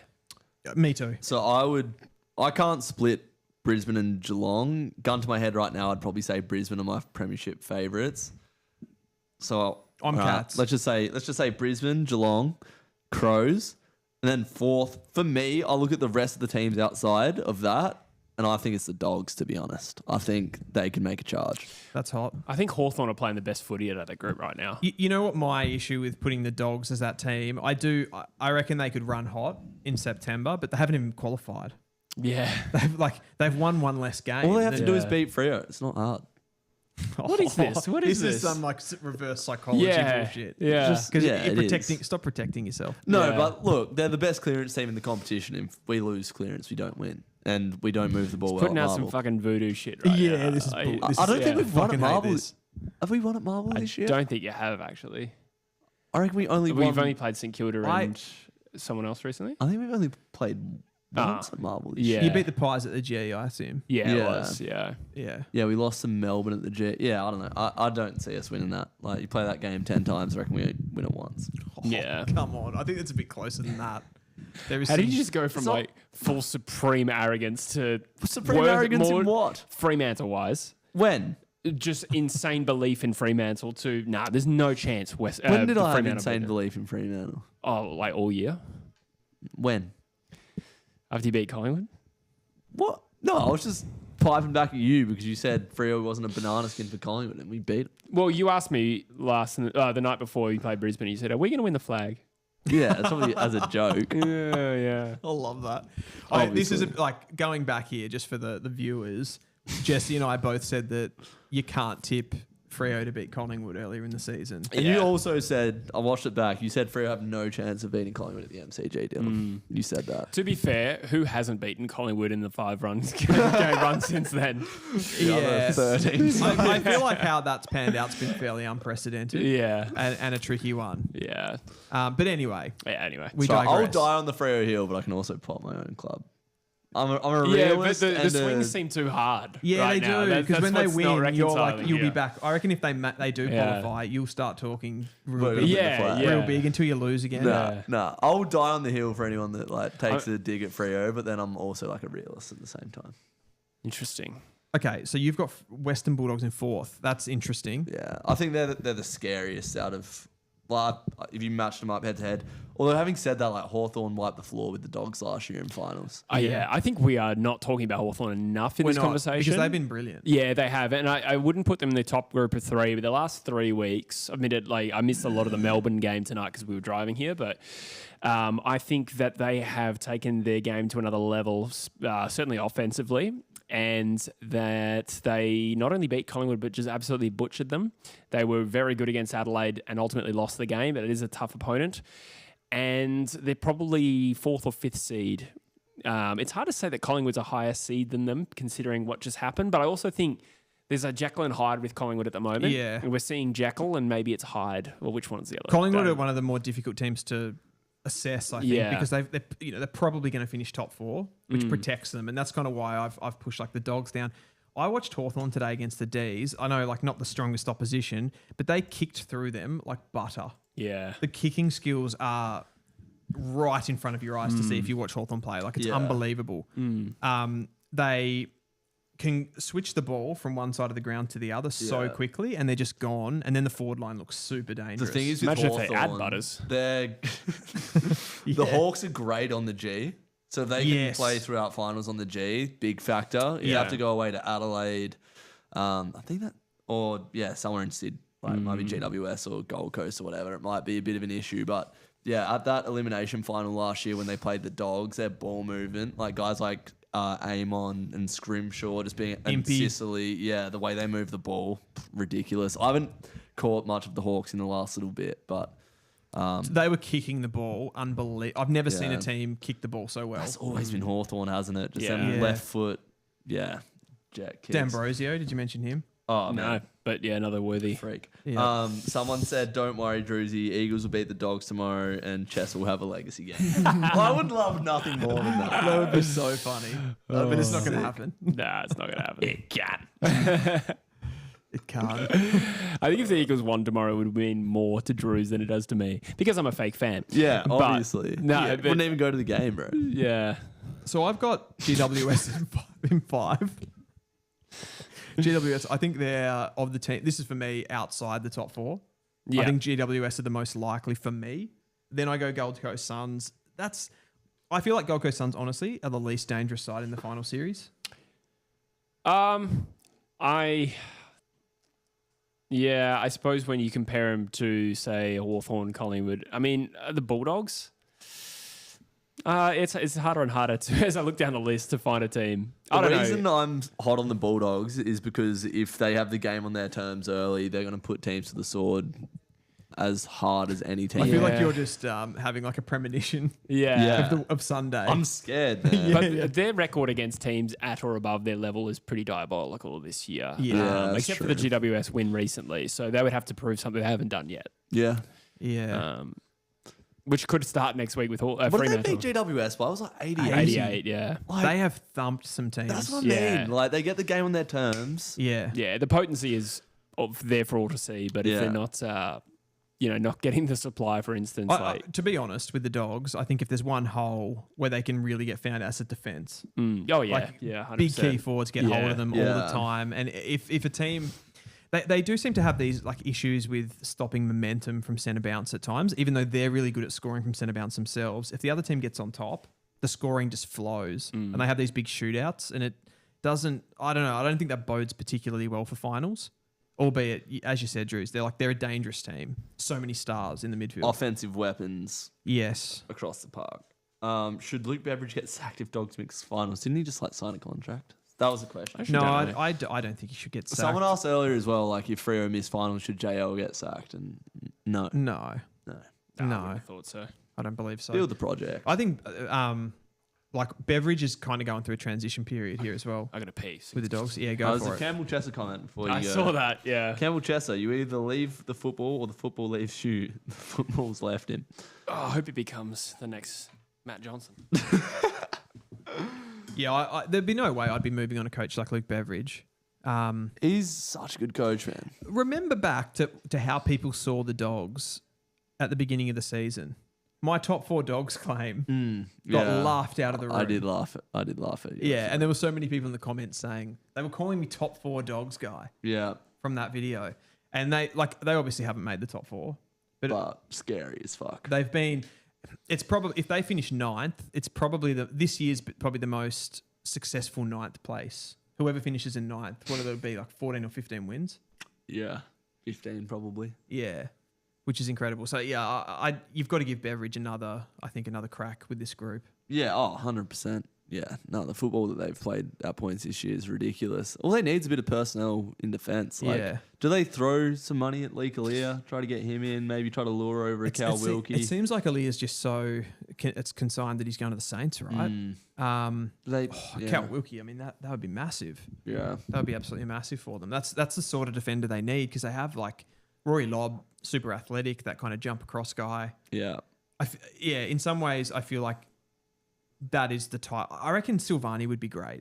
Yeah. Does he? I don't know where his head's at, but like, man, tarnishing the family name if you leave Carlton, surely. Even just leaving them, not going to Collingwood, but just leaving them at all. Yeah, maybe they haven't been Dogs, it's not as particularly bad. good to him. Yeah. I don't know where his head's at. Maybe some people in the comments can give us a scoop. Okay, so your top 8, you've got Freo definitely missing then. I don't see us winning at Marvel next week. And unless West Coast can pull off a miracle tomorrow. Well, that's not happening. Yeah, well. You're more likely to beat the Dogs than West Coast are to beat the We just Dogs. haven't rose to an occasion like this in a while. Like, yeah, we can beat Collingwood and its vibes, like you said before. Like, we shouldn't have won that game. Statistically, it was ridiculous how we pulled that off. And yeah, like when we've needed to rise to the occasion, like, what game was it earlier in the year? Like, even like the Saints game at Marvel. Like, that's how we play at Marvel. That Saints game was flipping. Is that the last time you've played there? I think so. I can't remember playing at Marvel this year. Because I obviously would have gone, as a Freo fan, I'd obviously go and watch my team play at Marvel, given that they're in the same city as me and I'm a Dockers fan. Oh, Jesse's back. For the record, this argument who does again. all the work on this channel? No, we can't do this to Dylan again. Dylan does it all. We can't do this again. That's actually the only time you've played at Marvel this season. Yeah, right. Against the Saints. So we 1-1 at the G and one. Oh, we played at Geelong as well and got pumped. So hasn't been a fun time in Victoria this year for the Dockers. Anything in the Nate Fife retiring No. could get you up. No. Well, that would have happened against Brisbane. I actually thought there was a cool shot of like Freo were down by like 4 goals. The sign of Nat Fife goes into the rooms and starts warming up. I was like, they're gonna do it, aren't they? Like I thought the scene was set. I was like, this is like a movie. Yeah. But then they got annihilated after that. I feel like you can't look at your emotional state though when it comes to Freo because you've got that visceral sort of darbiness between the two teams of West Coast. For sure. They scare you more. Yeah, I don't disagree with that, but at the same time, if any time they were going to do that, that was last night, not next week. As a complete neutral, it didn't feel like Freo were ever going to win that game last night. I didn't think at any point we were like throughout the week, I was like, we're going to lose this. Did you? Yeah. So coming into the game, I thought, given the stakes, I thought you were a chance. But I just mean once the game started, I feel like Brisbane, there's maybe a period in the second quarter that you looked all right. But after half time, it was... Yeah, no, they jumped us in the third. And it was like Voss has been reliable for us. Murphy Reed's been reliable for us. Jackson, such a good shot. And Frederick all missed goals that they'd usually kick in the second. And I think that would have just like eased the anxiety with the ball in hand and in front of goal. And I think that's what ultimately cost us. Like Brisbane probably would have won anyway, but just an absolute blowout in the end. We're missing Hayden Young. I miss my boy. Yeah, absolutely. I mean, I think overall though, you guys you're building something. Yeah, you're a young team. There's still room to grow. I think potentially you could look to bring in some players as well. Yeah. To fill that out. But ultimately, it's hard. I think Hawthorn are in a bit of a similar situation where you're missing a player like Will Day. It's, I don't know. I don't know if teams in the AFL can miss somebody that's in that sort of top 3 or 4 players in their side. Yeah. And still go on a run like that. I know it has happened before, but yeah. No, it's those X factor players that we've spoken about, isn't it? Like Cam Rayner types, even though he's playing, but Will Day and Hayden Young completely change how your team looks. Absolutely. We're gonna have to contain the Bont somehow. Contain the Bont, contain the Richards. Darcy. We defended pretty well against them when we played them, but they didn't have the Bont, so it's gonna be a different ball game. But I think it'll be personally, I think it'll be low scoring. Do you want to go, Jesse? No. We might stream it. Well, you're going to stream without me. Well, unreal. Yeah, this is awkward because it's the first time we mentioned it. One stream back and I've already been kicked off. It's such a big game. I guess you're not committed to your YouTube channel, bro. No. Fake YouTuber. Yeah. This is actually a philosophical question now. Yeah. Brisbane play Hawthorn after. Yeah, but that game, as of last night, does not have the same impact anymore. Let us know in the comments which game we should stream. Well, you won't want me on stream anyway because I'll just be fucking melting the whole time. I will not be providing any value at all. That could be hot though. Yeah, that would be enjoyable. No, I'm going for a nice I'm a highlight reel. I'm going to the game. Guts up cup. Someone says in the comments. I've got one more for you. Go on. I saw this graphic come up. The AFL do their top 25 players. I saw it. Marcus Bontempelli, Nick Daicos, Jeremy Cameron, Sam Darcy, and Zach Butters were the top 5 players listed by AFL.com. So I thought we could say who's going to be on that list in 5 years' time. Do we agree with that current list? Who are the best 5 players in the comp right now? Well, yeah, let's talk about Let's that. start there, I reckon. No. I would have Bont, Daicos, Darcy. Yeah. Same. So who are 4 Jeremy and 5? Cameron's got to be a lock. Was he in there? Does he have to be? He's in there. I think Jeremy Cameron's a lock, yeah. he's a lock. Did we have this debate recently on the channel? Did we debate Jeremy Cameron? I think we did. He's so good. He's so far ahead of in the Coleman. It's hard to Yeah. argue against that. I feel like he's like in the top 10 for sure. Yeah. I think the big outlier that shouldn't be there is Butters. Yeah, so when we're talking about these like power rankings, do we accept there's a recency bias? Because It's top 5 players in 25. Yeah. oh, okay, players perform this year. Well, then I think that Butters probably he missed some footy. And then, you consider guys like Noah Anderson and Isaiah Wanganeen-Miller. I know he may not have been a complete season, but, we're looking at maybe a 10-game run now. Like, watch him in the Brownlow. I reckon he is going to not win the Brownlow, but he will make a massive charge. I wouldn't have Naz in the top 5 yet. But Yeah. if we speak about our 5 in 5 years, he's right in Yeah. there. I have a real trouble with these, like with Nasiah, like as a ceiling guy. I've never seen Zach Butters play a game like Nasiah Wanganeen-Miller. So immediately, I know there's consistency behind Butters for a couple of seasons now, Yeah. but It's probably the prolonged... Nazai's consistent now, but it's like the longevity of it. Yeah. I'm happy to chuck Jeremy Cameron in there and probably like a Max Gawn, to be honest. Like, no, I'm not having that. no? You'd have Max Gawn in your top 5 players in 2025. Depends. Yeah, maybe not. All right, this season, maybe not. Yeah. As but as a- career, fair enough. As a product, yeah. I This year, I though. feel like that's... Well, who's the 5th then? All right, let's agree that. Let's just say Jeremy Cameron's in there just for this. Yeah, Okay. I'm happy with Cameron. So if there's Naz and Butters we just discussed. Noah Anderson would be in a shout.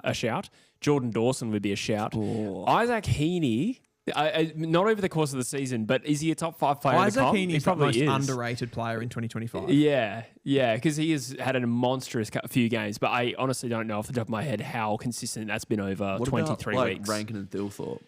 They'd be knocking on the door. They'd be wouldn't knocking they? on the door. Would you rather Butters or Thilthorpe? Thilthorpe. He's more unique. Yeah. I think. I mean, even tonight, like he pretty much, like the contested mark that he took at the end there wins them the game. Yeah.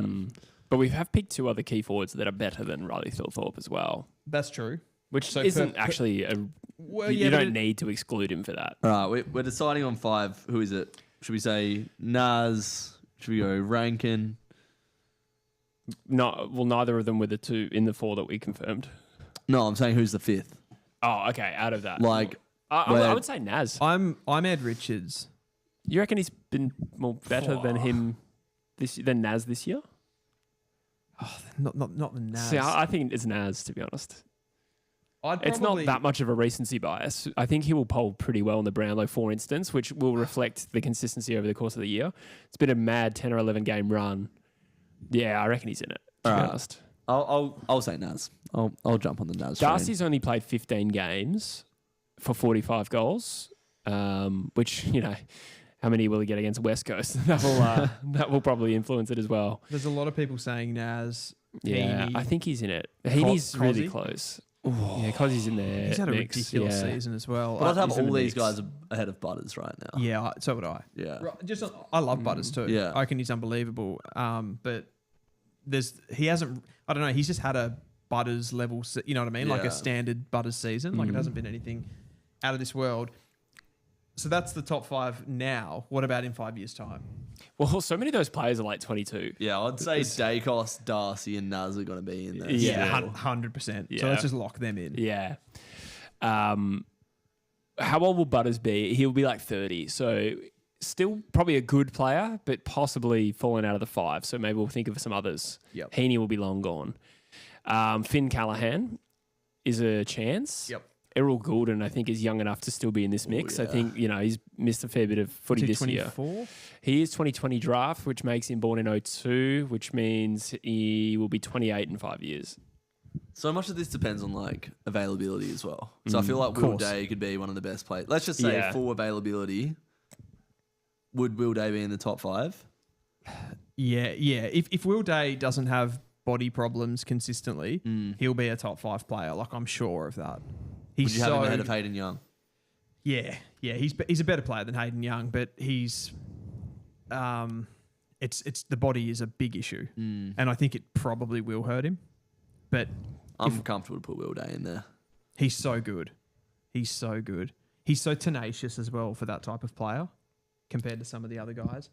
Are we considering like someone like like Ed Richards? I think he's maybe too old, 26. Yeah. So he'd be 31 Yeah. at that point. It's possible, but yeah, unlikely. Riley Thorthorpe's only 23. Yeah. Same age as Goulden. So he could be in the mix. He could be in the mix. Because he pick at 24. Right, let's lock in. So we're happy with Darcy. Well, let's go some more nominations to flesh it out a little bit. Yep. Happy with Daicos. Well, Yeah, Daicos, Darcy, and Naz, I think, are safe. All right. I think what we should do is explore some of the really young guys, the ones that Gross. fucking hell, the guys that you don't see in that bracket, because we're talking about guys that are already really good here. So I'm talking Darcy Jones. I'm talking Sam Lawler. I don't know if Jones has the scope to be a top 5 player in the comp. Like, I he's think a that's little 'cause you bit see him as too a small forward though, right? Yeah, but it's like he's a little bit 1 or 2 dimensional. You know what I mean? Like, he's so good at what he does, but I think to be a top 5 player in the comp, you need to be. Come on now. Darcy Jones won't be getting near that. Sorry to shit all over. You you. said Max Gorm's in the top 5 players right now. He probably has been over the last 5 years. I think Gorn is more viable than Darcy. Like you'd have Nick Watson ahead of Darcy Jones in that same type. No, I wouldn't. Ooh, nah, I'd go Darcy Jones. I'd go Darcy Jones. Yeah. Harley Reid. Yeah, I mean, the thing is, when you compare Harley, you said younger guys, so like he hasn't performed anywhere near like a Will Day and all these other guys, but I think there's absolutely a chance. There's absolutely a chance. We're missing a clear one here from OJZN, Will Ashcroft. Oh, no, he won't be in the top 5.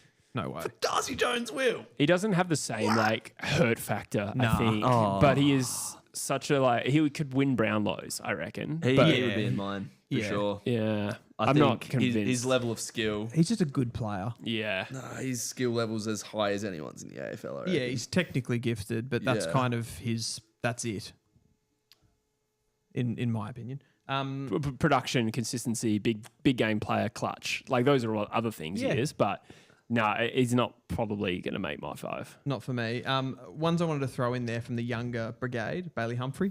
I think he's a chance to be that game-breaking type. Seems a longer shot, but possible. We're talking top 5 best players in this sport. Yeah, Darcy Jones and Bailey Humphrey will not be there. No, well, I agree on Darcy, but Jones, because I just think like his ceiling and evolution of a player isn't that as big as someone like a Bailey Humphrey. I bet if we were having this conversation 3 years ago and I said Nasai, Wangan and Miller, you'd be like, fuck off. Yeah, I would. Bailey Humphrey's 100%. been in the league the same amount of time as Naz, has he not? Year younger. Nah, he's 19. Yeah. No, he's he was born. He's 22 draft. So same age as Sheasel. Yeah, he's 21. Yeah.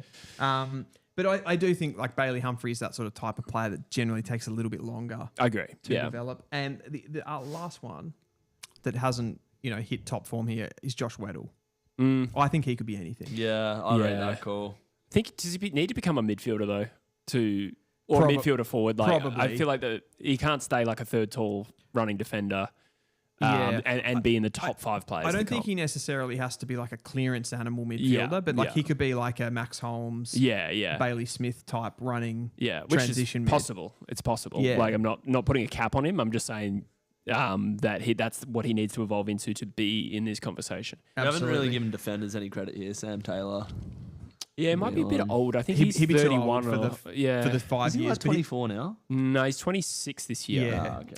But he would have been a shout for the top 5 currently. Yeah. I would have. Mind you, like Darcy Moore, he's not a top 5 player in the comp, but he's a few weeks ago we were talking about him in the All Australian team, so he's still elite. And how old's he? 31. So same age. Sam Taylor could be there. I think it's hard though when you're doing top 5 in the comp and not just at a club. It's hard to get defenders in. Yeah. Well, I mean, we didn't have any defenders in our top 5 currently. No, didn't even mention any. no, because there's going to be so many mids. Yeah. You're talking about like the top mids, the top forwards in the competition. I think it'd be difficult. So now we've fleshed it out. Who makes those final two? So we locked in Darcy, Naz, and Daicos. Just for the point of this video, who have you got? If you were to rank those top three in Darcy, Daicos, Nasiah, how are you doing it for 5 years' time? So remember, you're projecting it. Darcy, Daicos, Naz for me. I'd probably agree with that, but I wouldn't be surprised if Daicos is the most consistently elite. I reckon he'd finish up with the most All-Australians, probably the most Brownlows too. Whether that makes him the best player, not necessarily, but I'd probably go Darcy and then Daicos. I kind of came into this with the idea of like, if I had to pick those guys right at this point, who am I actually taking out to build a team around? And I just ended up going with Naz.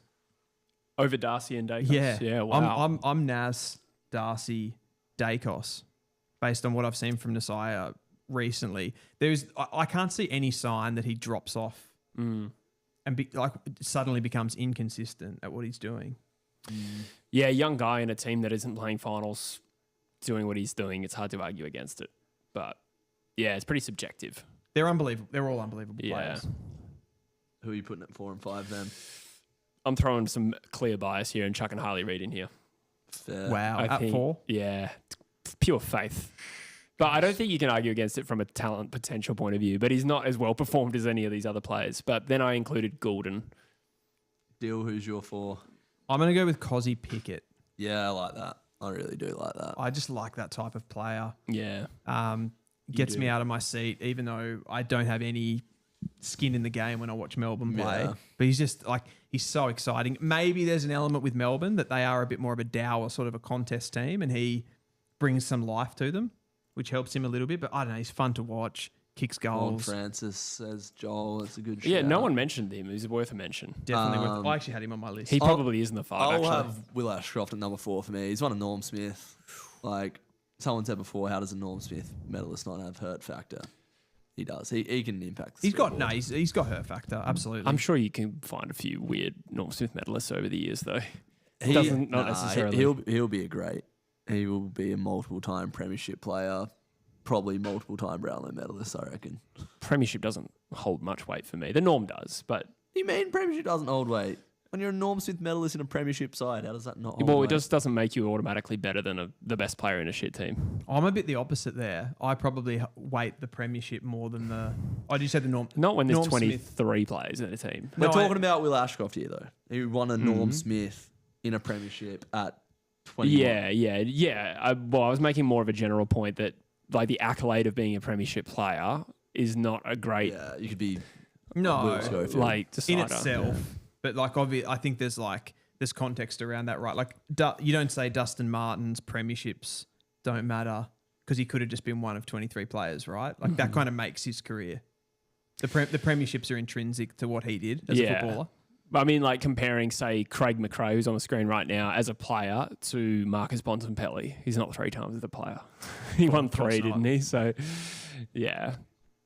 And last, who's your number 5?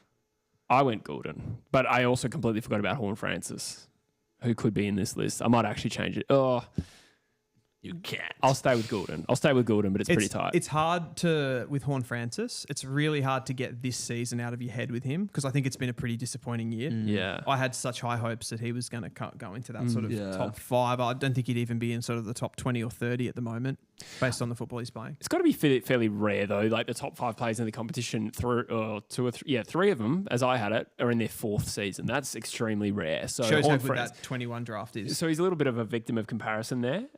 We expected him to be the quickest to develop, I think, perhaps, or some did. I thought he would develop quicker than Sam Darcy. That's been very surprising. But, I think he still has time to get there. Your 5 deal? Who's sneaking in? I'm going... This is a bit of a late change for me because I had a little bit of a slightly different list, but I'm actually going Will Day.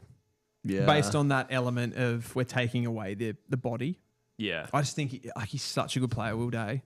He does everything. He's a modern-day midfielder, kicks goals, big clearances, he's physical, and he's the best player in that Hawthorn team. I'll go Cozzy. I think he's Cozzy pretty unstoppable at this point, and he's only going to get better. Him and Naz, so exciting. Oh, I love it. There's a few people in the chat just giving some names here. Logan Morris, which is a fair shout. I don't think he'd be a top 5 player, but he doesn't have to be. Yeah. He's just a gun forward, isn't he? With that size. Max Holmes, a few shouts here. He's, what's he, 24? Oh, he's 22, actually. He's really young. Were guys like Jack Riewoldt and Josh Kennedy ever top 5 players in the comp? They might not have been. I don't think so. Yeah, I don't know for sure, but I don't think they were, but yet they were amazing players. I think those kind of phrases get thrown around a lot where, is he a top 5 player in the comp? It's like, not many are. Yeah. there's only a few spots there, right? Yeah. You can be like a Morris, for example. Like he's going to be, it's a good example actually of like a Jack Riewoldt type. Yeah. Some people saying Harry Sheezel. I don't see Harry Sheezel ever being a top 5 player in the competition. Yeah. Albeit I think he'll just be a really consistent sort of A grader. Yeah. Agreed. It's probably just the athletic potential or lack thereof, which makes him harder to compare against some of these guys. But he could just be like a damn good footballer. I mean, Toby Green. If he becomes Toby Green, he's probably top 5 in the comp. I reckon Green, was in the 5. Toby Green just came on the screen just as you said that. That was perfect timing. I actually think is that what that is? Sheezel, there's a lot of similarities between Murphy Reid and Sheezel. Okay. Yeah, I like that. I agree with that. I'd say for me as well, just biasly, I think Hayden Young would be on the cusp of this. I'd see a bit of bond about him. Again, there's probably a little bit of recency bias or lack thereof with the fact that he's been out of the team so much this year. I reckon if we had this conversation at the end of last year, he'd be like more there. Yeah. I now this season with another 25 games or whatever gone, you think of like Richards, who's probably surpassed him a little bit in a similar role. Yeah. I'm actually surprised Luke Jackson hasn't come up. I reckon top 10 potential. I don't know about top 5, but like pretty dynamic forward. Ruck, who kicks 20 plus goals a season and he's still quite young, 24 years old, I reckon. Why didn't you have him? Comparing the relative upside of some of these guys, I don't know. He just didn't quite make the cut. I think there's a reason. I think it's because you don't 100% know the position. Yeah. Yeah, he's not... Well, it's unclear whether he's going to double down on being a great ruck, a great mobile ruck, or kick goals. I mean, he's a pretty proven goal kicker for a ruck forward. Like 20 plus goals a season in teams that haven't played finals except once, and still quite young in his developmental arc. Like that, I think he's on a really good track, and potentially a game breaker, which is hard to. That's like an intangible thing that's hard to quantify. So. It's funny, you did this video a few years ago, didn't you? Like top 10 players in 5 years, whatever. And it was like, probably. I think for the most part, it was pretty accurate, but you had like Darcy Parish in there. Did I really? When was that? I think so. That's disgusting. I don't remember that. I could be making that up. I He feel like would have been all Australian. I hope you're making that up. He would have been all Australian. Around that time. Because I remember doing like what was it? I think it was Footy with Alex when he was on. We brought up an old post that he did, and it was like Brownlow favourites or whatever for whenever it was, and everyone was saying Darcy Parish. Wow. Yeah. That's actually incredible. We'll see what these players I don't even remember rating him other than in 2021 when he had that really good year for Essendon.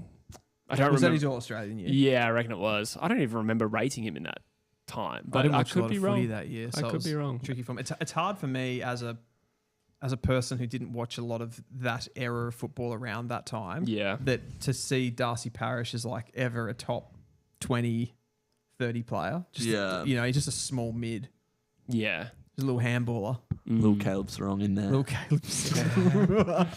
Absolutely love that. I've got one to throw back at you guys though. We're talking about all these players. Who, like when your team comes up against another opponent, like who scares you the most? I was saying this last night, Zach Bailey, man, just freaks me the fuck out. Yeah, I get that. Yeah. Just so wiry and electric. Just can kick a goal over his head out of nowhere. And yeah. Remember that goal he kicked in the 23 grand final against Collingwood? Like that's scary. Freaky. Yeah. He scares the shit out of me. Yeah, I like that. I like it. It's not the first person you think of, but it's a good one. Yeah. Cozzy would be up there too. Yeah. They all scare me. I go for West Coast. Yeah, exactly. Honestly, I don't think there's a single player that really honestly have thought about before. Jeremy Cameron, probably just because he generally gets a hold of West Coast. If I think back to maybe when we were good, that player might have actually been DeGoey. Okay. Just because... Is that because you're thinking of the 2018 Yeah, era I just... as In well? general, yeah, in general, that era, like I reckon you could make a little highlights clip of how many sick goals DeGoey kicked against us. So maybe it's that. Bont as well has to be there for me. Just because every time we play against the Dogs, he torches us. And he probably will on Sunday when we lose and get kicked out of finals. If it gives you any comfort, I posted that 2 years ago the Eagles beat the Bulldogs in that. Yeah, thing. they gave me loads of comfort. Bontempelli was insanely good that game as well. I have no idea how he won that game. Is that the one where you knocked them out of finals? Yeah, but Bont was, I remember him being sensational and we still won. It's so rare that Bontempelli plays bad. Yeah. I remember back to a game end of last year, and like, not that we're good or anything, but he just had I reckon he had 38 and kick 3 in a game in round 18 or 19 against us, something in that patch. It's just, I don't know. He just seems to do that every time against us. He probably is the player, actually. Jeremy Cameron or Bontempelli. The two that strike the most fear into me. The only thing with I sort of liked Drewsy's shout because Bailey's one of those guys that most teams, I think their systems and stuff aren't really designed to handle a player like Zach Bailey. Yeah. You're not putting all of your energy. You've got all these midfielders that you're worried about, and he's a player that can get off the chain. Whereas I feel like Bont, he's kind of just going to play well. Yeah. Do you know what I mean? It's kind of almost built into your knowledge that he will play well against you. Mm-hmm. Where Bailey's more of a guy that pops up, or Pickett's a guy that pops up. Yeah. Yeah, good talk. And even DeGoey was back in that era as well. Just just doesn't mess it up when he gets that opportunity. That forward half player that kind of just kicks a goal out of absolutely nothing. Yeah. Sam Darcy's going to be terrifying for years to come as well. Yeah. He was one of the first on my mind as well. I might dress up as him as for Halloween. I'll throw a sneaky one into this chat as well that's come to mind. Not as scary as a Bailey or a Pickett or someone, but Errol Goulden, just as far as when he gets the ball. Yeah. You know it's going to hurt. Yeah, it's going to hurt. That's so true. He's one of the most damaging, if not the most damaging player in space in the comp. 100%. Can just change the angles so quickly and move everybody. It's terrifying. We still have 100 on the stream. Jesse, is there anything else that you want to get through here? Chuck a like on the stream, subscribe if you haven't. That would be great. What are we at subs wise? I say we because I contribute. No, I'd like to go to the football like some sort of nerd. Yeah. Tanu Hudson says top 5 and nobody mentions Sarong. Yeah. Well, I wasn't even. I don't think he's in the top 5. I want to go to sleep tonight. I don't want to get into the Caleb Sarong chat. But, would you have had Lockie Neal in the top 5 over the last 3-4 years? No. Yeah. No, not me. It's just because they're not sexy. But that role, Caleb Sarong will probably be the best at in 5 years. Well, he's probably the best at it now. That little stoppage mule. Newcomb's pretty good as well. Yeah, Newcomb's good at it. But I think Sarong is... Yeah. I've said it a few times on this stream. Lockie Neal's ball handling is the best in the competition. It probably still is. Gross. Yeah. Joel Falconer says Clayton Oliver visually scares me. Yeah, no, I wouldn't have Sarong in. Nah, not top Hayden 5. Young. Hayden so young. His Dutch cousin. He wrote great philosophy in What were we going to say, Drew? For the X Factor point, which we've gone on about, that's why I said Hayden Young is probably closer to the top 5 than Sarong is, just because he can win you a game with his Did we talk about Heaney when we talked about the top 5 currently? No, He's there's been people in my commenting. I think I mentioned him. I could be wrong, but I think I mentioned him. I think he was 6th on their list. Yeah. He is a match winner. Maybe I didn't. He's scary. Yeah. He should have been in the scary conversation as well. Yeah, when you're getting a lot of the footy and kicking goals like that combo. And also, I reckon if you were coaching an opposition team, he would be terrifying because it's who the hell do I put on him? I can't put a little guy because he'll smash them in the air. He'll probably smash them around the ball as well. Kicks goals, can intercept. He just does everything. Yeah. It takes hangers as well occasionally. Is Toby Green in the AFL team of the 21st century? This is such a... That's niche. Rabbit hole to fall into. Heaney over Butters. I agree. Yeah. It has to be Heaney over Butters. Yeah, I'd agree with that. Chad Warner as well would be in this conversation if he didn't have a sort of disappointing year. He's a player that scares me. Yeah. His springiness. It's a tricky team, the Swans, isn't it? They just need some keys. Yeah, like Ben. 11-11. Alrighty. Are we wrapping up? Are we wrapping or do you want to do anything more, Jesse? I don't think we had prepared anything else. Nah. So I think we're good as Collingwood's season. We're still friends. No, we're not. Fuck you. Despite Jesse being angry at me, I thoroughly enjoyed winding you up. That is the nature of our friendship. I reckon this last couple of weeks of footy has been the most, like for the finals race at least, having these sorts of games is so interesting. Like even today, Gold Coast, GWS, I was super up for that. And that game, if we're going to do that game, the one that we won't speak of, Freo versus W. It'll probably be a shit game anyway, to be honest. Like, Here we go. Oh, he's protecting himself. That is a wrap for this one. Footy from the Flat on the True Footy YouTube channel. Boys, thanks for coming and doing the stream with me. Anytime, brother. Thanks you for having us once again to you and Vicar, the producer. Best on ground as always. Not speaking to Druzy, I won't thank him. Back to you, Dylan. That is a wrap, and we'll see I'm you back. I'm so in the happy next to be back. stream. Yeah. Glad I'm here too. Go. Good.